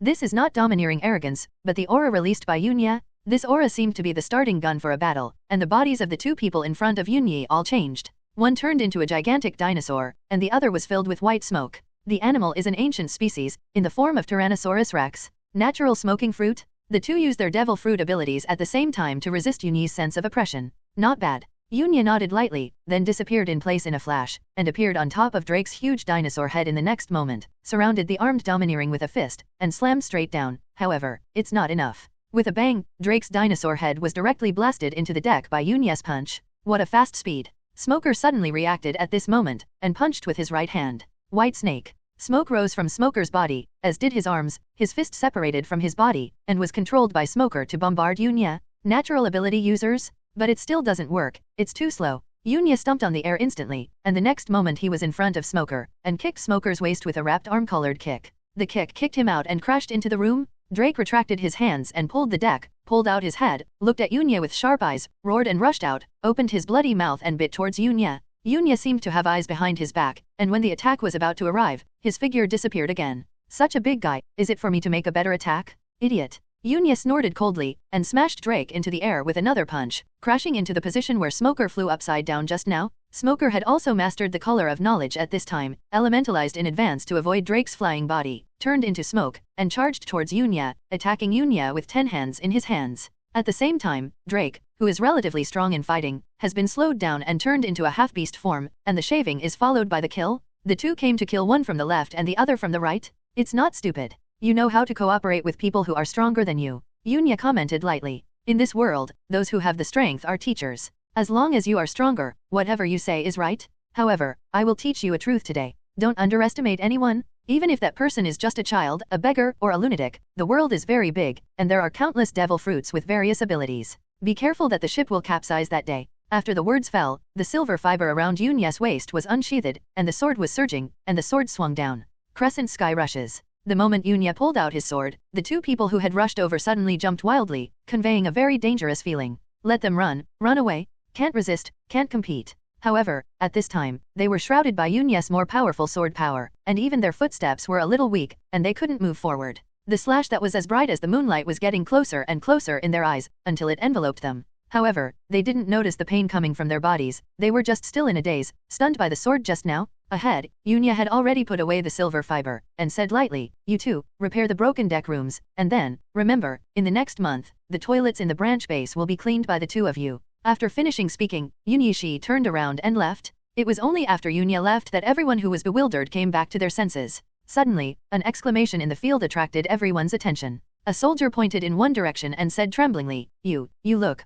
over there." Everyone looked in the direction of the soldier's finger. Smoker and Drake also looked at it. I saw a terrifying gully stretching for hundreds of meters on the sea ahead. The surface of the sea didn't seem to react. After a few seconds, the sea water began to merge towards the middle. Boom! The sea water collided with each other, and there was a roar comparable to an explosion, which aroused countless splashes, and the waves formed by the backflow of sea water invaded, and even the warship began to shake violently. All the soldiers who saw this scene were deeply shocked, and the deck was completely silent. Is this the strength of Major General Yunya? Even hi. Good, so strong. Some soldiers dropped their weapons and showed shocking expressions on their faces, even though they had seen Yunya defeat Stahlberg with a sword and repel the flying squirrel. But the impact at that time was not as sensational and shocking as the effect of Yunyi's blow. Smoker and Drake looked at each other and both swallowed their saliva. They didn't dare to imagine that if the sword fell on their body, they would be able to survive safely. The answer is negative. Even if he tried his best to resist, he would still be directly blasted to pieces by this sword. There are more in the back. The sailing speed of warships is generally much faster than that of pirates' three-mast sailing ships. However, the warship that Yunya was on still sailed at sea for a while before arriving in the waters near the G7 branch. On the way, there were no unexpected incidents. Even if you encounter a pirate ship, you will avoid it from a distance after seeing a naval warship. The navy is still very powerful in the first half of the Great Route. At this moment, Yunya was looking at the documents in his office, and one of the documents caught Yunya's attention. The captain of the Tiger Hunter pirates with a bounty of more than 300 million baileys, Phosphor, fought against Droughtjack, one of the 3 disasters of the Beast Pirates in the New World, and was finally defeated and recruited by Kaido, joined the 100 Beasts Pirates. I looked at the date, and it was the time when I set sail, about 2 weeks ago. Phos F. Through the reward order, Yunya saw that it was a character who appeared in the original book. It is one of the flying 6 cells of the Beasts Pirates in the future. I used to be a member of CP9, claiming to be able to stand shoulder to shoulder with the strongest Rob Lucci in the past 800 years. I don't know if it's true. Judging from the performance in the original book, he is also a strong man who is not weak. Just when Yunya was deep in thought, there was a sudden knock on the door, and before Yunya could speak, the door was opened. A soldier hurried in and said anxiously, Sir, there is a suspected pirate ship ahead." "Oh, what's going on?" Yunya became curious. Suspected of a pirate ship? "Sir, the ship is a little broken, the flag is not clear, and it appeared from the bottom of the sea. It should be coated and sailed on the bottom of the sea. As soon as it saw us, it came towards this side." The soldier spoke quickly explained the process of discovering this pirate ship. Yunya stood up and said, Go out and have a look." When Yunya went out, the two ships had already started to meet. Because it suddenly emerged from the bottom of the sea, the distance from Yunya, a warship, is not very far. It can also be said that from the bottom of the sea, this ship has already set its sights on Yunya's warship, and far above the pirate ship on the other side. Someone also saw a naval warship not far away, and suddenly someone exclaimed, "Boss, that ship is a warship. What should we do now?" The former vice-captain of the Tiger Hunter pirates, the Beast Claw Demon, who offered a bounty of more than 120 million baileys, narrowed his eyes and snorted coldly, "Navy? So what? I'm not that cowardly Phos Fu guy. Rush up to me and snatch the warship." After their tiger hunting pirates encountered Jack Drought of the Beasts pirates in the New World, a big battle broke out between the two sides. The cause is an animal devil fruit. Ever since, the captains of the two sides began to fight fiercely, both of them were animals. After fighting for a long time, Foz Fu was defeated in the end. Afterwards, Foz was recruited by Kaido and joined the Beast Pirates, but some of his companions did not want to be others' vassals. Headed by the deputy captain Demon, they broke away from the pirate group of Fuzafu and resolutely chose to leave. Before leaving, Demon was cruel and took the devil fruit away. In his words, why should Foz Fu give the things we robbed to Kaido of Beasts? However, it was precisely because of this behavior that Kaido of Beasts was enraged, and he ordered Drought Jack to hunt down and kill him. I was kicked back from the New World. As soon as he appeared, he saw a ship passing overhead. They didn't have much supplies on board, so they naturally focused on Yunye's warship, and there was the scene that happened before. The two sides met, there was almost no nonsense, and the war broke out. Those who can break into the New World are naturally not comparable to the pirates in the first half. Almost all of them have two-color domineering, but the strength is different. Now as soon as the ship is connected and a battle breaks out, the Navy side can be said to be retreating steadily. If there were not a few school-level officers in the field who were strong enough to withstand the pressure, the situation would have been even more tragic. Drake and Smoker are both outstanding at the school level, and even possess the strength of a brigadier general. The two fought against Demon for several moves, but they were quickly suppressed. Smoker's elementalization has become a factor that constrains someone who is armed and domineering, but after all, he graduated from the elite camp, and his physical skills are not weak. Damn. Drake relied on his animal physique to forcefully take down Demon's iron claws, leaving 3 bloody wounds on his body, but Drake gritted his teeth and punched Demon out. Hey. Demon's feet rubbed against the deck to stop his figure, a red light flashed in his eyes, and he sneered. The 3 hooked iron claws on his hands were covered with jet-black armed domineering arrogance, and he tilted his head to avoid Smoke's fist of smoke from behind. Then he turned around, scratched the bloodstains on Smoker's body with several claws, and kicked Smoker out with one kick. Smoker flew upside down, almost flew out of the warship and fell into the sea, and finally flew back with his ability, but at this time his face was extremely gloomy, as if water was about to drip, and blood dripped from his chest. This pirate is so strong. Navy? Is that all? Demon crossed his hands, and slashed forward like a tiger's claws. The 6 crossed slashes tore through the space, and slashed towards the Navy in front. Demon grinned ferociously, as if he had seen those Marines being torn to pieces under his claws. Drake and Smoker wanted to intercept, but were blocked by other pirates. The faces of the Navy in front were full of despair. Facing this kind of attack, they simply had no ability to resist. But at this moment, a figure came from behind. Take action against my subordinates? Have you asked my opinion? The voice was indifferent with killing intent, and then, a more terrifying silver slash came from behind. The 2 slashes collided, and a gust of wind erupted. However, in the next moment, Yunyi's slashing attack broke through Demon's attack, and blasted towards Demon in turn, but the offensive was weakened a little. Demon's eyes were full of light, he clenched his fist with his right hand, and covered his armor with iron claws, and swung it down from top to bottom, breaking Yunyi's slash. But it was also blown backwards by the force from above. Demon frowned and looked at Yunyi, and said in a deep voice, Rear Admiral. Yunya came over with a serious expression. Pirate? How courageous? Even the Navy dares to attack. Humph. The pirate Navy is at odds with each other, so stop talking nonsense. Demon snorted coldly, but he didn't take the lead in attacking. In Yunya's blow, he felt a strong threat. Yunya chuckled, that's right. Then, no nonsense, I'll send you to die. After saying that, Yunyi stepped on Shunbyu, and rushed out with Yingxian in hand, the sword body wrapped around the armed look domineering. A rookie who doesn't even know how to harden weapons, dare to be so arrogant. Demon sneered again, and let go of the fear in his heart. Even the armed domineering will not harden, how strong can it be? But the next moment, he couldn't laugh anymore. When the sword claws collided, he felt an extremely strong threat from Yunya's sword, even more terrifying than before. The silver slash gathers the sword's edge, hiding it but not revealing it, making the silver fiber even more dazzling. Boom! The 2 sides collided, setting off a terrifying gust of wind, blowing the sails on the warship inflated. Then, a figure flew backwards at a very high speed, crashed into the pirate ship, and knocked a big hole out of the ship. Ahem. Demon spit out a mouthful of blood, struggled to get up, and stared at Yunya with wide eyes. This rear admiral actually has such an exaggerated power? That's right, it's quite a skill to be able to block this sword. Yunya stepped into the air in an instant, his tone indifferent. Damn it, who are you underestimating? Demon was furious, got up and rushed towards Yunya again. However, Yunya didn't intend to waste time anymore. Raising the sword, the even more ferocious crescent moon Sky Chong slashed down with one blow. Demon rushed out, just in time to face Yunya's sword. The silver slash is like the falling moonlight, cold and cold, but it contains endless sharpness, as if it can cut everything. Get out. Demon gritted his teeth, his iron claws were covered with thick-armed domineering, and with a roar, he crossed his hands and slashed at the incoming silver slash. However, he underestimated the power of Yunya's sword. His offensive collapsed at the first touch, and he didn't even have time to block it for a moment. Then, under Demon's horrified gaze, Yin Hui's slash was like moonlight, with a wide range, and he couldn't hide. But he is still making the last resistance. He is unwilling to die like this. The domineering armed color covers his whole body, turning his whole body into black. With a chi sound, slash past Demon, pushed him to fly backwards, and then crashed into the pirate ship behind, and was cut in half by Yunye's blow together with the pirate ship.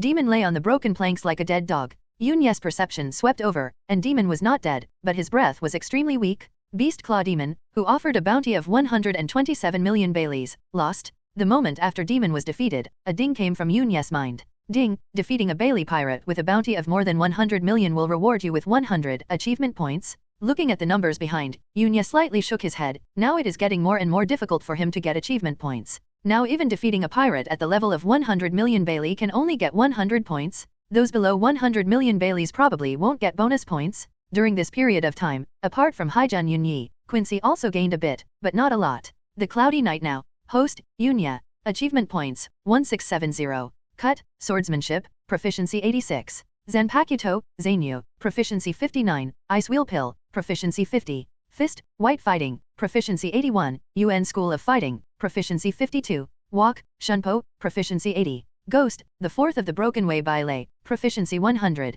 The 33 of the Broken Way Kankwo Pendant, proficiency 100. The 63 of the Broken Way Thunder Roar, proficiency 100. Binding 30 Ways Mouth Flashes 3 times, proficiency 76. Special Category, Instant Coaxing, proficiency 67. Skeletal Clone, 0/1. Looking at my data at this time, it is true that some skills have increased proficiency due to my use, but the increase is not large. The proficiency of many skills has not even moved. Seeing that the proficiency of Zanyu reached 59, Yunye thought about it, and spent 50 achievement points to raise it to 60. I noticed it before, the whole number of proficiency should be a watershed, and it will become stronger more or less. Yunye rarely used achievement points to increase proficiency if it was not necessary. Yunye has experimented with Baida, and for skills with proficiency above 80, each increase in proficiency will consume 100 achievement points. Then, Yunye suddenly thought of it. When he had maxed out Baile proficiency, it seemed that he hadn't used more than 10 achievement points. Why does it cost so much for every one achievement point to be raised now? Does the first skill have benefits like gift packs for beginners?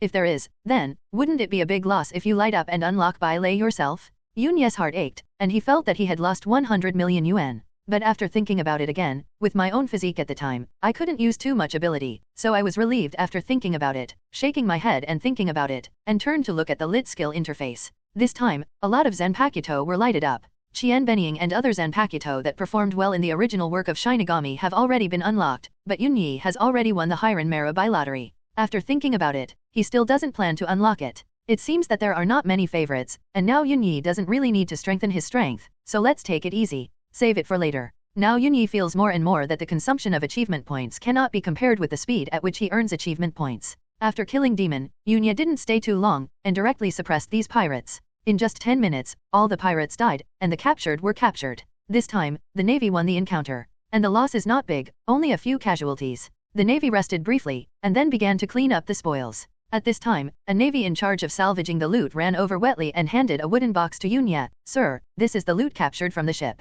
Oh. Yunye opened it, and was surprised to find that it was actually a devil fruit. Weird spiral pattern, the surface is lavender in color, it is a cylindrical pineapple shape, and there are things like small wings on the front and back sides, but the leaf crown has diamond-shaped leaves like crystals. Just looking at it, gives a weird feeling. Yunye shook his hand. This was the second devil fruit that passed through his hand. He looked at the soldier and said, "Did you find this on their ship?" The soldier saluted and said, "Yes sir." "Then go down." The Navy's spoils are generally distributed according to merit. As the Supreme Commander, Yunye was also the one who killed Demon, so he had the highest credit. All the trophies have to pass through to his hands. Under the watchful eyes of everyone, no one dared to swallow it alone. Seeing the devil fruit in his hand, Yunye touched his chin. What should we do with it? Generally, when the Navy seized devil fruits during missions, they either ate them for themselves or exchanged them for meritorious service. That's why there are so many items in the Navy headquarters that can be exchanged for meritorious service. The feats that can be exchanged for a devil fruit are no less than defeating a pirate who is offering a reward of 200 million Baileys. After thinking about it, Yunye put it away first. I have a system panel, and I don't need the devil fruit ability, but it will make me have the disadvantage of not being able to swim. Moreover, Yunye also has another concern, that is, after this body is eaten, will the Quincy avatar that is one body be able to use it? Although Yunye was very curious, he still held his heart. After cleaning up everything, escort the pirates who are still alive, and take them away together with Demon, and send them to the cell under the warship. The warship set sail again. This time, there were no obstacles on the way. After spending a few days, Yunya and others finally arrived at the G7 branch base. As soon as the warship docked, Yunya led all the soldiers off the ship. At the port below, hundreds of navies from the G7 branch base are waiting. After seeing the leader, Yunya, everyone was startled, and a thought came to their hearts, "You are so young." Then, a colonel came out, saluted and said, "I am Hill, the acting base chief of the G7 branch base, and welcome Major General Yunyi." "Hello, Colonel Hill, I am Patino Yunyi who came to serve as the base chief of the G7 branch." And just when Yunyi successfully settled in the G7 branch base, a pirate ship flying the pirate flag suddenly sprang out from the bottom of the sea. They seemed to have special tracking methods. After they came out, they sailed directly to the place where the demon pirate ship sank. Then, some younger brothers jumped off the bow, and after a while, a lot of things were salvaged from the bottom of the sea. When one of the boys was rummaging through the pile of things, he saw a standard military cap with half of it broken and a seagull pattern clearly visible on it. After seeing the hat, the little boy's expression suddenly changed, and he hurried to a tall man and said eagerly, "Master Jack, something is missing. Most likely it was snatched by the navy." The man in front of him was 8 meters tall, with a burly body that didn't seem human. He wore a mask on his face, with 2 sharp and curved ivory-shaped decorations on the left and right sides, and hideous barbed shoulder pads on his shoulders. This person is none other than Drought Jack, one of the 3 disasters in the Beast's Pirates. Jack seemed to be a very irritable person. He grabbed the little brother in front of him and said angrily, "What are you talking about? What's missing? Where's the devil fruit?" The little boy was oppressed by Jack's aura, swallowed his saliva, and said tremblingly, "My lord, it's just that the devil fruit is missing." Missing. Jack threw the little brother out. A fierce aura exuded, he roared angrily, and bloodshot eyes appeared in his eyes. "Why is it missing? Find me. This is Kaido. How can I lose the precious devil fruit that my lord needs? Even if I turn this place upside down, I will find it." Suddenly, he was taken aback for a moment before his head seemed to react. He grabbed the younger brother who was thrown out by him again, pulled him closer, and looked directly at him. "What did you just say? Navy? There is a navy here." This little boy was tossed back and forth by Jack and almost passed out, but he didn't dare to faint. If he didn't answer Jack's question because of his coma, the moody Jack would probably crush him to death. Suppressing the discomfort in his body, the younger brother tremblingly said again, "Yes, yes, my lord, I just found the Navy's military cap in the sunken ship. It must be the action of the Navy."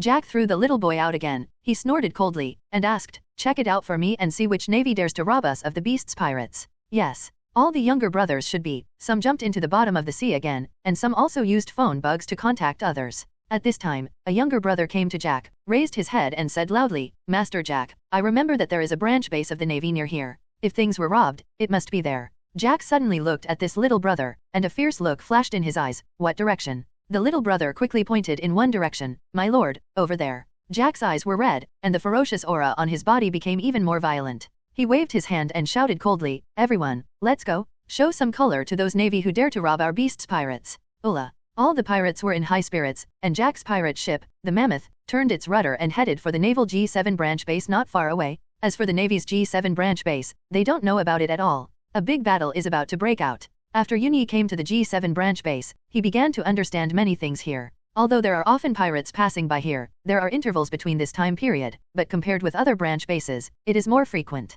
But it doesn't happen every day. Yuni has been here for a few days, and the sea is still calm, and there are no pirates who don't have eyes. Coincidentally, through understanding, Yunya knew that the head of the last branch base was none other than the ghost spider who died at the hands of the Quincy Master. Coincidentally, that's all Yunya could say. After Ghost Spider's death, the base chief of the G7 branch has been vacant all the time. On the headquarters side, it was originally intended to be replaced by other capable lieutenant generals. For some reason, Yunya's name appeared on the list. It is still the seal of the general of the headquarters. Now, although the soldiers in charge of this aspect feel strange in their hearts, they have no right to change, just do it. Yunya didn't know the twists and turns, but he was sure that Stahlberg must have contributed to this. Yunya just said hee and wrote it down. Then Yunya flipped through the file. Judging from the leftover files, among those who attacked here, the one with the highest bounty was a pirate with a bounty of more than 200 million Baileys. At that time, this pirate almost wiped out all the Navy on the base of the G7 branch. Let the first half of the entire Great Route be a sensation. In the end, it was the general who shot and killed the pirate forcefully, which brought this sensational event to an end. But because of this incident, the naval G7 branch base is considered a dangerous area. Every Navy that was dispatched trembled in their hearts, secretly cursing bad luck. Because the death rate of soldiers here is as high as 50%. Another few days passed. Yunyi is already familiar with all areas on the island. Like other branches, this place is well equipped with everything you need. In a training ground, Yunyi is currently training his armed arrogance. After this period of training, Yunyi's armed arrogance has become more heavy, much stronger than before. After all, armed domineering color is linked to physique in a sense. Now Yunya's physique, with double growth, is no longer the weak chicken that would collapse for a long time after firing a thunder roar. It is estimated that as long as he is given an opportunity, the armed color can be advanced and successfully enter the hardening stage. While Yunya was exercising, a navy trotted over suddenly, and after giving a military salute to Yunya, he said, "Sir, the investigation is clear. The pirate you caught is the deputy captain of the Tiger Hunter Pirates, Demang's Beast Claw, with a bounty of 120 million Baileys." After Yunya defeated Demang and captured him, the navy naturally launched an investigation into Demon's identity. As a result, this investigation turned out to be a big fish, a pirate with a bounty of more than 100 million Baileys? This is no small feat. Tiger hunting pirates? Yunya was startled, and then remembered, isn't this the newspaper he had seen before? Well, I see. Yunya nodded first, and then said, I remember that the captain of the tiger hunting pirates should be Phosfu. The soldier didn't expect Yunya to know. He was stunned for a moment, and then said, according to the intelligence, the captain of the tiger hunting pirates seems to have been recruited by Kaido of Beasts, but there is no follow-up information. We need to investigate. Yunya waved his hand. No need, maybe we parted ways. Pirates are not uncommon. Some who are unwilling to become vassals of others will leave the original pirate group and create a new pirate group by themselves. The soldier paused, with a look of hesitation on his face. Yunya glanced at the soldier, and said in a gentle tone, is there anything else that hasn't been reported? The soldier gritted his teeth, and then reported, Sir, there is one more thing. Yunya said, tell me, it's fine. This demon didn't make a scene after regaining consciousness, but said a word to us. What words? He said we were all idiots to catch them at this time. Oh, there is such a thing? What is the specific reason? No, I don't know. He didn't say anything, and he couldn't find out through torture. It's just that his expression was weird. When he looked at us, he seemed to be looking at dead people. On the other side, on the Mammoth. After several days of sailing, the Mammoth finally arrived at the G7 branch base. A younger brother on the observation deck suddenly shouted, Boss Jack, the naval branch base is ahead. Jack waved his hand when he heard the words. His eyes became cold, and his voice was cold. Everyone prepare, land on the island, kill all the navy, and get back the devil fruit. Yes. All the pirates screamed, and their eyes showed tyranny. No matter what kind of captain there is, his subordinates will more or less be infected with some of the same habits. After following Jack for a period of time, the characters of these younger brothers have also become a bit tyrannical. At a distance of several hundred meters, Jack suddenly stretched his legs, and with a boom, he jumped towards the naval island. The Mammoth almost capsized due to this reaction. Jack jumped hundreds of meters into the air, and then let gravity drag him down. With a boom, his figure fell directly from the sky in front of the branch base. This kind of behavior is naturally from his old school. He thinks it is very stylish. Navy, get out. Jack roared to the sky, and the sound waves rolled out. The huge sound shook the air into layers of ripples. The next moment, all the navies in the base changed their colors when they heard the roar. What happened? Is there a pirate attack? Some marines stood up abruptly and began to run outside. Then, a panicked voice of the navy came from the high observation deck. Enemy attack. A pirate ship is coming this way. That flag is one of the 3 plagues of the Beast's pirates, Jack the Drought's Mammoth. Boom. This voice resounded like a thunder in the hearts of all the soldiers in the branch base, making all the marines who heard it feel like dead souls, and their minds went blank. Drought Jack, one of the 3 disasters of the Beast Pirates? This name is well known in the sea. The big pirate with a bounty of more than 700 million, just the name alone, can scare many people to their knees. But, why did such a big pirate appear in the first half? Moreover, he also shot at them? Despair? In an instant, an emotion called despair enveloped the hearts of everyone present. Quick, go and inform Major General Yunya. What should we do now? What should I do? Stop them? Don't let them log in. How can the justice of the Navy be trampled by pirates? Many people panicked, but among them there were also people with firm eyes. Although these people were also terrified, they would not back down. Even if they died, they would not back down. Even if they know that they can't be the opponent of this level of pirates. Soon, the Navy side completed the assembly. Together with Smoker and Drake, they were all assembled together. Jack the Drought, one of the 3 plagues of the Beast Pirates. Smoker took a deep breath, his eyes also showing a dignified look. He didn't expect that such a big event would happen within a few days after coming to the G7 branch. Can they resist such a strong man? He couldn't help thinking of Yunya's figure in his mind. Major General Yunya, can he fight against such a strong man? Drake also stared intently. The bounty is 765.4 million Baileys. How terrifying is the strength of a pirate of this level? With a bounty of more than 500 million, you can be called a big pirate in the new world, not to mention 700 million? Facing such a strong man, even the generals need to be careful, right? Can they survive in the hands of such a strong man? Oh, is that what that demon meant when he said that? Beast Pirates, one of the 3 plagues, Drought Jack. At this time, Yunya also heard Jack's roar, and then his perception spread, and he noticed a figure exuding terror and oppression. Before, a soldier came to report to him something that concerned him. When Demon was detained and interrogated by himself and others, he didn't show too much fear. Not only that, but he also said a sentence, "You are all idiots, you actually caught us at this time." You will all die, ha ha ha, you will all die. However, Yunya didn't pay much attention to it at the time, thinking that it was just because Demon was caught by the Navy. He lost his mind and went crazy. Now it seems that this should be the reason. Tiger hunting pirates, Foz fur, beast pirates, drought jack, devil fruit. After Yunya connected everything, he guessed the ins and outs of the matter in an instant. Then Yunya was very speechless in his heart. This is really 3 plagues? I don't know if I can compete with swordsmanship alone. Hiran Meru should also appear on the sea. Yunya has never used the Binglun wand since he got it. Maybe, this time he can use it? The ice ability is not like the fire ability. It can be used by individuals, fruits, dogs, ahem. If you use it rashly, it will make people suspicious. After all, Yunya's deeds were clean when he joined the Navy, so there is no way to get the devil fruit. It is not impossible to use this excuse before joining the Navy, but it will inevitably make people think that you are a deep-minded person. Why didn't you say it when you were drafted? What are you hiding? That's why Yunya never displayed the ability of Binglun Wan. Now it can be disguised as the ability obtained by eating the devil fruit. After all, Yunya really has a devil fruit in his hand? Yunya even invented the name of the fruit. The animal is the human fruit, the phantom beast species, and the form of the god of death. Only the rarest and most precious animal phantom beast species can meet the standards of Yunya's various sword skills. In the future Yunya, there must be more than Hiran Wan's ability. Superman type Lang Lang fruit, Frost's fall fruit, etc.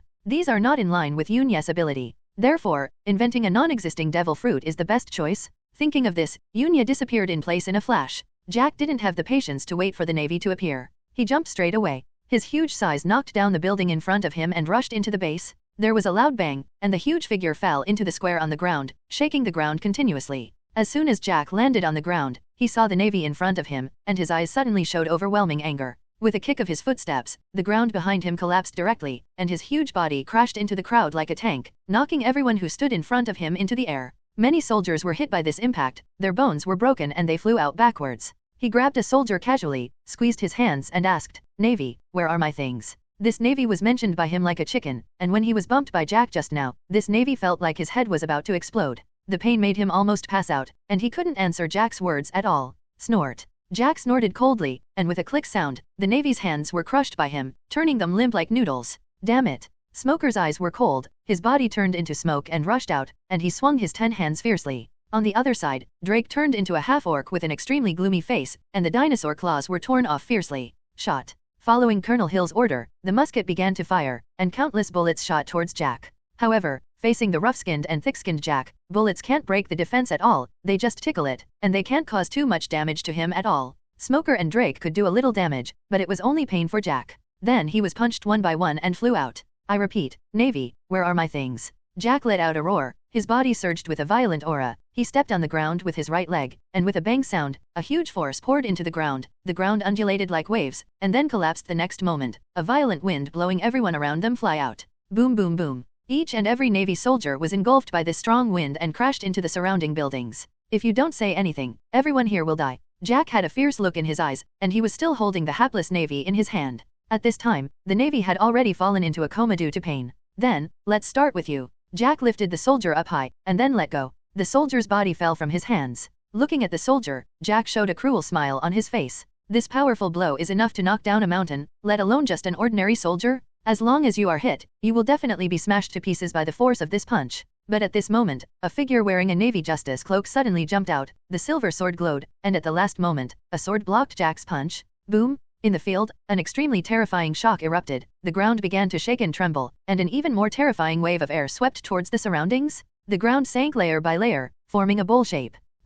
Jack was surprised, his attack was blocked. Pirate, you're too presumptuous. Yunya's eyes flashed coldly, he didn't expect Jack to be so reckless, rushing in as soon as he landed. During the time before he rushed over, he had already caused a lot of casualties. The silver brilliance shot out from the silver slender sword again. Yunya let out a cold shout, and knocked Jack's huge figure back a few steps with one sword. Taking advantage of this opportunity, Yunya grabbed the Navy's collar, left the spot in an instant, and came to the Navy's camp. It should be you who spied on me with the color of knowledge just now. With a cold look in Jack's eyes, he took off the 2 ivory decorations on his shoulders, and drew out 2 sickle-shaped weapons. After seeing the epaulets of Yunya's Justice cloak, Sen Lang said, "Rear Admiral? It's rare to see a major general who can block my blow. Boy, report your name." After Yunya handed over the soldier to other people, he flashed again and came to a place not far from Jack. The two confronted each other, and Yunya said lightly, "Rear Admiral, Patino Yunya. You should be the strongest here, right? Navy, where is my devil fruit?" A cold killing intent flashed in Jack's eyes, and his tone was extremely cold.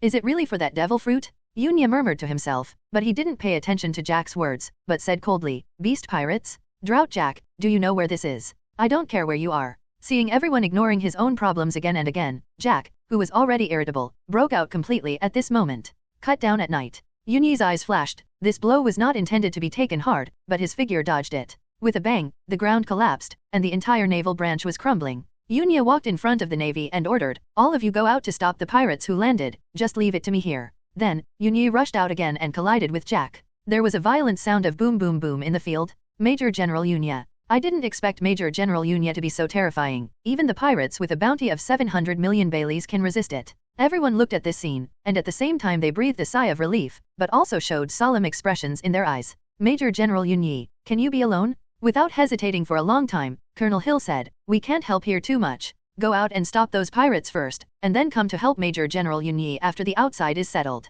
Smoker and Drake looked at each other, gritted their teeth, and went out together. The attacks of the two of them just now couldn't cause much damage to Jack at all. Instead of hindering Yunyi's battle here, it's better to go outside and deal with those pirates first. Then turn around and besiege Jack together. That's right, they didn't think that Yunya could defeat Jack at all, as long as Yunya could hold on for a while. Boom boom boom. Yunya and Jack collided with each other with their swords, and the explosion of energy caused the surrounding buildings to collapse countless times. Crescent sky rushes. The sword body of Yunya was surrounded by armed colors, and a silver sword energy was brewing on the edge of the sword. Then, Yunya stepped forward and rushed out, reaching the top of Jack's head, and slashed fiercely with the sword in both hands. Mammoth stab. Jack's eyes flicked red, and the two sickles were crossed together, covered with thick-armed domineering, and met Yunyi's slash from bottom to top. Boom. The two collided fiercely again, and the ground was cracked inch by inch at the center of the two. If you looked down from a high altitude, you would see cracks spreading like spider webs. TCH. What a strong physique. Yunya felt that his arm was trembling slightly, and even the slashes of Yuayat Yenchong burst out from his sword could not shake it.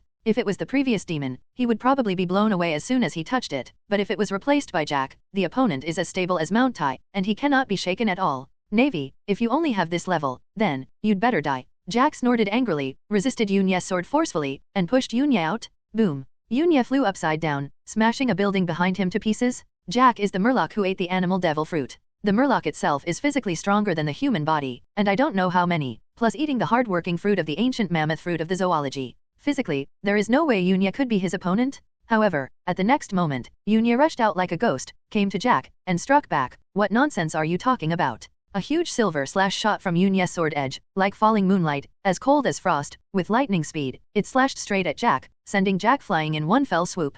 Boom! Jack's huge body was thrown upside down, collapsing a building, and the rubble buried him. However, the next moment, Jack pushed away the boulder on his body and walked out as if nothing had happened. There was only a shallow wound at the place where Yunya cut it just now, and it began to heal after a few drops of blood. "It's impossible to break my defense without even hardening the armor color." Jack looked at Yunya and said in a low tone. Obviously, for him, such a wound is not surprising at all. "It seems that someone once said such a thing in front of me." Yunyi looked at the Yingxian in his hand, and suddenly laughed, then looked up at Jack, with an inexplicable smile in his eyes. "If it weren't for you, I might not have mastered the weapon and hardened it so quickly." As he spoke, Yunya tightly clenched the silver fiber in his hand. The armed arrogance first surrounded the body of the silver fiber sword, and then, this arrogance became more and more heavy, and finally, only heard a buzz. Yunya's hand, the color of the silver fibers turned into a bright black. Armed color hardened? After a period of training, Yunya's armed domineering can already be supported and hardened, but there is only one missing opportunity. When they collided fiercely with Jack, the armed arrogance in Yunya's body began to become more condensed, and finally reached an extreme. Yunya's armed arrogance was naturally hardened. Yunya pointed at Jack. "Come again." Jack narrowed his eyes. Although Yunya has mastered a more advanced armed color at this time, who is he? He is the big sign of the Beast's pirates, one of the three disasters. Drought Jack? Even if the person here is an admiral or an admiral, he dares to charge forward. Jack has this confidence. Judging from the battle with Yunya just now, although the rear admiral is stronger than himself in speed and attack, he still cannot break through his defense. What I am strong in is defense and endurance, and it can consume him to death. Stepping out, his body also began to change. His limbs landed on the ground, brown hair covered his whole body, two long and sharp ivory protruded from his mouth, and with a flick of his long nose, countless wind and sand were rolled up. Compared with the half-orc form, Jack prefers the full animal form, and the full animal form can better play his strengths. That is defense and endurance? Jack waved his proboscis and swung it like a whip towards Yunyi. With a pop sound, the air was blown apart by this blow. A silver glow emerged from the darkness of Yunyi's sword, and the knowledgeable color caught Jack's attack, and the moment before he was about to hit himself, the sword fell. Boom! After covering the armed domineering, Yunya felt that his slashing power had improved a lot, but the opponent's nose was also covered with thick armed domineering. When the two collided, it was Yunya who lost the wind. Boom boom boom. Jack kept shaking his nose. Yunya raised his sword to parry, but he was still forced back a little bit. Brush. Yunya dodged the blow, and the ground was shaken like a wave by Jack's blow. Smoke and dust were everywhere, and gravel shot out. Seeing the opportunity, Yunya lowered his head to avoid another blow from Jack, swung out his sword, and hit Jack viciously. However, it gave Yunya the feeling that it was like being cut by a tough object. This sword was blocked. Crescent sky rushes. Yunya let out a soft drink, and the silver light was hidden on the edge of the sword, and then he heard a chi sound, and a bigger wound appeared on Jack's waist and abdomen. Obviously, after Yunyi's armed forces hardened, coupled with the explosion of Yuya Tianchong, it was enough to break through Jack's defense. It's just that it still can't hit Jack hard. This defense. Yunya narrowed his eyes. Facing this kind of defense, he also had a bit of a toothache at the moment. Too meaty? This is the meatiest thing he has ever cut? Then Yunya suddenly thought of a question. Now that Jack is so fleshy, how terrible is the defense of Kaido, who is known as the strongest creature, and the big mother of the steel balloon? It's unimaginable. I am still a long way from the peak. But Yunyi believes that sooner or later he will climb to that level. Hiss, it hurts me to death. Mammoth tramples on me. The pain stimulated Jack, making him even more tyrannical. He raised his legs high, and a blow came. A red light flashed across Yunya's eyes, which was the expression of the extreme arousal of knowledge and knowledge. The next moment, Yunyi's figure disappeared, and Shunpo dodged far away. Boom! The ground once again fluctuated like a pool of water, and then, a boundless force erupted, and an impact engulfed sand and stones, rushing up to a height of 100 meters. In the smoke and dust, Jack rushed out, like a galloping locomotive. Every time he stepped, the ground rumbled. Yunya leaped into the air, with his head down, his feet pointing a little, and he rushed out in an instant, with a bright silver glow lingering around the edge of his sword, and he slashed down with his sword. On the other side, Jack's pupils also flashed red, and his thick nose was covered with armed colors, and he swung it into the air.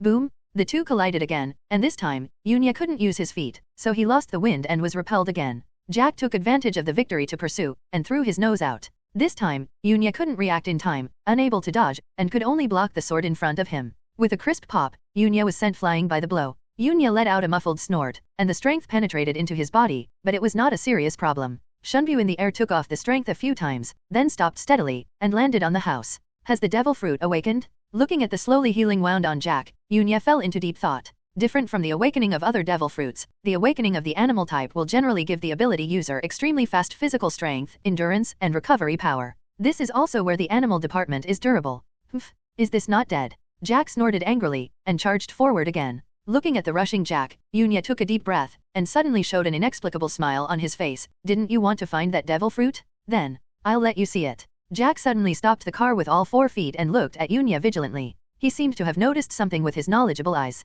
There was a very special aura surging from Yunya. Then he heard Yunya's words, as if he had thought of something. He suddenly raised his head, fixed his eyes on Yunya, and the murderous intent in his eyes was real. Did you eat that devil fruit? Jack's eyes turned red instantly. He was very angry, very angry. He didn't expect that he would be taken first by others. The guy in front of him ate the devil fruit he wanted? Eat the devil fruit Kaido boss wants? Try it? That coldness sitting upright in the frosty sky. Yunya chuckled lightly, a momentum surged up in his body, and for some reason, the fiery red pupils were stained with a layer of hoarfrost. Then, an inexplicable cold enveloped the entire G7 branch base, and everyone outside the base felt it. The temperature seemed to drop dozens of degrees all of a sudden. In the outside world, the two sides that have already broken out of fighting are looking in one direction in a very tacit understanding at this moment. Countless people turned their heads to look, and saw over there, the extremely cold condensed water vapor formed white mist rising from the base. What's going on? Ice? Is it the General Aokiji? What nonsense, the Navy headquarters is at least 10 days away from here. How could it be possible to come here at this time? Could it be Major General Yunya's ability? Impossible, isn't it? Major General Yunya doesn't seem to be a capable person. Could it be Drought Jack? Idiot, Drought Jack is an ability user who ate the animal department. Some Marines started discussing that when they first saw the power of the ice element, they thought it was the arrival of Aokiji, but after thinking about it, they found it impossible. However, as far as they know, Major General Yunya does not seem to be a devil fruit capable person. At this time, the soldier who handed the devil fruit to Yunya yelled, I know, Major General Yunya must have eaten the captured devil fruit. Major General Yunya is already very strong, and now he has eaten the devil fruit that can enhance his strength. Perhaps, it is possible to defeat Drought Jack. Colonel Hill's eyes flashed. He has rich experience and knew that this was a good opportunity to boost morale. He suddenly shouted, everyone listen to the order, kill all these pirates for me. There is Yunya over Drought Jack. The Major General is here. As long as we kill all these pirates, the victory of this battle belongs to us. He rushed out first with his sword in hand. Has Major General Yunya also eaten a devil fruit? Ice ability. Smoker's eyes glowed with excitement. The original Yunya was already very powerful, and now he has eaten the devil fruit. Maybe it is really possible to defeat Drought Jack? Kill. Smoker rushed out in the shape of smoke, piercing a pirate with 10 hands. The smoke was like a python, entangled more than a dozen pirates, and strangled them to death. On the other side, Drake turned into a Tyrannosaurus Rex, biting several pirates with a huge mouth, and with a wave of beast claws, several people were also torn to pieces by him. Kill all the navies. Dare to snatch things from our 100 beasts pirates? It's really boring. But the pirates are not covered. After all, they are in the New World, and they are under the hands of people like Drought Jack. All of them are extremely fierce, and their shots are extremely hot. They don't care about anything, just bury their heads in the fight. Leave everything to their boss. Their boss will not lose. The battle between the two sides was extremely fierce, and the ground was already covered with blood. In the base, a layer of crystal clear ice mist surged around Yunya's body. Can't influence the weather? 50 proficiency is still too low. Yunya raised his head and glanced at the sky. The sky was blue at this time, and it was not affected by Yunya's Hinglunwan at all. Looking at the silver fiber in his hand, there was not much change, but it was covered with a faint ice blue color. The same is true when using Zanyu, and also when Hiranmaru is used, and it does not turn into Zanpakuto in the original Shinigami book. But Yunya swung his sword, and countless ice bullets shot out from the edge of the sword, bombarding Jack. Ice? Aokiji. Jack was startled by the sudden cold, thinking it was the General Aokiji coming over. He was startled and ran away. Aokiji's ice, he dare not use his body to resist easily. However, other abilities can still be used. Yunya swung his sword again, and this time, it slashed towards Jack with the power of extreme ice. After the slash, the water vapor in the air seemed to be frozen into ice. With a chi sound, although Jack dodged it, where he was struck by the slash, a piece of solid ice shot up into the sky like a bamboo shoot breaking through the ground. In an instant, the icy chill in the air became more obvious. On the ground, hoarfrost centered on the solid ice and radiated towards the surroundings. In an instant, the ground with a radius of tens of meters turned into a vast expanse of whiteness. You guy, what kind of devil fruit did you eat? Is it a superhuman cold fruit? No, that devil fruit can't be any other type. Jack only felt a chill hit him, and he couldn't help shivering with his physique, as if he was facing the Admiral Aokiji who could completely freeze him. But he was also a little puzzled in his heart. The devil fruit he was looking at was obviously of the animal type. Although I don't know what kind of animal it is, but definitely not the other two series of devil fruits. Yunya laughed. Animals are human fruit phantom beasts. As for what form it is, I don't know yet. After all, I only ate it for a few days. You guy, ate our precious phantom beast devil fruit? You damn bastard, I will never let you go. Boss Kaido will never let you go. Hearing this, Jack's face was extremely gloomy, and he couldn't help but feel angry. He looked at Yunya, with endless murderous intent and coldness in his eyes. This damn guy actually ate a precious phantom beast? How precious are phantom beasts? It's not much better than the natural system. This is undoubtedly a very huge loss for the Beast Legion they want to move. Die? He wants Yunya to die. The master of the ability user is dead, and the devil fruit may be reborn in the sea again. Yunya must die. Boom. Thinking of this, Jack rushed out, like the most violent beast, with a ferocious aura rushing towards his face. Let you become one of the stepping stones for my rise. The ice dragon spins its tail. Yunya raised his sword and rushed out. The sword edge scattered a little star dust, which is the performance of the cold air freezing the water vapor.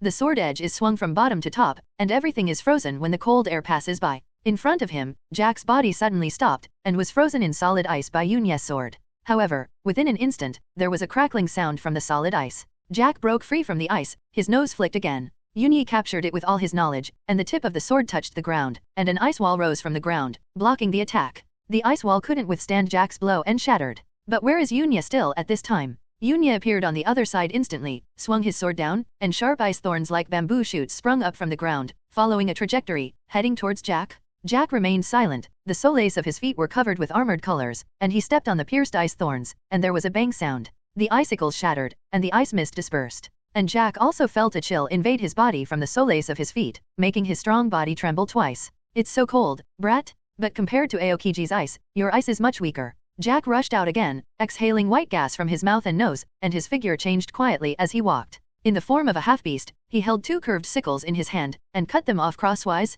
Ice formation. Yunya ignored Jack's words, and swung his sword. Solid ice spread out from the blade, forming an ice wall to block the front, and also blocked Jack's sight. Yunya was faster than Jack, blinked and walked to Jack's left, and once again swung his sword with extreme coldness. The ice dragon spins its tail. Jack broke through Yunya's ice wall, but he couldn't see Yunya's figure. He caught Yunya's figure with a sweep of his knowledge, and drew out his long nose fiercely, making a pop sound. The solid ice shattered again, but the attack was avoided by Yunya. Can't do much damage. Yunya narrowed his eyes, although the cold air could slow down Jack's movements, but it couldn't cause any harm to Jack. In the final analysis, the proficiency is still too low, unable to exert the full power of Hiren Meru. After thinking about it, Yunyi spent 500 achievement points to increase the proficiency of Hinglunwan to 60. Yunyi could clearly sense that the power of Binglunwan had increased a bit. Boom boom boom. The two kept fighting, and there was a dense roar. The slash cut the ground, and the solid ice stood in the ground. In a short period of time, the two had fought hundreds of moves. Annoying little bugs. Besides, the chill is getting stronger and stronger.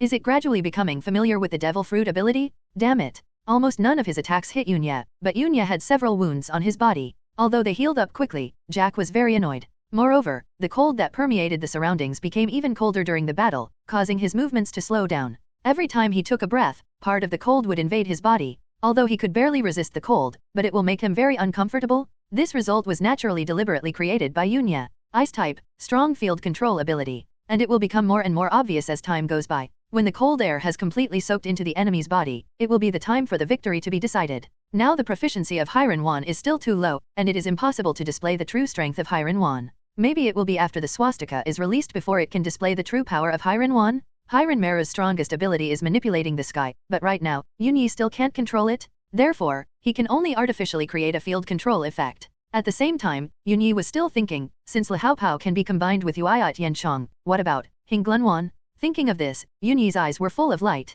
It's time to end this battle? Yunya avoided Jack's blow, and did not attack again this time, but took a few steps back, looked up at the tall Jack, and said indifferently, "It's time to end, Drought Jack, be the stepping stone for me to step on the highest stage." Arrogant brat? Who do you think I am? I am Jack the Drought. Jack charged towards Yunyi again. Wherever it passes, all the solid ice in front of it will be shattered. What he upholds is that one trick is eaten everywhere. As long as you can't beat me all at once, then I'll consume you to death. Yunya swung his sword, and the extreme cold air swept across, as if some mechanism had been touched. All the cold air in the field in front was affected, spinning like a vortex, and Jack was surrounded inside. Crack. The cold air turned into frost and solid ice hindered Jack's movements, and then hoarfrost spread over his body, and the ice began to spread from the soles of his feet to his body. Jack struggled non-stop, and the ice shattered, but he found that it was useless at all, and the cold became stronger and stronger, freezing his legs and connecting them to the ground. This is naturally one of Yunyi's arrangements, to mobilize the cold air to one point. Even a strong man like Drought Jack can't break free in a short time, and during this period of time, Yunya can brew and unleash the most extreme sword. Raising the silver fiber in his hand, a silver glow emerged from the pitch-black sword body, and then, endless icy power poured into the sword body, returning to one point. The color of the silver fiber has become a little bit of ice blue. One knife flow, the ice is extremely slashed. With a swing of the sword, the silver slender sword trembled wildly, and a slash of hundreds of meters was shot from the edge of Yunyi's sword. After the slash, the ultimate ice power seemed to freeze everything. The ice crystals were bright, beautiful, and full of murderous intent. This coldness seems to be able to freeze everything and make all life become dead. A blow that combines the two Zanpakuto abilities of Hiren Meru and Zainu? This is impossible. This kind of chill, this kind of slash, how could you be just a major general? Jack is jumping wildly, let him escape quickly, it is dangerous. It's just that the endless cold air swept towards him, and the solid ice covered his body, hindering his movement, making him unable to avoid the sword. In perception, this slash is not inferior to those big pirates at sea. Moreover, the chill contained in it made him think of Aokiji involuntarily,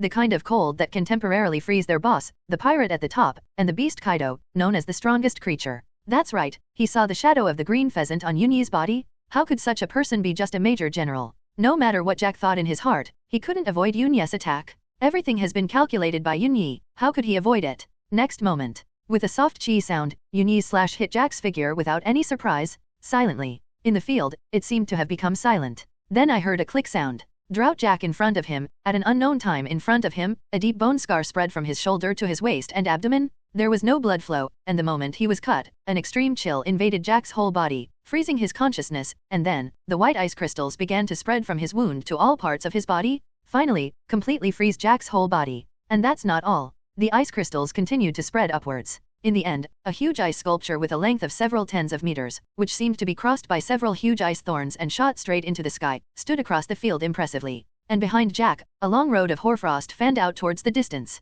A sword pierces through the entire island and radiates to the distant sea. All the trees, buildings, and everything on this hoarfrost road, together with the sea in the distance, turned into a vast expanse of whiteness, frozen into ice. Yunyi leaned on Yingxian and knelt on one knee, gasping for breath, sweat dripping from his forehead. Before he landed, he was frozen into pearls by the extreme cold force. This sword consumed a lot of his physical strength, and the Quincy was also affected. But the power of this sword is beyond doubt. Completely freeze Drought Jack, who has a bounty of more than 700 million Baileys. Freeze together with consciousness? This means that the 100 Beasts pirates, one of the 3 disasters, and the drought disaster Jack, who offered a bounty of 765.4 million Baileys, lost? The next moment, a system notification sounded in my mind. Ding! Defeat Drought Jack with a bounty of 765.4 million Baileys, rewarding 888 achievement points. Beat? Yunyi narrowed his eyes, and the knowledge spread over him. In his perception, although Jack's aura was weak, he was still very tenaciously alive. As expected of an awakened animal, this kind of vitality is indeed terrifying.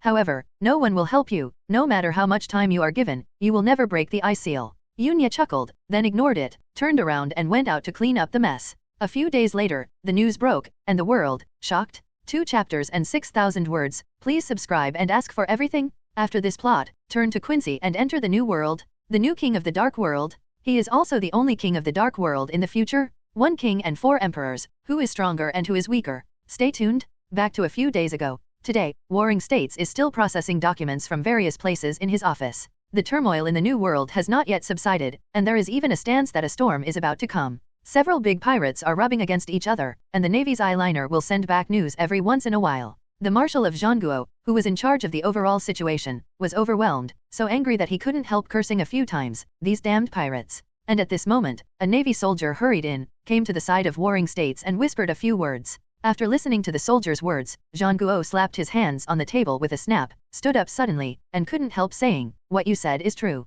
His movement was so loud that even the goat who was chewing on the documents was startled. The thing he was chewing on fell to the ground, and he moved his ears. After looking around, he found that there was no danger, and then he lowered his head to eat again. The soldier's tone also became dignified. "Yes, Marshal of the Warring States period, this is the news from the G7 branch base. Show me the detailed information." "Yes." Zhanguo sat down again, carefully read the documents handed over by the soldiers. His face became gloomy, and he muttered, "How is this possible? No matter how terrible the talent potential is, this age will destroy Jack defeated. Moreover, the ice ability ate the devil fruit of the animal-type phantom beast." Then, Zhanguo raised his head abruptly, and ordered to the soldier, "Notify all the officers above the lieutenant general in the headquarters to have a meeting in the conference room." "Yes." The soldier should have said yes, and withdrew. Zhanguo frowned alone in the office, his index finger couldn't help tapping rhythmically on the table, he had a headache. There is no doubt that Drought Jack was defeated by the Navy, which is definitely a big news that will cause a sensation in the whole world. For the Navy, being able to catch such a pirate will definitely boost the morale of the Navy,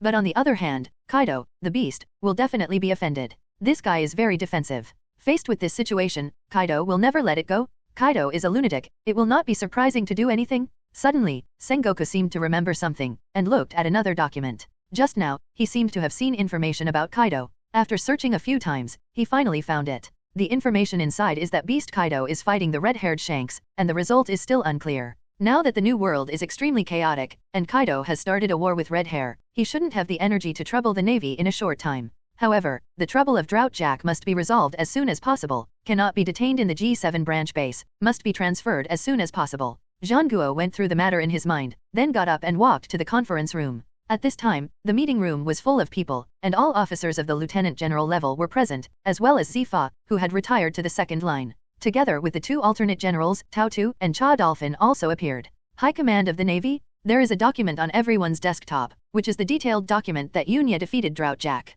At this time, some of the eyes of everyone present were surprised, and some had expressions of disbelief on their faces. Obviously, they have already read the documents. Some lieutenant generals, even veteran lieutenant generals such as Flying Squirrel and Doberman, had serious expressions on their faces. They were shocked by the news they saw. A major general who just took office not long ago defeated a 3 calamity forcefully and completely froze him. If the news hadn't been confirmed by the Warring States period, they couldn't believe that such a thing happened for real, not fabricated. Yo-yo, it's really scary, Major General Yunya. Huang Yuan's tone was still out of tune, but now it was more surprised and solemn. Being able to defeat Drought Jack proved that Yunyi's strength cannot be underestimated. The slender and dignified alternate General Momotu looked at the document in his hand and said with great interest, "Navy Star? Patino Yunyi? He just graduated from the elite camp and defeated him with a bounty of more than 700 million. Bailey's pirate? Teacher Zifa, your disciple is really amazing." Zifa laughed and said, "I didn't teach that kid much, it all depends on his own efforts." The T-Dolphin at the side echoed Daotu's words and said with a smile, yes,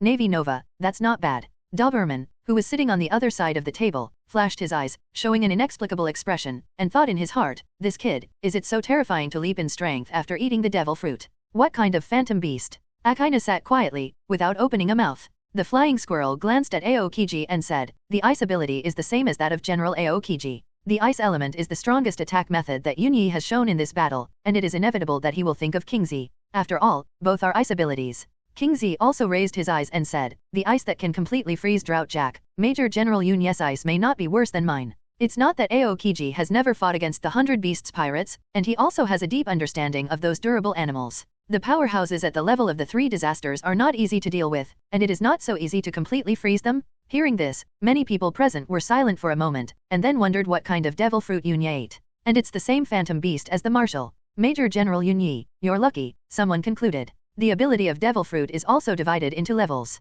If you eat a good devil fruit that suits you, you can reach the sky in one step, and your strength will take a big leap forward. If you eat weak ones, such as the common people of Renren fruit, then you can only be considered unlucky. Not to mention nothing has changed, and there is also a weakness of a landlubber. At this time, Zhang Guo walked in, came to his seat and sat down, looked around everyone, saw that everyone had read the documents on the table, nodded and said, "Everyone should have read it. Then, let's talk about the subsequent impact. The Warring States period has become dignified. This matter is not a trivial matter, and it needs to be discussed by all high-level officials. If it is not handled properly, there may be a big battle between the Navy and the Beast Pirates. No, it should be said that a big battle is unavoidable. With the character of Beast Kaido, it is impossible to swallow his anger." At this time, Akainu opened his closed eyes and said in a low voice, "I suggest a decisive battle with Kaido at the G7 branch base." As the representative of the Eagle brand, Red Dog has always acted vigorously, and it is impossible to be afraid of things. As soon as this remark came out, many people echoed it. But more is no vote, war, too much labor and money.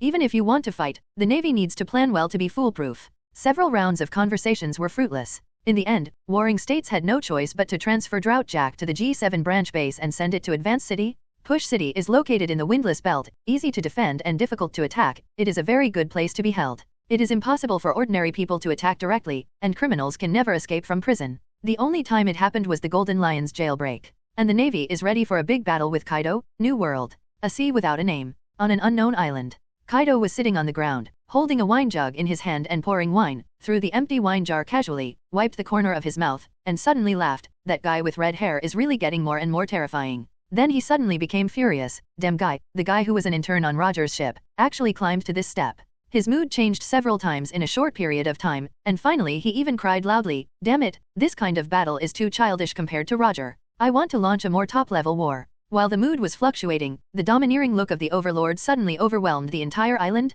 Except for the strong, all creatures were under his domineering look, foaming at the mouth and falling into a coma. At this time, the leader of the 3 disasters, the fire calamity Ember, came from afar. After coming to Kaido, he handed a piece of information to Kaido. Without unnecessary nonsense, he said directly, "Information came, Jack was killed by the Navy. One of the major generals was defeated and is currently being sent to Advance City." Kaido's emotions subsided instantly, and he turned his head to stare at him. "What did you say?" Jack was caught by the Navy. As the first person to follow Kaido, Yin was not intimidated by Kaido's aura, and still said slowly, "Well, it's a rear admiral named Patino Yunyi." Kaido asked, "What's going on?" Yin briefly explained the situation. Kaido punched the ground until it rumbled. He said coldly, "He actually ate the devil fruit of our beast pirates? It's a precious phantom beast. Are you going to attack the Navy? But given the current situation in the New World, you probably won't be able to leave." Yin said slowly, "Let me save that idiot in the past. In the battle that will happen in the future, without Jack, it's going to be troublesome. That's how it is. Jack will be handed over to you.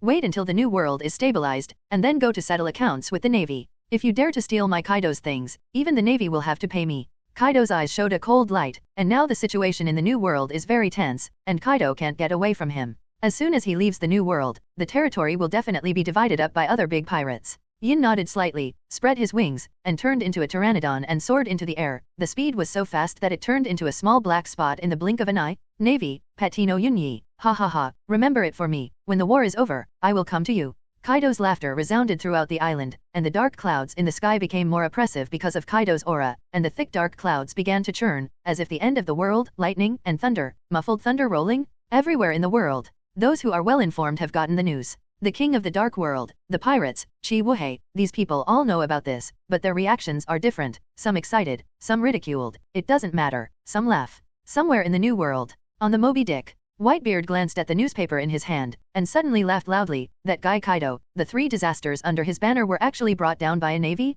This is really interesting. For Kaido, a tough guy, Whitebeard is also very troublesome. He can't be beaten to death, and from time to time he challenges their whole group alone. The most recent time was just a few months ago. After being beaten to the ground by him, he ran to trouble the red-haired kid again. He is really a troublemaker. Fortunately, the kid with the red hair has also climbed up and directly killed a big pirate group with a total reward of more than 2 billion Baileys, occupying this person's territory. In the end, conflicts broke out with Kaido's forces because of an island. The two sides have been fighting for more than 10 days, and even the island has been destroyed and most of them have not stopped. Marco the Phoenix came over and said with a smile, "I don't know if Kaido, a lunatic, will go to trouble the navy. The new world may be stable for a while without Kaido, a lunatic. The current chaos in the new world is almost all provoked by Kaido. Either find trouble with their Whitebeard pirates, or find trouble with red hair. And Charlotte Lingling, that crazy woman, also occasionally comes out to make troubles, and the two of them don't know where the energy comes from. Almost turned the whole new world upside down." Whitebeard laughed again. Now that Kaido is being entangled by the red-haired kid, he doesn't have the time and energy to go to the first half. I guess we'll have to wait until the situation has completely stabilized. New World Cake Island. Aunt Charlotte Lingling also saw the news, and couldn't help showing a mocking smile. The people under Kaido's hands are really trash. On the side, Charlotte Katakuri, whose bounty has already reached 900 million Baileys, looked serious, and said slowly, "Patino Yuni? Is it an animal-type phantom devil fruit? It's a good fruit. Woolen cloth." Charlotte Lingling grinned loudly. "Forget about Kaido, with that guy's temper, I guess he will definitely find trouble with the navy afterwards." The eldest son, Charlotte Perospero, suddenly spoke, and said in a cautious tone, "Mom, there seems to be something wrong with the desserts entrusted to at this time." Huh. Charlotte Lingling's tone suddenly turned cold, and her huge figure pressed down, putting great pressure on Charlotte Perospero. "What's going on?" Perospero's tongue drooped, and cold sweat dripped from his forehead. After wiping off the sweat, he said carefully, "Umit's forces are fighting against Doflamingo, and they have no time to take care of him. They can no longer help us deliver things. Is there such a thing?" Charlotte Lingling was furious when she heard the words, "Tell me that guy Doflamingo, if he dares to attack Umit's forces again, his Don Quixote family can be spared exists." "Yes." Perospero said tremblingly, not daring to disobey Aunt's meaning. Not taking this matter to heart, Charlotte Lingling was still looking at another newspaper in her hand with an evil smile on her lips. Not only the people under him are trash, but Kaido is also a trash. It's a shame that the red-haired brat climbed up. Well, these years really haven't improved at all. Charlotte Lingling laughing loudly, the voice is sharp and piercing, and with the lightning and thunder in the sky, the whole cake castle looks eerie. On the other side, the station of the red-hair pirates. The red-haired party is having a banquet. After briefly repelling Kaido, they started a celebration feast. Ben Beckman, as a brain-like figure in the pirate group, will collect all kinds of information on the sea, and now he is holding a newspaper in his hand, which publishes the news that Drought Jack was defeated and captured. After taking a puff of cigarette, he suddenly said, "Look, the beasts seem to have been defeated and captured by the navy." Hearing this, everyone came together curiously. "What's the situation? Did the people of beasts get involved with the navy? Drought Jack? Haha, it turned out to be this resistant guy. Who defeated him? Rear Admiral?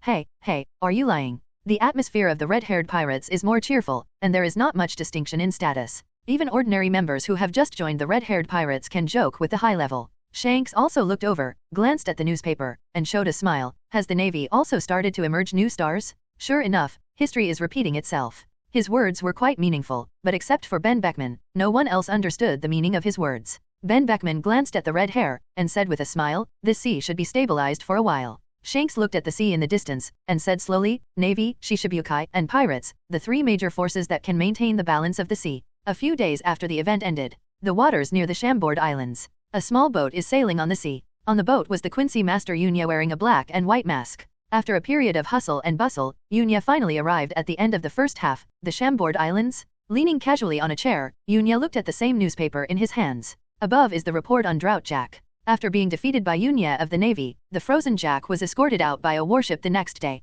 At the same time, the Navy headquarters also dispatched 2 naval ships on the same ship to respond, and 3 warships escorted Jack to Advance City. In order to ensure nothing goes wrong, all operations of the Navy are carried out in the comm zone. However, an accident still happened. At that time, a black shadow appeared in the sky, and the huge shadow enveloped the warship. Everyone looked up and saw a giant strange bird wrapped in flames swooping down. It is none other than the Fire Calamity Ember of the 100 Beasts pirates. Yin swooped down from the sky, and sank a naval ship with one blow. Doberman and Flying Squirrel, who were traveling together, recognized each other's identities at a glance. Ashes of Fire, one of the 3 plagues of the Beast Pirates. Under mental calculations or unintentional calculations, although a small-scale battle broke out between the 2 sides, the escorted Drought Jack was still rescued by the Flame Ash. Sengoku was very annoyed by this. He didn't expect that Kaido would not play his cards according to the routine, and sent someone who could go to heaven, and caught them off guard. Yin's strength is much stronger than Jack's. Even if the two lieutenant generals join forces, they still can't please him. The navy can only suffer a dull loss,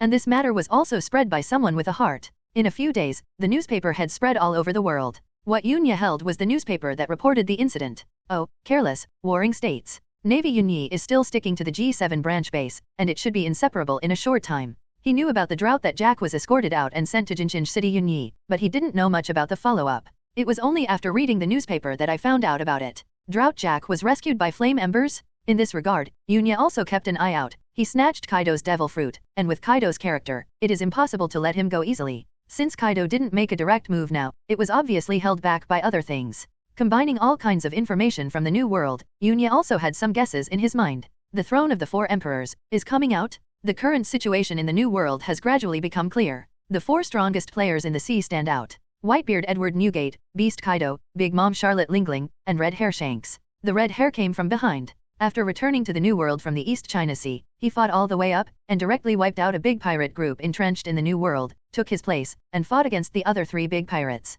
Both Kaido and Red Hair are also competing for territory because of their adjacent spheres of influence, and they refuse to give in to each other. Therefore, a beam is formed. Right now, the forces of the few of them are still in constant friction, and the rest of the competitors have almost abdicated. Thinking of this, the black spot of the island has appeared ahead, the Chambord Islands. As it got closer, Yunya found that there were more ships around. This is the only way to go to the New World, and all the ships of the route will meet here. Merchant ships and pirate ships are all heading towards the port to land. At this time, behind Yunya's boat, a huge three-mast sailing ship slowly approached, with a skull flag hanging on it. Obviously, this is a group of pirates. As if the pirate ship didn't see Yunya's boat, it rushed straight towards Yunya. Maybe they saw it, but they didn't care.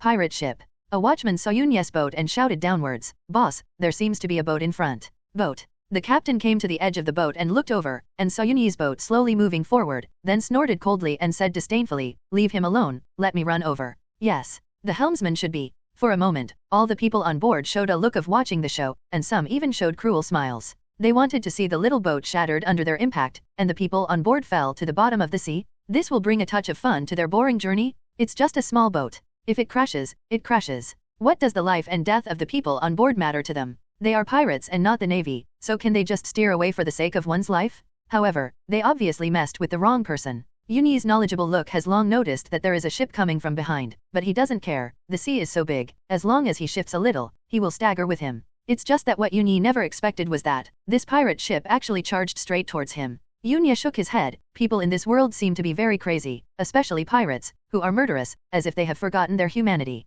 Since entering the Great Route, Yunyi has encountered these short-sighted pirates who wanted to die more than once. Yunya will not take the initiative to find trouble for these weak people, but trouble always finds him. Even though his mask is already very well known, there are still pirates and bounty hunters who want his head. In this regard, Yunya naturally would not hold back. Without even getting up, Yunya just turned sideways slightly, with 5 fingers spread out, Kengyan condensed in the palm. Eat a blue fire pendant first. Pale explosive flames shot out from Yunyi's palm in an instant, covering the pirate ship.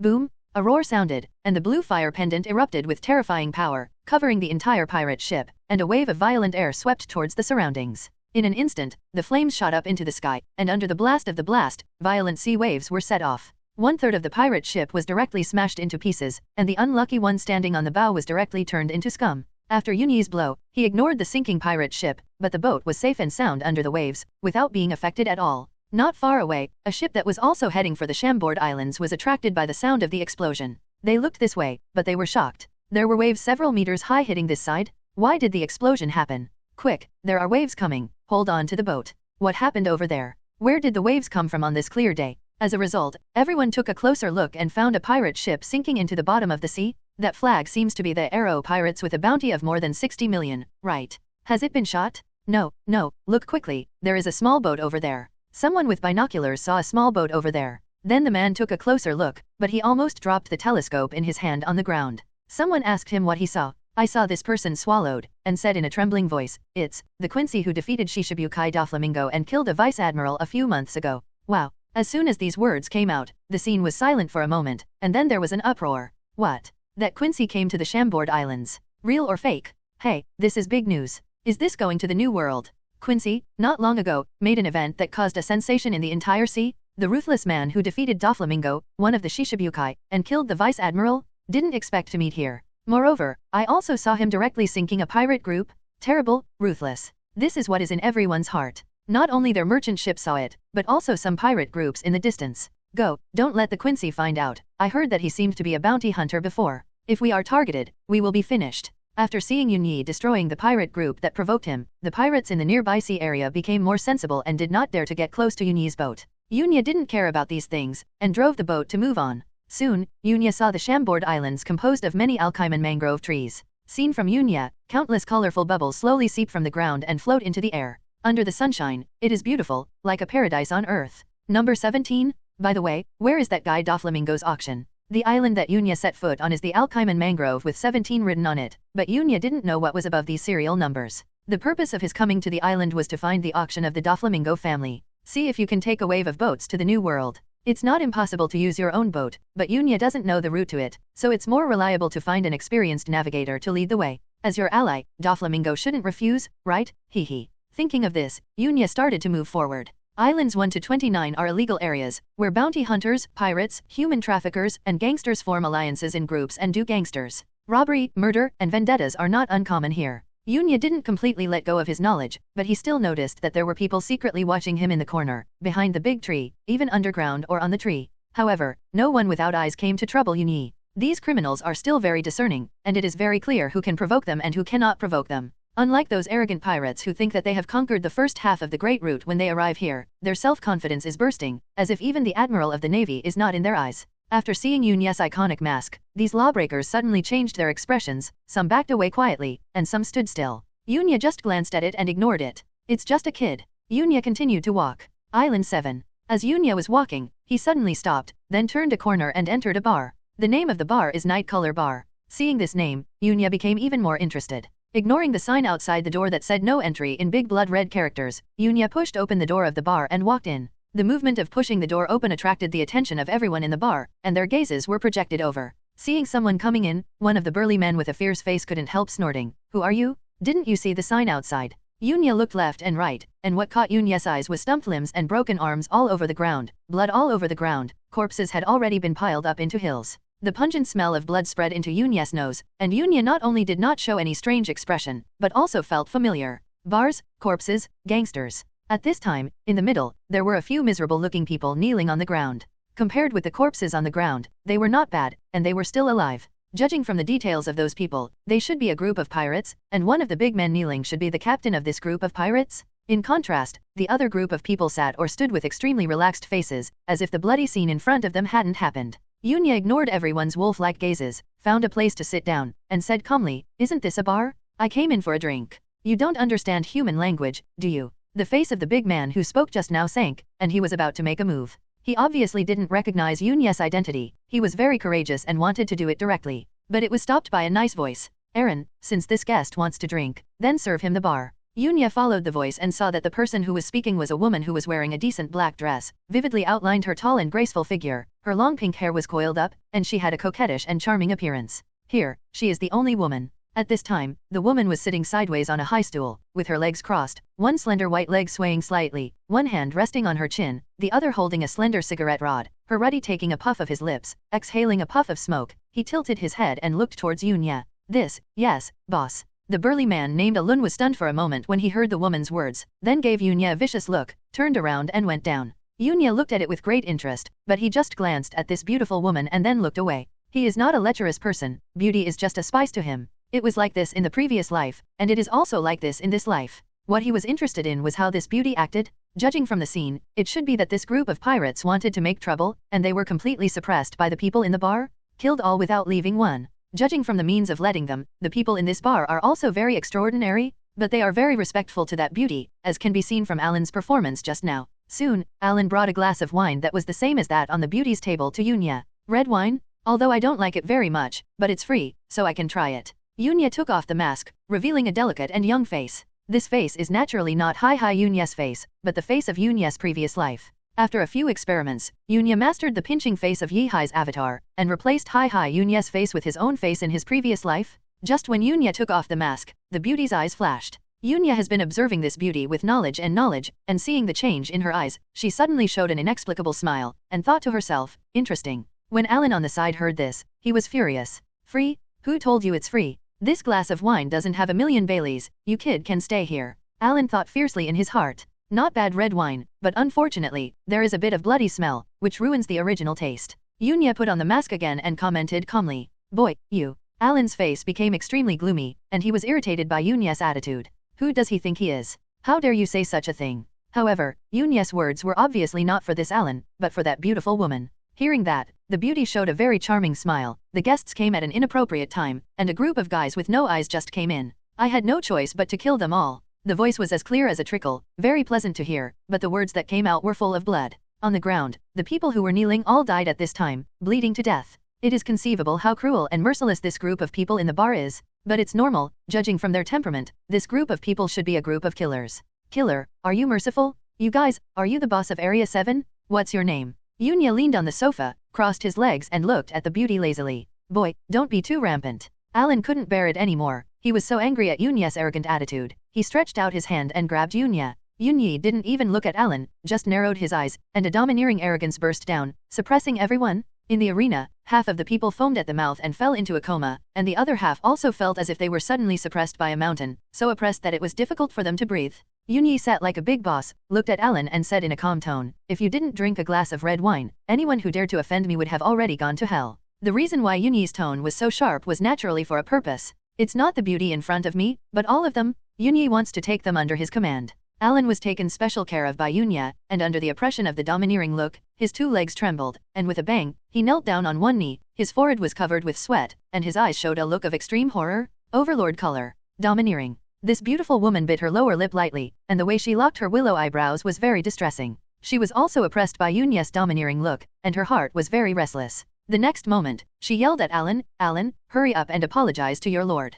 At this time, she called Yunya from a guest to an adult, and she lowered her posture. Obviously, this beauty had already recognized Yunya's identity before, and the Quincy's mask was still easy to identify. So when he heard that Yunya was going to drink, he didn't act rashly, but told Alan to go down and prepare drinks. At the same time, there is also a temptation in her heart to see what the face behind the mask of the Quincy looks like. It's just that she didn't expect that the Quincy didn't shy away from them, and took off the mask directly, revealing a face that was too young. After being scolded like this, Alan woke up like a dream, kept kneeling on one knee and lowered his head. My lord, it was Alan who didn't recognize your identity and offended you? You have done something wrong, so naturally there will be punishment. Alan will cut off his own finger and apologize. As he said that, Alan took out a dagger from his waist, and struck at his little finger, only to hear a chi, and his little finger fell down in response. The reason why the reaction was so intense was because of Yunya's sense of oppression and the ultimatum given to him by the beauty. Another thing is that they have a strict organization and discipline, and if they do something wrong, they will have to pay the price. Yunya kept watching without moving, and when he saw Alan was so decisive, he showed a faint smile behind the mask. Smart, iron-blooded, decisive, and cunning. This is Yunya's evaluation of that beauty. Yunya looked at this beauty, and said lightly, what's your name? After a pause, the beauty said, Yeki is my code name and my name. We are the Night Killer organization. You are very good, how about joining my subordinate? Yunya said directly without any nonsense. Yechi bit her lower lip when she heard the words. Her brows were furrowed. She looked pitiful to me, but this was just an appearance. She would not be a weak person if she could become the leader of an assassin organization. A few seconds later, Yechi looked at Yunya, pursed his lips and said, my lord, what if I refuse? Why do you think I took off the mask? Yunya asked back, without the slightest fluctuation in tone. Before, Yechi's little thoughts were naturally discovered by Yunya, but Yunya still didn't care, took off his mask and drank red wine. Yechi read a meaning from Yunya's words all at once. There was a price to be paid for letting him take off the mask with careful thought. Thinking of this, Yechi lowered his head. My lord, I agree. Facing the Quincy who can defeat Chiwohei, even if they attack together, there is only one result, that is, their Night Killer organization is completely wiped out. And she had a strange feeling, as if it was her own temptation, pushing their Night Killer organization step by step to Yunya's command. Yunya was not surprised. He had already grasped Yechi's psychology, and said with a smile, choose wisely, you won't regret it in the future. As he said that, Yunya looked at Alan and said, pick up your finger and connect it. This time, Alan didn't hesitate any longer. When Yechi lowered his head, everyone present knew that Yunya was already their boss. Although he didn't know what Yunya meant, he still did it. Enduring the pain, he pointed his little finger at the fracture. Yunya was very satisfied with their execution ability, stretched out his hand, and the glistening white light turned into a thin line and landed on Alan's little finger. Then I saw that Alan's little finger was recovering at a speed visible to the naked eye. In the end, it became intact, as if the previous injury was fake. Everyone was very surprised. Is that all right? Yachi got up. Her tall figure was unobstructed. She lowered her head slightly. What do you want us to do? Just do what you usually do. If something happens, I will come to you? Yunya said lightly, and at the end, Yunya asked, by the way, do you know what properties the Doflamingo family owns on the island? Yachi quickly adjusted his mentality, and after hearing Yunya's words, his expression turned serious and he said, most auctions in the lawless area are owned by the Don Quixote family, but the biggest property is still in the largest one on Island 1. Auctions, there have been cotters of the Don Quixote family stationed there for a long time. As the bosses behind Island number 7, they still know the Shamboard Islands very well. However, the Quincy asked this question is, seeing Yachi's expression, Yunya could see her inner thoughts at a glance. He said, don't think too much, Don Quixote is our ally. As soon as these words came out, Yachi, who knew Yunya's identity, covered her mouth in surprise. If it hadn't been said from the mouth of the deity of the Quincy master, she would not have believed this matter at all. It was too shocking. Some of the others didn't know Yunya's identity yet, and some had already recognized it. But whether they knew Yunya's identity or not, they were all taken aback at this moment. They who live on the Shamboard Islands naturally know the prestige of the Don Quixote family. After all, they are also part of the Dark World, and they know the power of Don Quixote, the king of the Dark World, better than others. Yunya continued, I will go to the New World after a while, and after I pass, I will notify you to come to the New World. A New World. Yachi nodded. She was very sensible and didn't ask any more questions, but just stood aside quietly. Others are similar, showing strong execution. Yunya nodded, more satisfied with himself for subduing them. In the future, they will become a sharp blade against the enemy in their hands. Yunya handed a card to Yachi, which was the billion Bailey blackmailed from Doflamingo, and said, this is a billion Bailey, give me as much power as possible, in the future I will use it. After finishing speaking, Yunyi left and went to island number 1, which belongs to the property of the Don Quixote family. Yachi is very shrewd and good at management. The Night Killer organization can be the boss behind number 7. Yachi, the boss, definitely deserves the most credit. Yunya was not afraid that this woman would leave after taking the money. He believed that Yachi, a woman with means and ability, would not commit such a stupid thing. Moreover, to give some trust, this is also a means of imperial power. Yachi looked at the card worth a billion Baileys in her hand, and was dazed. She had never seen so much money in her life, and the Quincy handed it to her with confidence. For a while, her heart was a little mixed. After Yunya left, Alan wiped his sweat, and asked Yachi cautiously, Boss, my lord, what is his identity? Yachi carefully put away the card, and said angrily, I told you to read more newspapers, but you just wouldn't listen. If the adults hadn't spared you, you would be like those guys on the ground. Alan said embarrassingly, this. At this time, another person came up. His name was Nick, and he was in charge of intelligence. Nick pushed his glasses, patted Alan on the shoulder, and said earnestly, you should be lucky. If it wasn't for that adult who wanted to take us under his command, you would be dead. Hearing what they said so seriously, Alan's brow became more cold and sweaty. Don't be a fool. Nick pushed his glasses again. The glasses reflected the light, and he said slowly, that lord's name on the sea is Quincy. What? It's actually this kind of existence. Those members who didn't know were shocked at this time. With a specific goal, Yunyi's speed became even faster. It didn't take too much time. Yunya came to Island 1 soon. All the way unimpeded, Yunyi came to a huge auction. At this time, an auction is going on in the field. Yunya thought for a while, and planned to go over to join in the fun. Meet the worst place in the world? Human auction? It is very easy to enter as Yunyi. The people behind this auction are the Don Quixote family.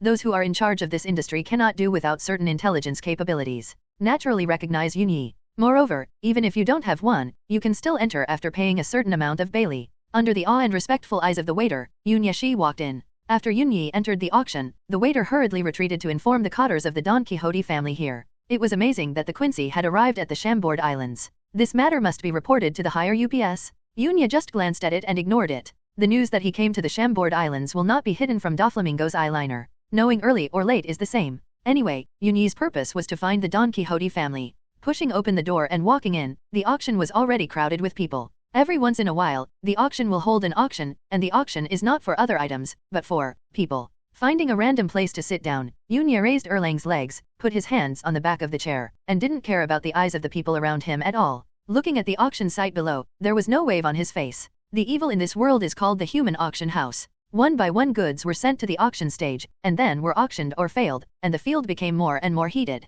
I'll offer 500,000 Baileys. What a beautiful woman, I offer 1,000,000 Baileys. Don't rob me, I'll offer 1.5 million Baileys. After a young woman with an extremely beautiful appearance and a well-proportioned figure, who only vaguely covered a few vital points, appeared on the stage, more intense voices erupted in the arena. Yunya just watched, not ready to act. This kind of thing happens all the time in this world. It cannot be controlled, unless the world government is overthrown and the high-ranking Tianlong people are trampled under their feet. Otherwise, this kind of thing will not stop. These people who think they are noble are just imitating the Tianlong people, and the Tianlong people are the real source of evil. But when the next auctioneer came on stage, Yunya narrowed his eyes when he saw this, sat up straight, and said to himself, the right wrist of the One Piece King, Pluto Rayleigh. That's right, he was escorted to the stage, with a collar on his neck, shackles on his hands and feet, half of his hair was half grey, and he looked like an ordinary old man. But, who would have thought that such an old man was once the deputy of the famous One Piece, Raleigh the Hades? So, this one is a craftsman with more than 10 years of film coating experience. As long as you buy him, you are guaranteed to have a bubble film that will never break when you go to the new world.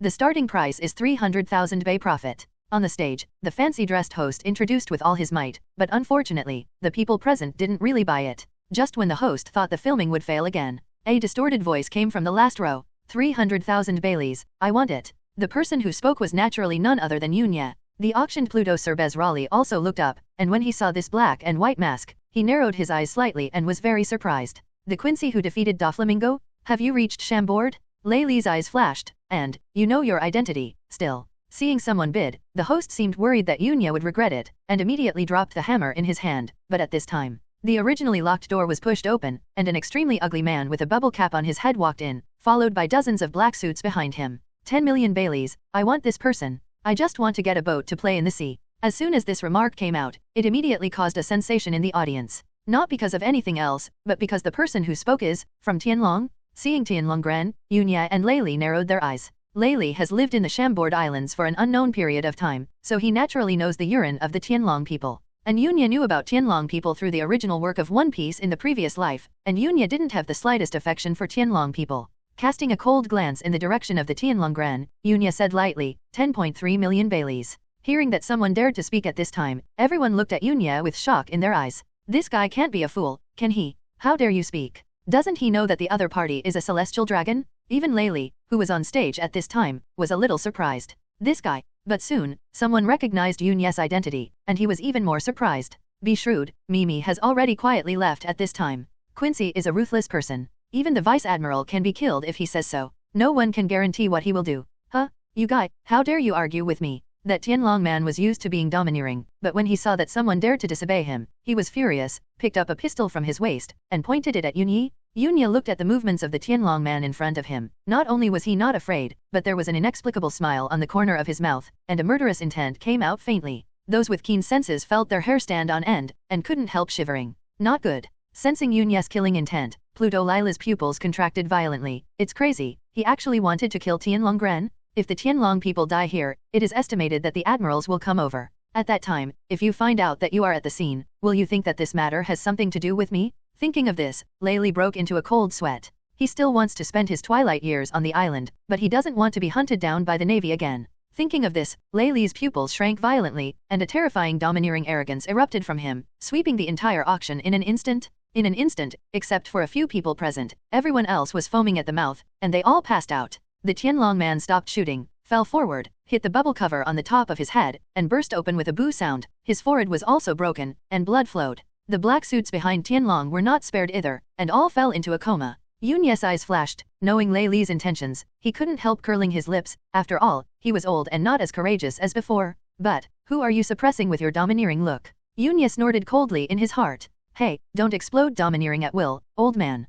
Yunya also shrank his pupils, and the violent domineering look gushed out from his body. Boom! Two not weak domineering auras collided, and there seemed to be a sound of something breaking in the void. Strips of black and red lightning suddenly appeared in the sky above Island 1, sweeping across the entire Chambord Islands in an instant. Ba-ba-ba-ba-ba-bo. Countless bubbles burst at the same time at this moment, and countless people fell from the bubble car because of the sudden burst of the bubble. Meanwhile, on several islands near Island 1, someone rolled their eyes and collapsed. Huh? What's going on? Why did you faint all of a sudden? Is it poisoned? Countless people were surprised and did not understand what happened. The domineering looks of the two collided, and the momentum was so great that almost the entire Chambord Islands were aware of it. As long as they are knowledgeable, they all looked in the direction of Island 1 at this time. Back to the auction. BA. Domineering. Domineering confrontation. What did I see? I know the one wearing the mask, but, who is that old man? Very scary. At the scene, there were a few bounties with a bounty of more than 100 million Baileys, who were able to withstand the oppression of Overlord Color without being dizzy, but after seeing this scene, they were even more shocked in their hearts. Have they ever seen such a scene? Scared the shit out of. the posture of a person. Laylee also didn't expect that the Quincy on the opposite side actually possessed the Overlord's aura, and quickly restrained the Overlord's aura. The confrontation of the Overlord's color was more sensational than one person releasing the Overlord's color. At this time, it is estimated that someone already knows what happened here. Thinking of this, Laylee's face was full of black lines. What's the matter? He didn't get the money, and he got into trouble. In order to get out as soon as possible, Laylee got up directly, and the shackles on his hands and feet fell off immediately. With a yank on his neck with his right hand, he took off the collar that exploded, and then threw it away. There was only a bang, and the collar exploded. Laylee's figure was like lightning. He moved back and forth, and took off the collars on the necks of all the slaves in the field. Whether you can leave or not depends on your luck. Laylee thought to himself, then took one last look at Yunya, turned around and left without saying anything. Advanced use of armed colors. Seeing this scene, Yunya murmured to himself. The high-level application that can penetrate the enemy's body with weapons, the old guy has not lost much in his skills? Yunya didn't stop Laylee from leaving, and he couldn't. The old guy's strength may not have regressed too much. Glancing at the trembling pirates, Yunya didn't pay much attention, and disappeared in place in a flash. Here also because of the departure of the two main characters, everything has returned to calm. Those pirates quickly woke up their companions, and ran away quickly. Arriving in the box prepared by the waiter, Yunya took some time to eat. Not long after, a stooped, bald old man in tights with a thunderbolt pattern walked in. This person is Raoji, the cotter of the Don Quixote family? Because Yunya was eating, the mask was not on. Seeing the unbelievably young Quincy, Raoji was taken aback for a moment, then restrained his thoughts, and said slightly respectfully, "My lord, I am the cotter of the Don Quixote family, Raoji." After eating a snack in a leisurely manner, Yunya looked at Laoji and said calmly, "Contact me with Doflamingo." Yes. Laoji carefully handed a phone bug with pink feathers to Yunya. With the sound of bolo bolo, and then a soft click, the iconic laughter came first. Haha, my ally, Master Quincy, is he finally trying to contact me? Yunya curled her lips and said, "You still look like you deserve a beating, brother Doflaming. Is it because is such a waste? Are you still in the mood to joke now?" The phone bug was silent for a moment, and then Doflamingo said, "Stop talking nonsense, Quincy. Tell me, what are you going to do in my territory? Can't I come to you if I have nothing to do?" Yunya teased a few words. Seeing that Doflamingo didn't reply, he simply stopped, continuing, "Consume it." Doflamingo over there couldn't help but have blue veins popping out of his forehead. This damned Quincy. Taking a deep breath, Doflamingo said again, "If you're just here to tease me, then please forgive me." If it weren't for the strong fear of the Quincy, Doflamingo couldn't help but want to rush over and kill him right now. Yunya curled her lips. "I really don't have any patience. Let's get down to business. I want a boat to go to the new world." Doflamingo paused for a moment and said, "When?" Yunya said with a smile, "The sooner the better. If you stay for a long time, I can't guarantee what will happen." Doflamingo frowned. "Huh? What did you do again?" He has a deep understanding of the madness of the Quincy master. Yunya grinned and said with a smile, "Just now I almost killed a celestial dragon, and almost got into a fight with an old senior." Doflamingo snorted coldly, "Stop joking." Yunya laughed a few times, then stopped abruptly, but the corners of his mouth raised uncontrollably. "Are you kidding me? Do you think I'm joking with you?" Looking at this expression, the scalps of Laoji and several waiters in the same room were numb. But after hearing Yunya's words, they, who didn't know what happened in the auction, suddenly changed their expressions. There was indeed a celestial dragon who went to the auction just now, didn't it? Now they looked extremely terrified. What happened at the auction just now? Because only a few minutes passed, Yunya came over. They entertained Yunya first, and did not go to check. Now they just feel that their whole body is trembling. It is frightening. This lunatic. This is not the first time Doflamingo has commented on Yunya as a lunatic. This guy's style is almost as good as Kaido's. Doflamingo's tone sank. "I hope you don't conflict with the Tianlong people, otherwise, the admiral will be dispatched." Yunya laughed. "Of course, as long as those idiots from Tianlong people don't come to provoke me, I won't bother to provoke those idiots." After hearing this, the veins on Doflamingo's forehead became more prominent. If Tianlong people are all fools, what about me? This damned guy, he didn't do it on purpose? For some reason, an idea popped into Doflamingo's mind. Although not everyone knows the news that he is a Tianlong person, some people know it. If Yunya happened to be among these people, then, these words. Doflamingo suppressed his anger. "Can you shut up, Quincy?" Yunya smiled and said, "As soon as possible, arrange a ship for me to go to the new world. Someone else should take the place of Umit." After finishing speaking, Yunya hung up the phone with a pata. On the other side, Doflamingo took a few deep breaths, calmed down, and then laughed ferociously. His voice shook the entire castle. He said in a ferocious tone, "Just right, let you take over the wrath of Ant. That damned woman dared to threaten me?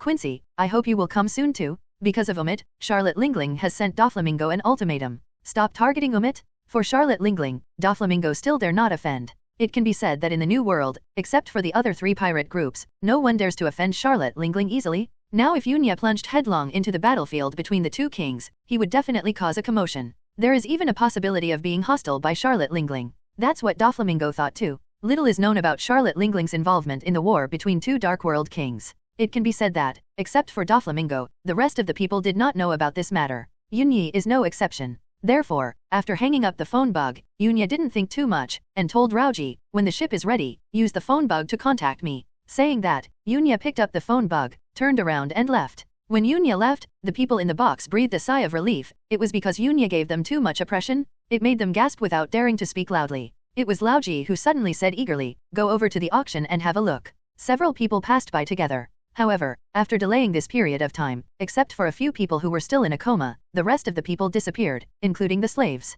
What happened just now? Laoji pulled out the host and asked coldly. The host faltered for a moment and said nothing useful. In fact, he didn't know what to say. He was stunned by the domineering look from the very beginning. How could he know? Trash. Laoji cursed, and then said, "Where are the Tianlong people?" The host didn't know either, so he could only shake his head. Laoji threw him away and hurried out. It's good that nothing serious happened. Laoji heaved a sigh of relief. If something happened to the Tianlong people in their auction, then things would be serious. The stronghold here can only be given up. This is a cornucopia of pellets that can be gathered for them every year. If it is discarded, even their Don Quixote family will feel distressed. In a luxuriously decorated palace, the Tianlong man who was stunned by Lei before was here at this time. There was a bandage on his forehead, and the bubble hood was put on again, and he was furious at this time, smashing everything in front of him with a ferocious expression. "Find them all for me, find the guy with the mask. Where's the navy? Call me the navy on the island, even if you search the entire island, find that guy for me." After a few hits, he began to pant, and finally even pulled out his pistol and pulled the trigger on a black suit standing respectfully in front of him. The sound of bang bang bang sounded, and the black suit was killed by bullets. The Tianlong man came to the corpse, stepped on it one foot after another, and kept cursing in his mouth. "Trash, they are all trash, even I can't protect them well. You all die for me too." As he spoke, he clapped his palms, and another group of people came out, ignoring the begging of these black suits for mercy, and dragging them down. "No, I have to go there in person. I can't let the navy kill him. I want to make him my slave. I want to torture him for the rest of my life. Let him know what will happen if he dares to disobey me." The Tianlong man was panting, cursing viciously in his mouth, and after taking a few breaths, he went to summon people to look for Yunya's trace. Yunya was wandering around the Chambord Islands. He wanted to talk to Lei. After all, he paid for it. "In a sense, I bought it for you. It's inappropriate for you to leave like this." Although he didn't give any money, he and Doflamingo are in an alliance. It's only $1,000. Doflamingo shouldn't charge for it, right? After all, 1 billion Baileys have been given, and there is no shortage of 20 million. But after thinking about it, he still didn't intend to go there. Judging from the old guy's previous moves, his strength must have declined, but he won't slip anywhere. What if there is a fight at that time, and Raleigh is too tiger? It didn't end well. So Yunya gave up this idea. After wandering around a few more islands, Yunya left the lawless area and came to the business district. However, as he walked, the originally noisy voice in front of him seemed to have been pressed the pause button and became extremely silent. Yunya looked, and saw that on the originally lively street, all the pedestrians were moving to both sides of the road in a panic, trying to hide among the crowd as much as possible, bowing their heads and kneeling, trembling all over. In the silence, the people kneeling on the ground all looked terrified, not daring to take a breath. Seeing this scene, Yunya laughed. Are they those idiots again? The rulers of the world, the celestial dragons? Just as Yunya was thinking this, at the end of the road, a female Tianlongren wearing a bubble hood, with a fair face, and her long golden hair was sitting on a huge bubble car, slowly coming towards this side. In front and behind, dozens of bodyguards in black suits followed closely. I finally came down from the Holy Land, but nothing interesting happened. Margarita Palace was sitting on a luxurious seat, holding a pistol in his hand, and when he saw that unhappy civilian, he shot past.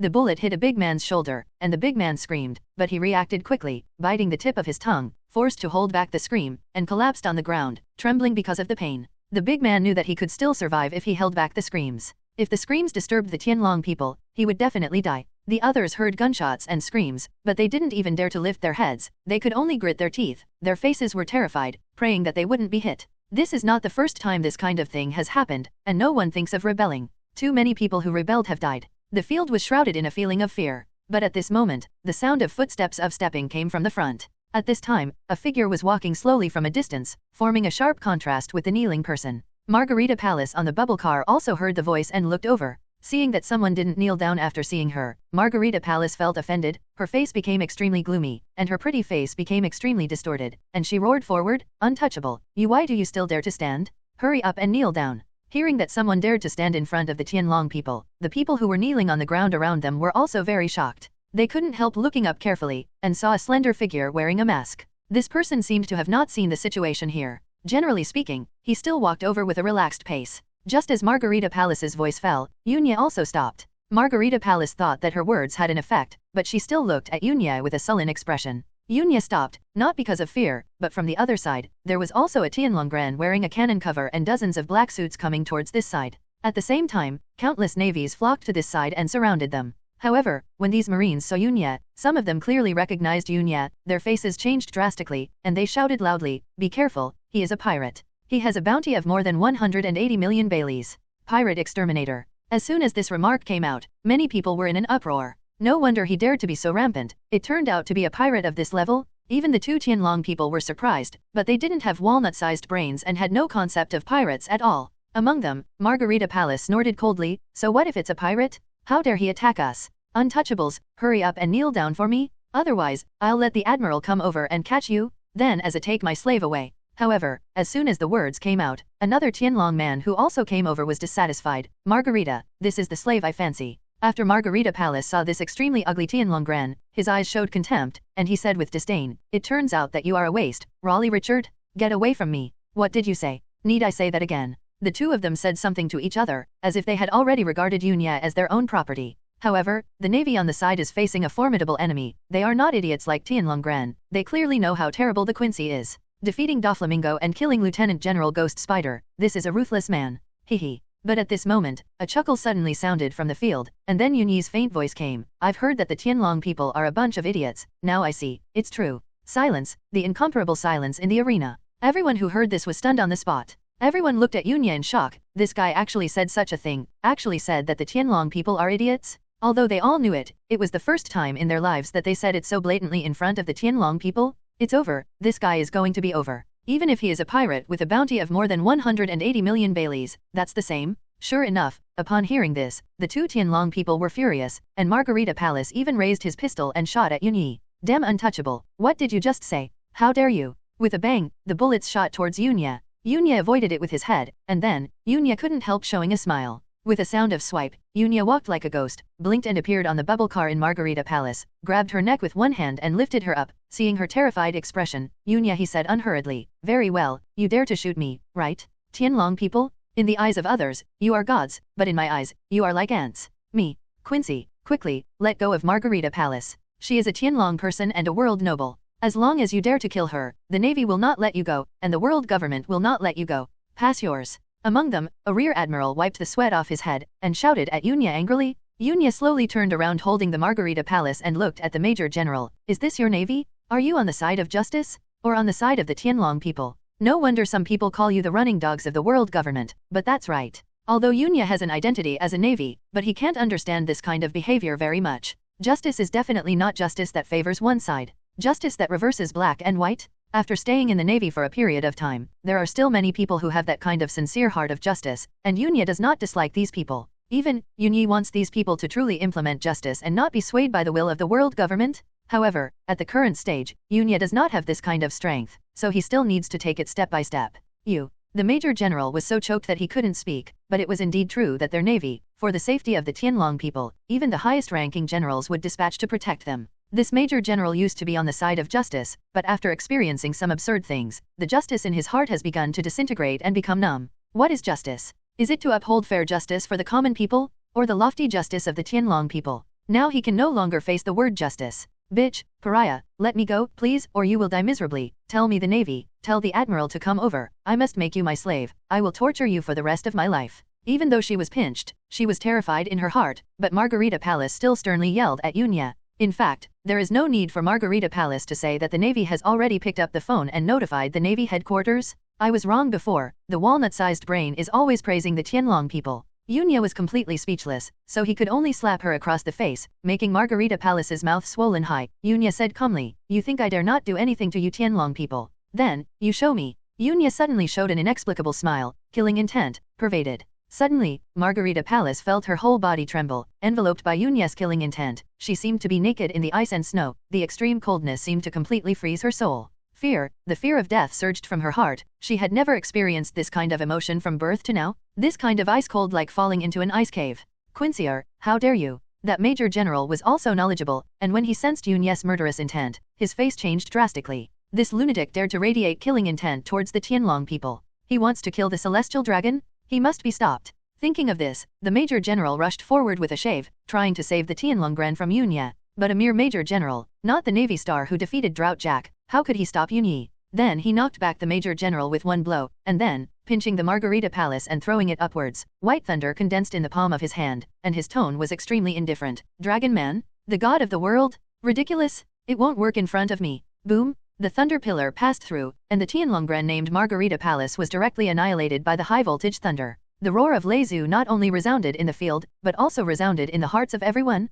Fear, boundless fear spreads in everyone's heart. The celestial dragon was killed. Everyone was shocked in their hearts, staring blankly at this pirate who dared to attack the Tianlong people. This is the first time someone has killed a Tianlong in full view. It turns out, Tianlong people are not gods, they can be killed as well. Just like ordinary people, they can be killed. Seeing this scene, many people couldn't help sobbing, as if thinking of what happened to their own family. They burst into sobs. They all lost their wives, daughters, husbands, and relatives because of Tianlong people. At this moment, their hearts were extremely happy, as if the bad breath in their hearts dissipated a little. The Navy and those black suits are all in a daze at this moment. Tianlong people are dead. Under their noses, they were blasted to pieces. Not even a corpse was left behind. There, finished. Without protecting the celestial dragons, they would not survive. Run, run. This is the thought in the hearts of everyone present. When the Tianlong people die, the Admiral will definitely come over. Quick, run, you can't stay here anymore. This sentence seemed to wake everyone up. The next moment, there was a crash, and countless people in the field started to run away, not daring to stay here.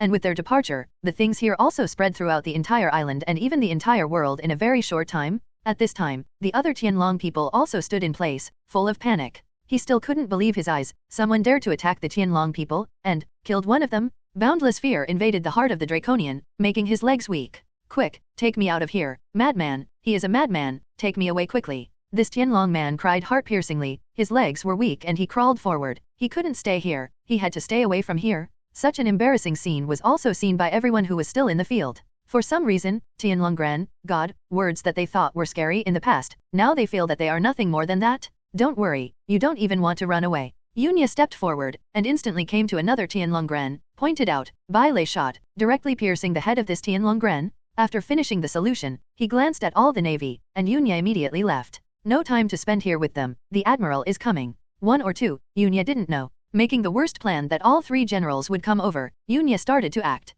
And after witnessing the killing of the 2 Tianlong men by the Quincy division, these marines only woke up from a dream and started chasing them, but how could their speed compare with Yunya? At this time, the news of the Tianlong people's killing has spread throughout the entire Chambord Islands. Everyone was shocked by it. All the pirates rushed to the port in a hurry. What the death of Tianlong means, no one will be unclear. The Admiral is coming soon. Don't run, stay here and wait to die. There are also some pirates who have just landed, who scolded Quincy in their hearts. What a disaster. Rip off the bar. At this time, there were 2 people inside, Xiaoqi and Rayleigh. At this time, the phone bug on the desktop suddenly rang. Xiaoqi picked it up, then looked at Rayleigh with a serious face and said, something happened on the island. 1 Tianlong was killed, there are still 2. Rayleigh was stunned for a moment, and then seemed to think of something. The Quincy did it. Xiaoqi looked at Rayleigh in surprise. She didn't know how he knew, but she nodded and said, yes, I killed 2 at once. Raleigh had a toothache. What a madman. San Marijoya, the office where the 5 old stars are located. Suddenly the phone bug rang. A 5 old star picked it up, and then his face changed drastically. The Quincy killed 2 celestial dragons in the Chambord Islands. What? The Quincy who defeated Doflamingo. Damn, what's going on? Notify the Navy quickly, let the Admiral pass by, and capture this dangerous person. If you can't capture it, kill it on the spot. If you can't capture it, kill it on the spot. Wu Liaoxing has given an ultimatum. When such a bad incident happened, the 5 old stars at this time were extremely angry. How dare the Quincy? The other side. Navy headquarters. In the Warring States office, the phone rang suddenly. Draco was killed in Chambord Islands, too? When Jean Guo picked it up, his complexion suddenly changed, and he directly used the shaving and rushed out. There was chaos at the Navy headquarters. Then a golden light shot out from the Navy headquarters towards the Chambord Islands. It's General Huang Yuan. During the flyby, Huang Yuan's face was extremely gloomy, and he was sitting in the office in a good manner. Suddenly, an urgent task came, and anyone would have a bad face. Not to mention the salted fish party of Huang Yuan. Originally, he waited to die for a day to get his salary, but in the end he was asked to deal with some Quincy. Such a dangerous person, can't you go over with someone else? I really want to exchange fruit abilities with Aokiji. But no matter what you think in your heart, you have to listen to the orders of the Warring States period, and you have to listen to the orders of the world government. Who told him to be the fastest of the 3 generals? Chaos, the entire Shamboard Islands are in chaos. Pirates, bounty hunters, lawbreakers and other grey and black professionals are thinking of leaving the Shamboard Islands at this moment. The celestial dragon was killed. The admiral of the navy is coming. If you don't want to be affected by Chiyu, you'd better leave early. On the other side, Yunyi has already returned to the auction held by the Don Quixote family. Under the terrified eyes of everyone, Yunya found Raoji and said lightly, "Is the ship not ready yet?" "Big, my lord, okay.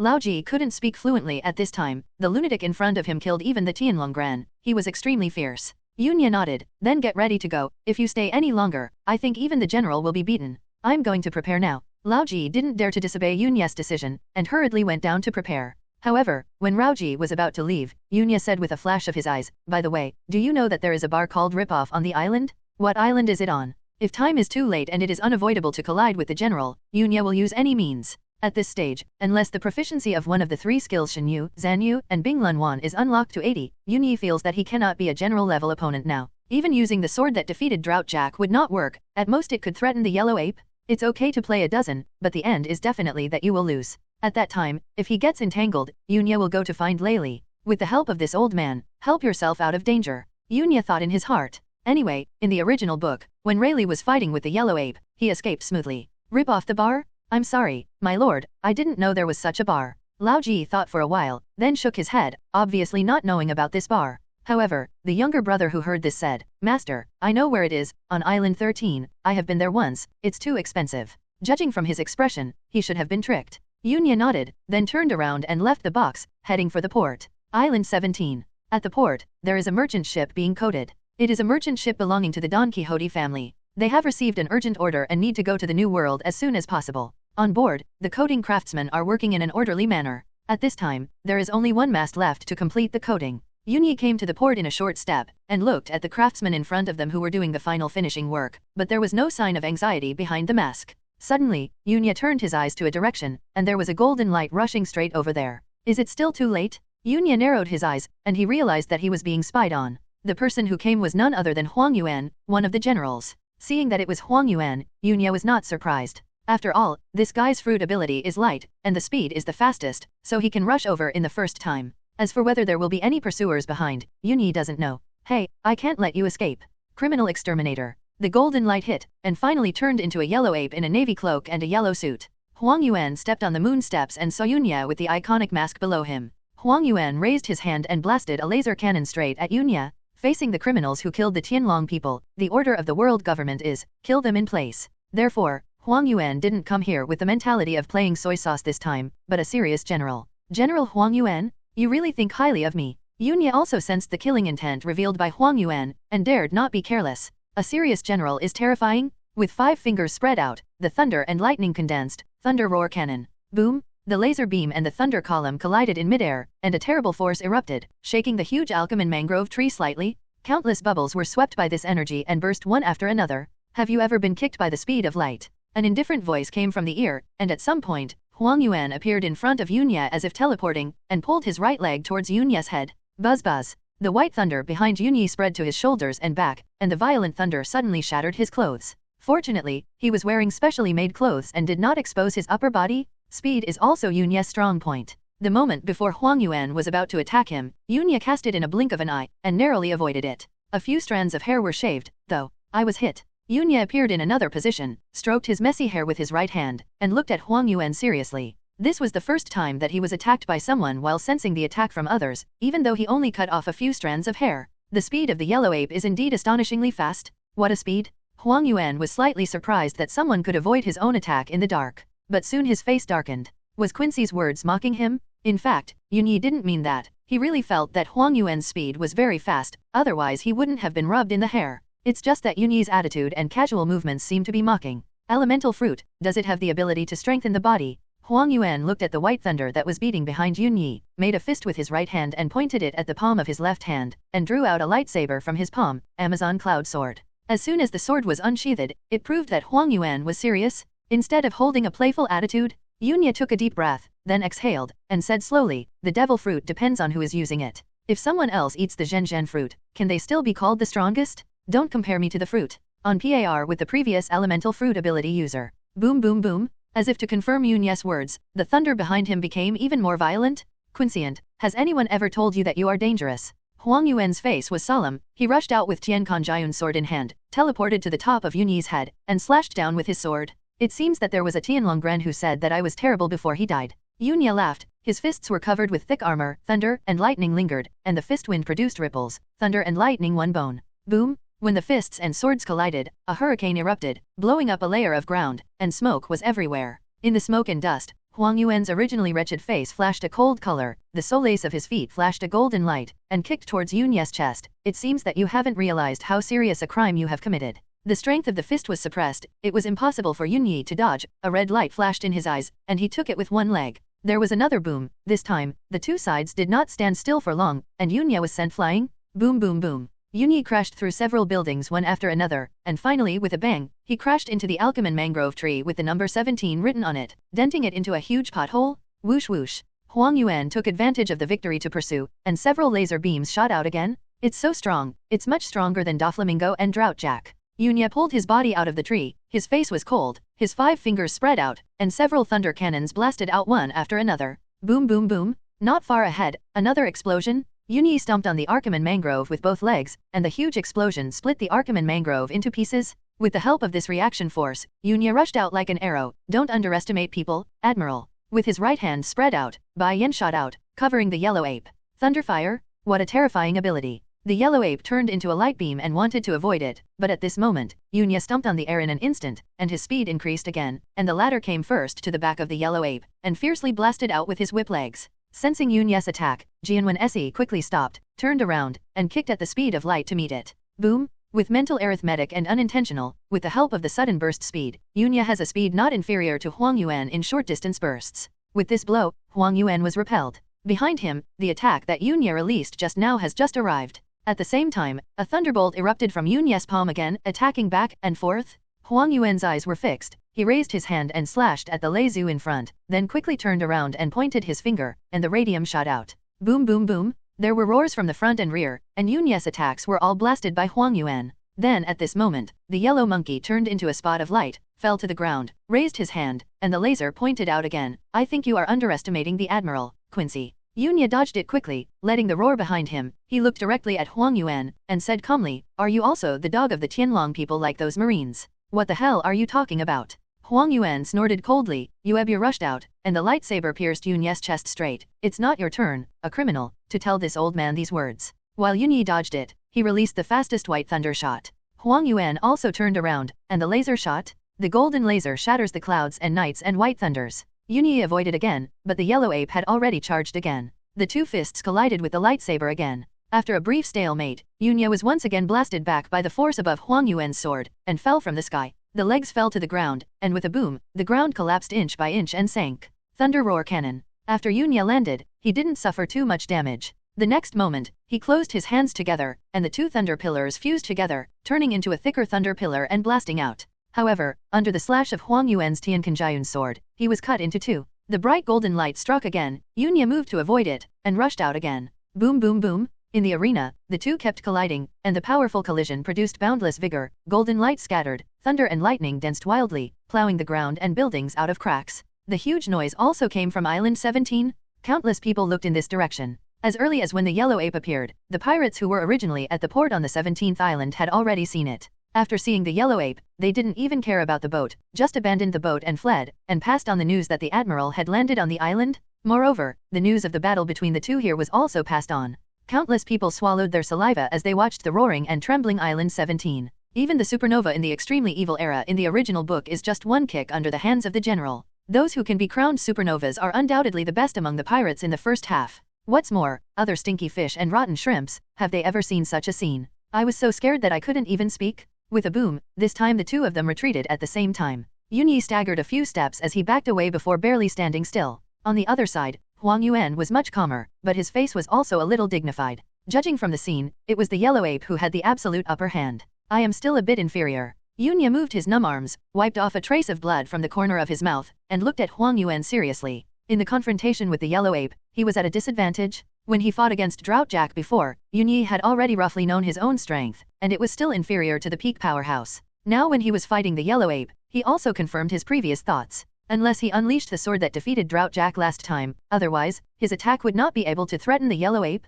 However, that was Haijun Yunyi's method, and if he used it himself, he would definitely reveal his secrets. Yunyi narrowed his eyes, thinking of a way to escape. The merchant ship had already been coated. Yunyi deliberately stayed away from the port. The aftermath of the battle would not affect the merchant ship, but the people on the merchant ship had already fled, leaving only the ship in the port. But this is not a problem. I have a phone bug to contact Raoji. As long as I hold the yellow ape for a while, then it is enough for me to have time to sail. Just grab it. This will allow me to have an explanation with the Tianlong people. Although Huang Yuan was dignified, he was still relaxed at this time. He has figured out Yunyi's strength, which is probably at the level of a quasi-general, that is, at the level of an alternate general. Although comparable to the general-lieutenant general, there is still a distance from the general. It is slightly inferior to them. The order given to him by the world government is that it is best to capture it, if not, kill it on the spot. Stop saying such stupid things. Yunya snorted coldly, and said calmly, do you think this is my limit? Clicking on the system panel, Yunya put his eyes on instant coaxing, add points, 68,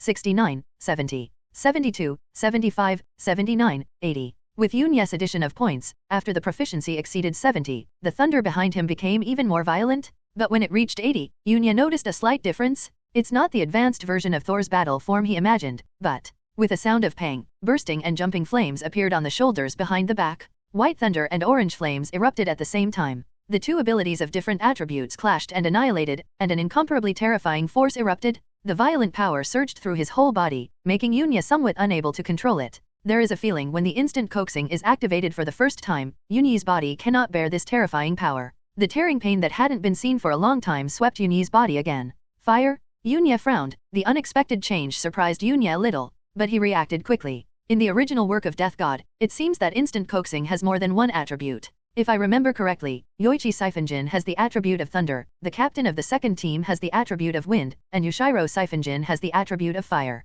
However, it is not an advanced form after the instant proficiency of 80, so, what about Zanpakuto? Could it be the swastika? But Yunya quickly shook his head, and at this stage, he should concentrate on dealing with Huang Yuan. Although the instant coaxing reached 80, but according to Yunyi's body feedback, he still can't fully control it. Now, Yunya once again faced the situation of not being strong enough. Then, I'll call you, Shunyeo Lei Yanlong, let's go to Lei Yan mode. Yunya looked at Huang Yuan, knowing that he could not waste any more time now. Boom! Yunyi rushed out instantly, the huge explosive force cracked the ground, and the speed accelerated again. Yunya rushed out, his fists were covered in color, and he punched out. So fast. This is the first time Huang Yuan uttered these two words after eating the shiny fruit. The speed at which Yunyi exploded this time is really astonishing. However, Huang Yuan is worthy of being a general, and his on-the-spot reaction is also extremely fast, avoiding it like teleporting. Boom! The ground couldn't bear the force of Yunya's punch, and it cracked inch by inch. At this time, a laser beam came. Yunya dodges in an instant, and meets him again. The two collided again in an instant, and unknowingly hit another island. The sound of boom boom boom resounded throughout the island. At this moment, the two fought to a draw for a short time. Are you increasing your attack strength by consuming life? This fruit is really played by you? But, how long can you erupt? Huang Yuan's tone was serious. He saw that something was wrong with Yunya's current state. This was by no means a normal behavior. For such a sudden outbreak, Yunya will definitely bear a very heavy price afterwards. It's none of your business, Huang Yuan. Yunya lay and Lightning's fist peak was hidden, ripples burst out, and he punched ferociously. Huang Yuan raised his sword to block, stepped back slightly, leaped into the sky, and crossed his hands, 8-foot Kainguyo. Countless light bullets are like raindrops, covering the cloudy night. Yunya snorted coldly, swiped his right hand forward, and the pale flames radiated out. Boom boom boom! In the air, there was a violent explosion. But in the next moment, the pale explosive flames were wiped out by the light bullet, and when the light bullet fell, the boom boom boom exploded again, causing a strong wind to sweep across. In the smoke and dust of the explosion, Yunya's figure kept moving, avoiding the bombardment of each light bullet. Leaping high into the sky, while avoiding a light bullet, Yunya spread his 5 fingers, and Leizu rushed out. Stop struggling. The yellow monkey shot out a little laser, and there was a roar in the air. A little bit of golden light dissipated, and not far in front of Yunyi, it condensed into the figure of a yellow ape, and cut it down with a sword. Cut. Yunya cut, and then his eyes flashed, and the index finger and middle finger of his right hand were aligned, and he waved downward. 30 of bind deo, mouth flashes 3 times. 3 golden lights suddenly appeared, locking the yellow ape in the air. Light. Huang Yuan was surprised, and then his face changed. He was actually locked. He tried his best to break free, and his body's mouth suddenly shattered 3 times, but Yunya seized the opportunity because he wasted an instant. Finally, let me find a chance. Yellow ape. Behind Yunyi, Lei Yan suddenly erupted, collided, and annihilated each other, erupting with incomparably terrifying power. At the same time, Yunyi's pupils contracted, and the Overlord's color guy pressed down, intimidating Huang Yuan and affecting his next move. With both fists gathered under the abdomen, the thunder and lightning were so thick that they turned into plasma, crackling, thunderbolt double bones. Yunya let out a soft drink, and smashed down fiercely with both fists. Overlord color. Originally, with Huang Yuan's speed, he could have avoided it at the last moment, but under the influence of Yunyi's Overlord color, his figure paused for a moment. It was this moment of kung fu that made him unable to leave Yunyi's attack range. Sensing the horror of Yunyi's blow, Huang Yuan's expression changed drastically. Elementalization is looking for death. In a hurry, you can only use the armed color domineering as much as possible to carry it. Boom! Yunya blasted out with this blow, and hit Huang Yuan's chest. Yunya's extreme explosion made Huang Yuan couldn't help but spit out a mouthful of blood. Then, a huge force swept his whole body, and he was directly blasted away. It hit the number 14 mangrove tree, and the huge impact broke the whole mangrove in half. The figure of the yellow ape turned into a golden light during the upside-down flight, and fell to the ground with a boom. The ground instantly cracked, and the boom boom boom followed a trajectory, plowing the ground into a huge gully with a length of 100 meters. At this moment, he regained his composure and used elementalization to minimize the damage. In the middle of the sky, Yunya gasped for breath,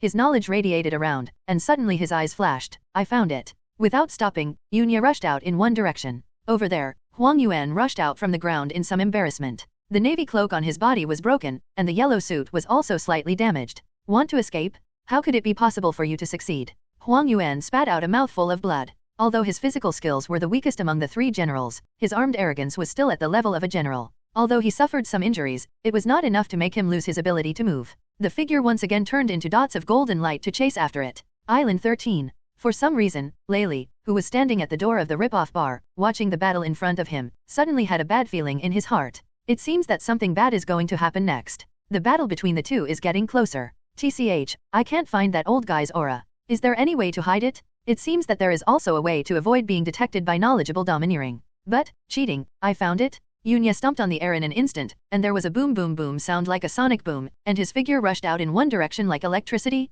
Behind him, a golden light chased after him even faster. This kind of linear speed. In the perception, the yellow ape approached a little bit, and Yunya curled his lips. Although it must not reach the terrifying extreme speed of light in the natural world in the previous life, it is already very amazing. In this world, Yunyi never substituted the laws of physics in his previous life. After all, there were cases where flames with an unlimited temperature were destroyed by magma. It is not strange that lightning and light can be captured by the naked eye, right? And I won't worry about why the skills of the god of death world don't use spiritual pressure, but use physical strength to drive such things. He didn't even know it was given by the system. He still wants to know how the system came about. If you have time to worry about this, it is better to think about how to get achievement points and high-level usage of domineering. Overlord-like entanglement, armed color penetration, and knowledge-like foreknowledge, these Yunya want to know. After chasing and fleeing, the two soon came to Island 13. Even without the knowledge perception, Yunya could still see Layli. At this time, Raleigh was not in front of the bar, but in another place, looking in this direction. Hey, old guy, I finally found you.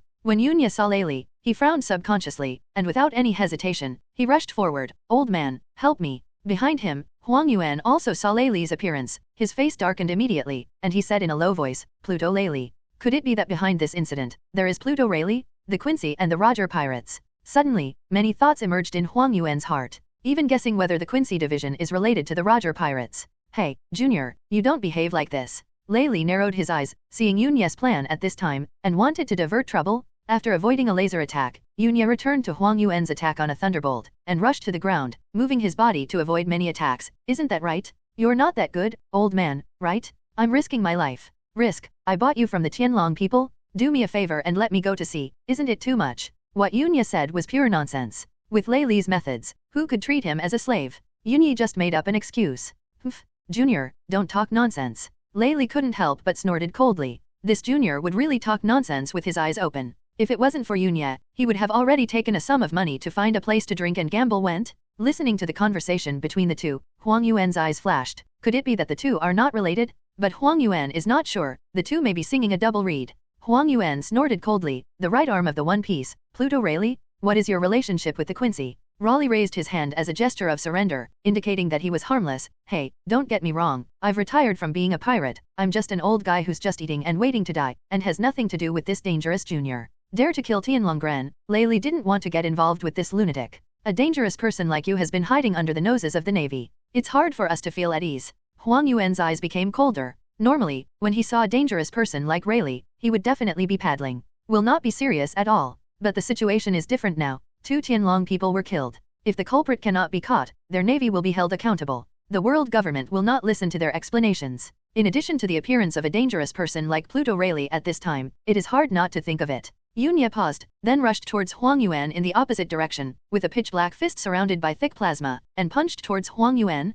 Because Huang Yuan focused part of his attention on Rayleigh, and Yunya's sudden change of direction was too fast, he didn't notice it for a while, but was hit by Yunya's punch again. With a bang, the yellow ape turned into a golden light and flew out backwards, piercing through dozens of buildings. Taking advantage of this opportunity, Yunya took out his phone and contacted Raoji. Without any nonsense, he directly ordered, "Let the merchant ship set sail. After I get rid of the yellow ape, I will go directly there." After finishing speaking, Yunya hung up and dodged to the side, avoiding a golden light. Good boy. Rayleigh was also taken aback when he saw Yunya make a move. The strength of this junior is indeed terrifying, even an admiral can fight. He also knocked the yellow ape into the air, although Rayleigh also saw that something was wrong with Yunya's state at this time. It should be some kind of explosive method, it cannot be sustained. The yellow ape turned into a golden laser and came over. His face was very ugly, but this time he didn't make any more moves. In front of him, Rayleigh and Quincy were standing on 2 sides. Faced with this situation, Huang Yuan didn't dare to act rashly when he didn't understand the situation. He finds a Quincy a bit tricky, not to mention the even more famous Pluto Rayleigh.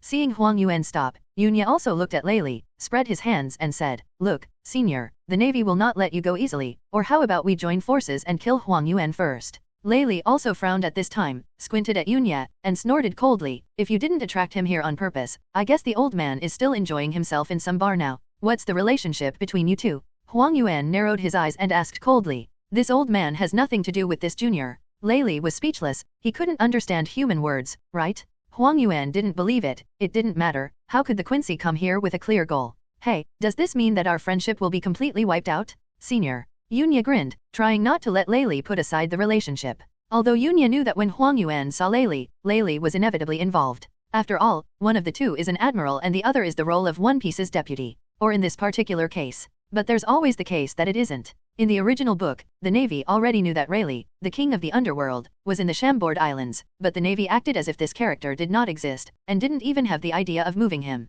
As Riley said, he's an old guy in retirement now, and threat doesn't matter. And if you move the old guy, it may affect the whole body. If because of this incident, Roger's remnants were involved, the trouble would be even greater. In addition, maybe because of the red hair, the Navy deliberately ignored the existence of Rayleigh. Raleigh's face darkened. Friendship? What friendship? Where did the friendship between the two come from? He couldn't help scolding, "Don't talk nonsense." Huang Yuan still didn't speak, but dialed the phone bug in his arms. After hearing a click, Huang Yuan was alert to the two people in front of him and was about to speak. Huang Yuan's movements naturally did not escape the perception of Yunya and Rayleigh. Yunya suddenly exploded. "How could it be possible for you to call in rescuers?" Thunder and lightning roared, and a thick thunder column rushed out. Huang Yuan's face darkened, and the laser shot out from between his fingers. Boom boom boom. Yunya walked through the smoke and dust produced by the explosion, holding a long gun condensed with white plasma in his hand. Shotgun. Thunderbolt was thrown by Yunya like a javelin. Huang Yuan turned into a golden light to avoid it, but the movement here was also transmitted to another person through the phone bug.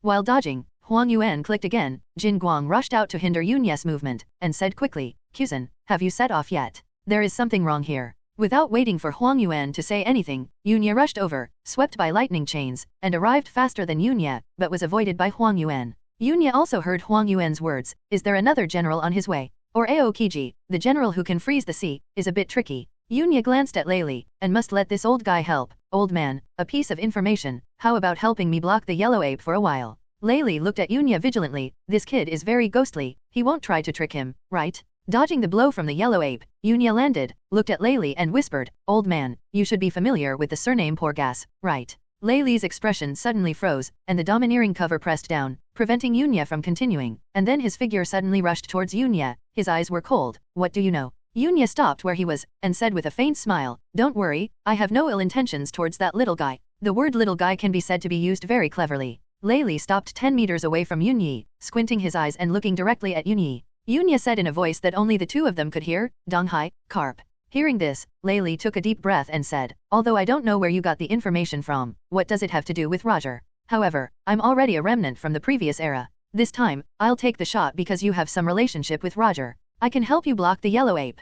Yunya snapped his fingers. "Naturally, the old man just needs to help me block the yellow ape." "Hey, do you think I didn't hear you? Rayleigh, do you really have something to do with Quincy?" The yellow monkey's face darkened again. Lei Li also snorted coldly. The old man has been in Chambord for many years. If he wanted to do something to those idiots, he would have done it long ago. Huang Yuan said, "This is not an excuse. Stop talking nonsense. Let me see how much progress you have made in these years, Polus Alino." As he said, Lei Li rushed out with his sword in hand. "You will be regarded as an accomplice in this incident." Huang Yuan didn't dare to be careless. It's not that the two had never fought before. At that time, he was only a lieutenant general, and he could barely resist Lei Li's offensive. However, time has passed, he has reached the peak, and Lei Li has retreated from the peak. Boom! Sword and sword collided in the air, stirring up gusts of wind. Ignoring the battle between the two, Raleigh didn't die so easily. At this moment, Yunyi's domineering aura radiated across the entire island, and he didn't care about offending others by doing so. From the perception, the merchant ship at the port has already boarded the ship again, and it seems that it will be able to go to sea. The time is just right. Yunye's figure flashed, and Lei Yan erupted behind him, making his speed suddenly increase to an extreme. It didn't take long for Yunye to board the merchant ship, and when he dispersed, he suddenly felt tearing pain all over his body, but he didn't care. Looking at the trembling crew members, Yunye said calmly, "Let's go." Yes, everyone on board should be, and start to act. But at this moment, the watchman shouted from above, "My lord, there is a warship ahead." Yunye frowned. A warship? Naval reinforcements? After thinking about it, he took off the mask. The face behind Yunye's mask was hardly seen by the Navy. That is to say, the Navy didn't know the exact face of the Quincy, so maybe he could get away with it. Yunye didn't dare to use the color of knowledge to check, for fear of being discovered. Taking a deep breath, Yunye said, "Don't worry about it, just move on." However, at this moment, Yunye felt that something was spying on him. This feeling is the vigilance of being swept away with knowledge? Narrowing his eyes, during the voyage, Yunye saw ahead, a pirate ship was frozen above the sea, and immediately knew who was on that warship. Admiral Aokiji. Pirate ship, don't you plan to let it go? Yunye's heart was extremely solemn. I met Aokiji on the sea, but it was a headache. Moreover, this ship was also locked by Aokiji with the color of knowledge. But there is one point that can be used. They are not pirate ships, but a merchant ship. Yunye's thoughts began to beat. On the other side of the warship, Aokiji's knowledge radiated to the past, sensing all the crew members on it. In the end, the perception stayed on Yunye's body more, and the aura emanating from Yunye's body was not weak. Stop them. Aokiji's eyes flashed brightly. Now is a special situation. No ship is allowed to set sail. For pirates, he can sink them directly, but for ordinary merchant ships, he needs to check them before allowing them to pass. My lord, they are here. On board, someone screamed in horror. If it's just them, they are not afraid, but there is another one on the ship who killed the Tianlonggren. If the Quincy fights with the Navy, they won't be able to finish it. Stop, let them come over. Yunye said lightly. Even in this situation, his heart is still extremely calm. The two ships approached each other, and a rear admiral came using moon steps. "Who are you guys?" the major general asked. It was a special situation, and his tone was not very good. Yunye looked directly at the rear admiral, and said calmly, "We are a merchant ship of the Don Quixote family. What does your navy mean? Are you going to intercept the Kibai ship?" When Yunye opened his mouth, he buttoned his hat. He knows that the Navy has no right to interfere with Kibai's forces. Yunye knew that almost all the crew members here belonged to the Don Quixote family, so this tiger skin was worth pulling off. Moreover, apart from the cotters of the Don Quixote family, no one knew that he had formed an alliance with Doflamingo. A merchant ship of the Don Quixote family? Where's your flag? And is everyone here? The major general was a little suspicious. Generally, the ships of the Kibai will hang the flag of the Kibai when they set sail. In order to deter other pirates, they also in order to let the Navy know that they are the forces under Kibai's banner. Major General, this is our young master's order. I am just a subordinate, and I am also responsible for carrying it out. If Major General has any doubts, would you like me to inform our young master for you? Yunye looked directly at the Major General and said lightly then, he took out the phone bug with a pink feather in his pocket, and made a gesture to make a call. The sign of this phone bug is very obvious, and it looks like it belongs to the Don Quixote family. The other crew members were trembling, and no one dared to speak. No need, if it's a ship from Kibai, you can go there. The Major General's face became very ugly when he saw this. It was really Yunye's attitude that was too tough, which made him very angry, but he also don't dare to say anything. Chi Wahei is not something he can offend. Jian Wen scanned the ship, and after finding nothing unusual, he left again on a monthly basis. Came to Aokiji's side and made a brief report. King Zi just glanced at Yunye from a distance, then nodded. The two ships staggered from each other, and went forward separately. Yunye watched the warship go away, looked at all the crew members and said, "Enter the sea." Yes. All crew members are in action. This merchant ship is about to slowly dive into the bottom of the sea. But at this moment, from the warship that had already left, two figures stepped on the moon and attacked. It's the green pheasant and the yellow ape. Not long after the two ships staggered from each other. Slightly embarrassed, the yellow ape with multiple wounds cut by sharp weapons turned into golden light and landed on the warship. Then, the two generals attacked with moon steps at the same time. 8-foot Kainguyu. Ice Age. The golden light filled the sky, falling like raindrops. Covered with hoarfrost, the ice layer invaded like flowing water. Looking at it, Yunya took a deep breath, not caring about the side effects getting worse again. The thunder flames exploded behind him, and the two forces of different attributes annihilated each other, erupting a terrifying force.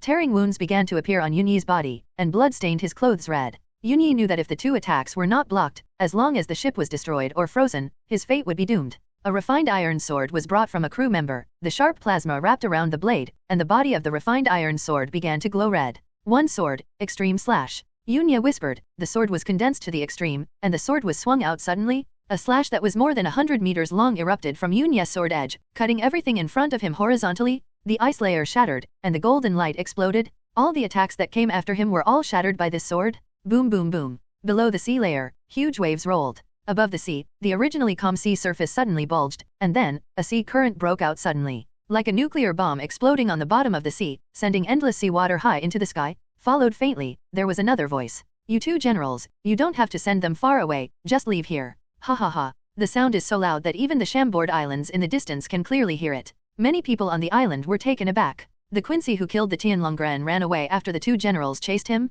Incredible? This is simply unbelievable. On the warship, the faces of the two generals were extremely gloomy at this time, especially Aokiji, who felt like he was being tricked. If Huang Yuan hadn't come to tell him, he would have watched Quincy slip away from him? No, it should be said that he has watched Quincy leave helplessly. King Zi frowned and looked at Huang Yuan, and asked, "What happened? Why were you thrown away?" At this time, Huang Yuan's face was dark, and he said slowly, "I was stopped by Pluto Lile. This old guy's strength has not regressed much, he used his domineering aura to perfection, he is still so difficult to deal with, and he ran away in the end." What? Aokiji was surprised. Was it the Pluto Rayleigh he knew? Huang Yuan said simply. Aokiji frowned even deeper. Is this matter related to Roger's remnants? Huang Yuan shook his head. It seems that I don't want to. Lei and Quincy probably don't know each other, or they are not very familiar with each other. As for why Lei made a move, I can't figure it out. King Zi looked towards the direction of the sea. Over there, the waves had calmed down. He said, "Let's report to Marshal Sengoku." Just as Yunyi was on his way to Fishman Island, the news, along with the newsbirds, has spread almost all over the world. The Quincy who once defeated one of the Shishibukai, killed the Vice Admiral, and offered a reward of more than 180 million baileys for the first time, did something that shocked the world again? Kill the Celestial Dragon? Escape at the hands of the Admiral? This unbelievable thing actually happened? Countless people were appalled and terrified. But more, they started to cheer. An unknown island on the Great Route. A figure in a dark green cloak with hideous tattoos on his face looked at the newspaper in his hand and whispered, "Challenge the world? Challenge God? The Quincy. I hope you can survive. This person is the leader of the Revolutionary Army, Monkey D. Drago." Although the size of the current Revolutionary Army is not very large, the belief they uphold is feared by the world government, and people from the CP are already chasing them. Next to him, Ivankov, who was tall and burly, dressed in black silk, and looked unsightly, also held the newspaper and said with a smile, "Hey, Durag, do you want to contact him? Maybe he will be our like-minded partner." Drago shook his head and said, "We need to develop steadily. People like them cannot stabilize. Killing will be their main theme, just like the pirates who are about to reach the top in the new world. Hop, will he collide with those people in the future?" Ivankov looked serious. Drago looked into the distance, and said lightly, "With his joining, the situation in the new world will start to change again." Navy headquarters. At this time, the place has become a mess. Countless soldiers hurried back and forth. In the conference room, all high-level officials who could be present gathered together at this time. The meeting begins. Marshal Zhangguo's face was very ugly. He had already talked with Wu Liaoxing on the phone before, and was severely reprimanded. In the words of Wu Liaoxing, "What do you all eat? Actually let people run away? Do you still want to do it? If you don't want to do it anymore, let someone else take your place." After several words, the Warring States was speechless, and his heart was extremely angry. With a cold face, Zhangguo knocked on the table and said, "Tell me, what happened to the Shamboard Islands?" Huang Yuan's listless old face has been trained by the Warring States before, and now he is still here. However, in the face of inquiries from the Warring States period, he had to pretend to be decent. The strength of the Quincy is terrifying. At least he has the strength of a candidate general, and the direction of his elemental fruit development is the same as that of the previous elemental fruit ability user. It is different. It is some kind of method that can amplify the combat power. Huang Yuan briefly explained the situation of the Quincy, and then said, "But the main reason why he escaped was not this, but the appearance of Raleigh, the deputy captain of the Roger Pirates." When Huang Yuan said that this incident also involved Pluto Rayleigh, many people present were taken aback. Karp, who was originally indifferent, couldn't help moving his ears, and heard a familiar name. Akainu said in a deep voice, "Is Rayleigh related to Quincy? Could it be that Quincy is the remnant of Roger Pirates? Just like the red-haired Shanks." At this moment, the names of the two important figures were said, and everyone present sat up straight. Huang Yuan spread his hands. I don't know about that. Aokiji suddenly interjected. When passing by that merchant ship, I saw the face of that Quincy, very young, not like the remnants of Roger's pirates. Ever since Master Mi Quan appeared, he has been wearing a mask. No one has ever known what he looks like behind the mask. Now hearing what Aokiji said, everyone looked curiously. Warring States Road, can you describe his face?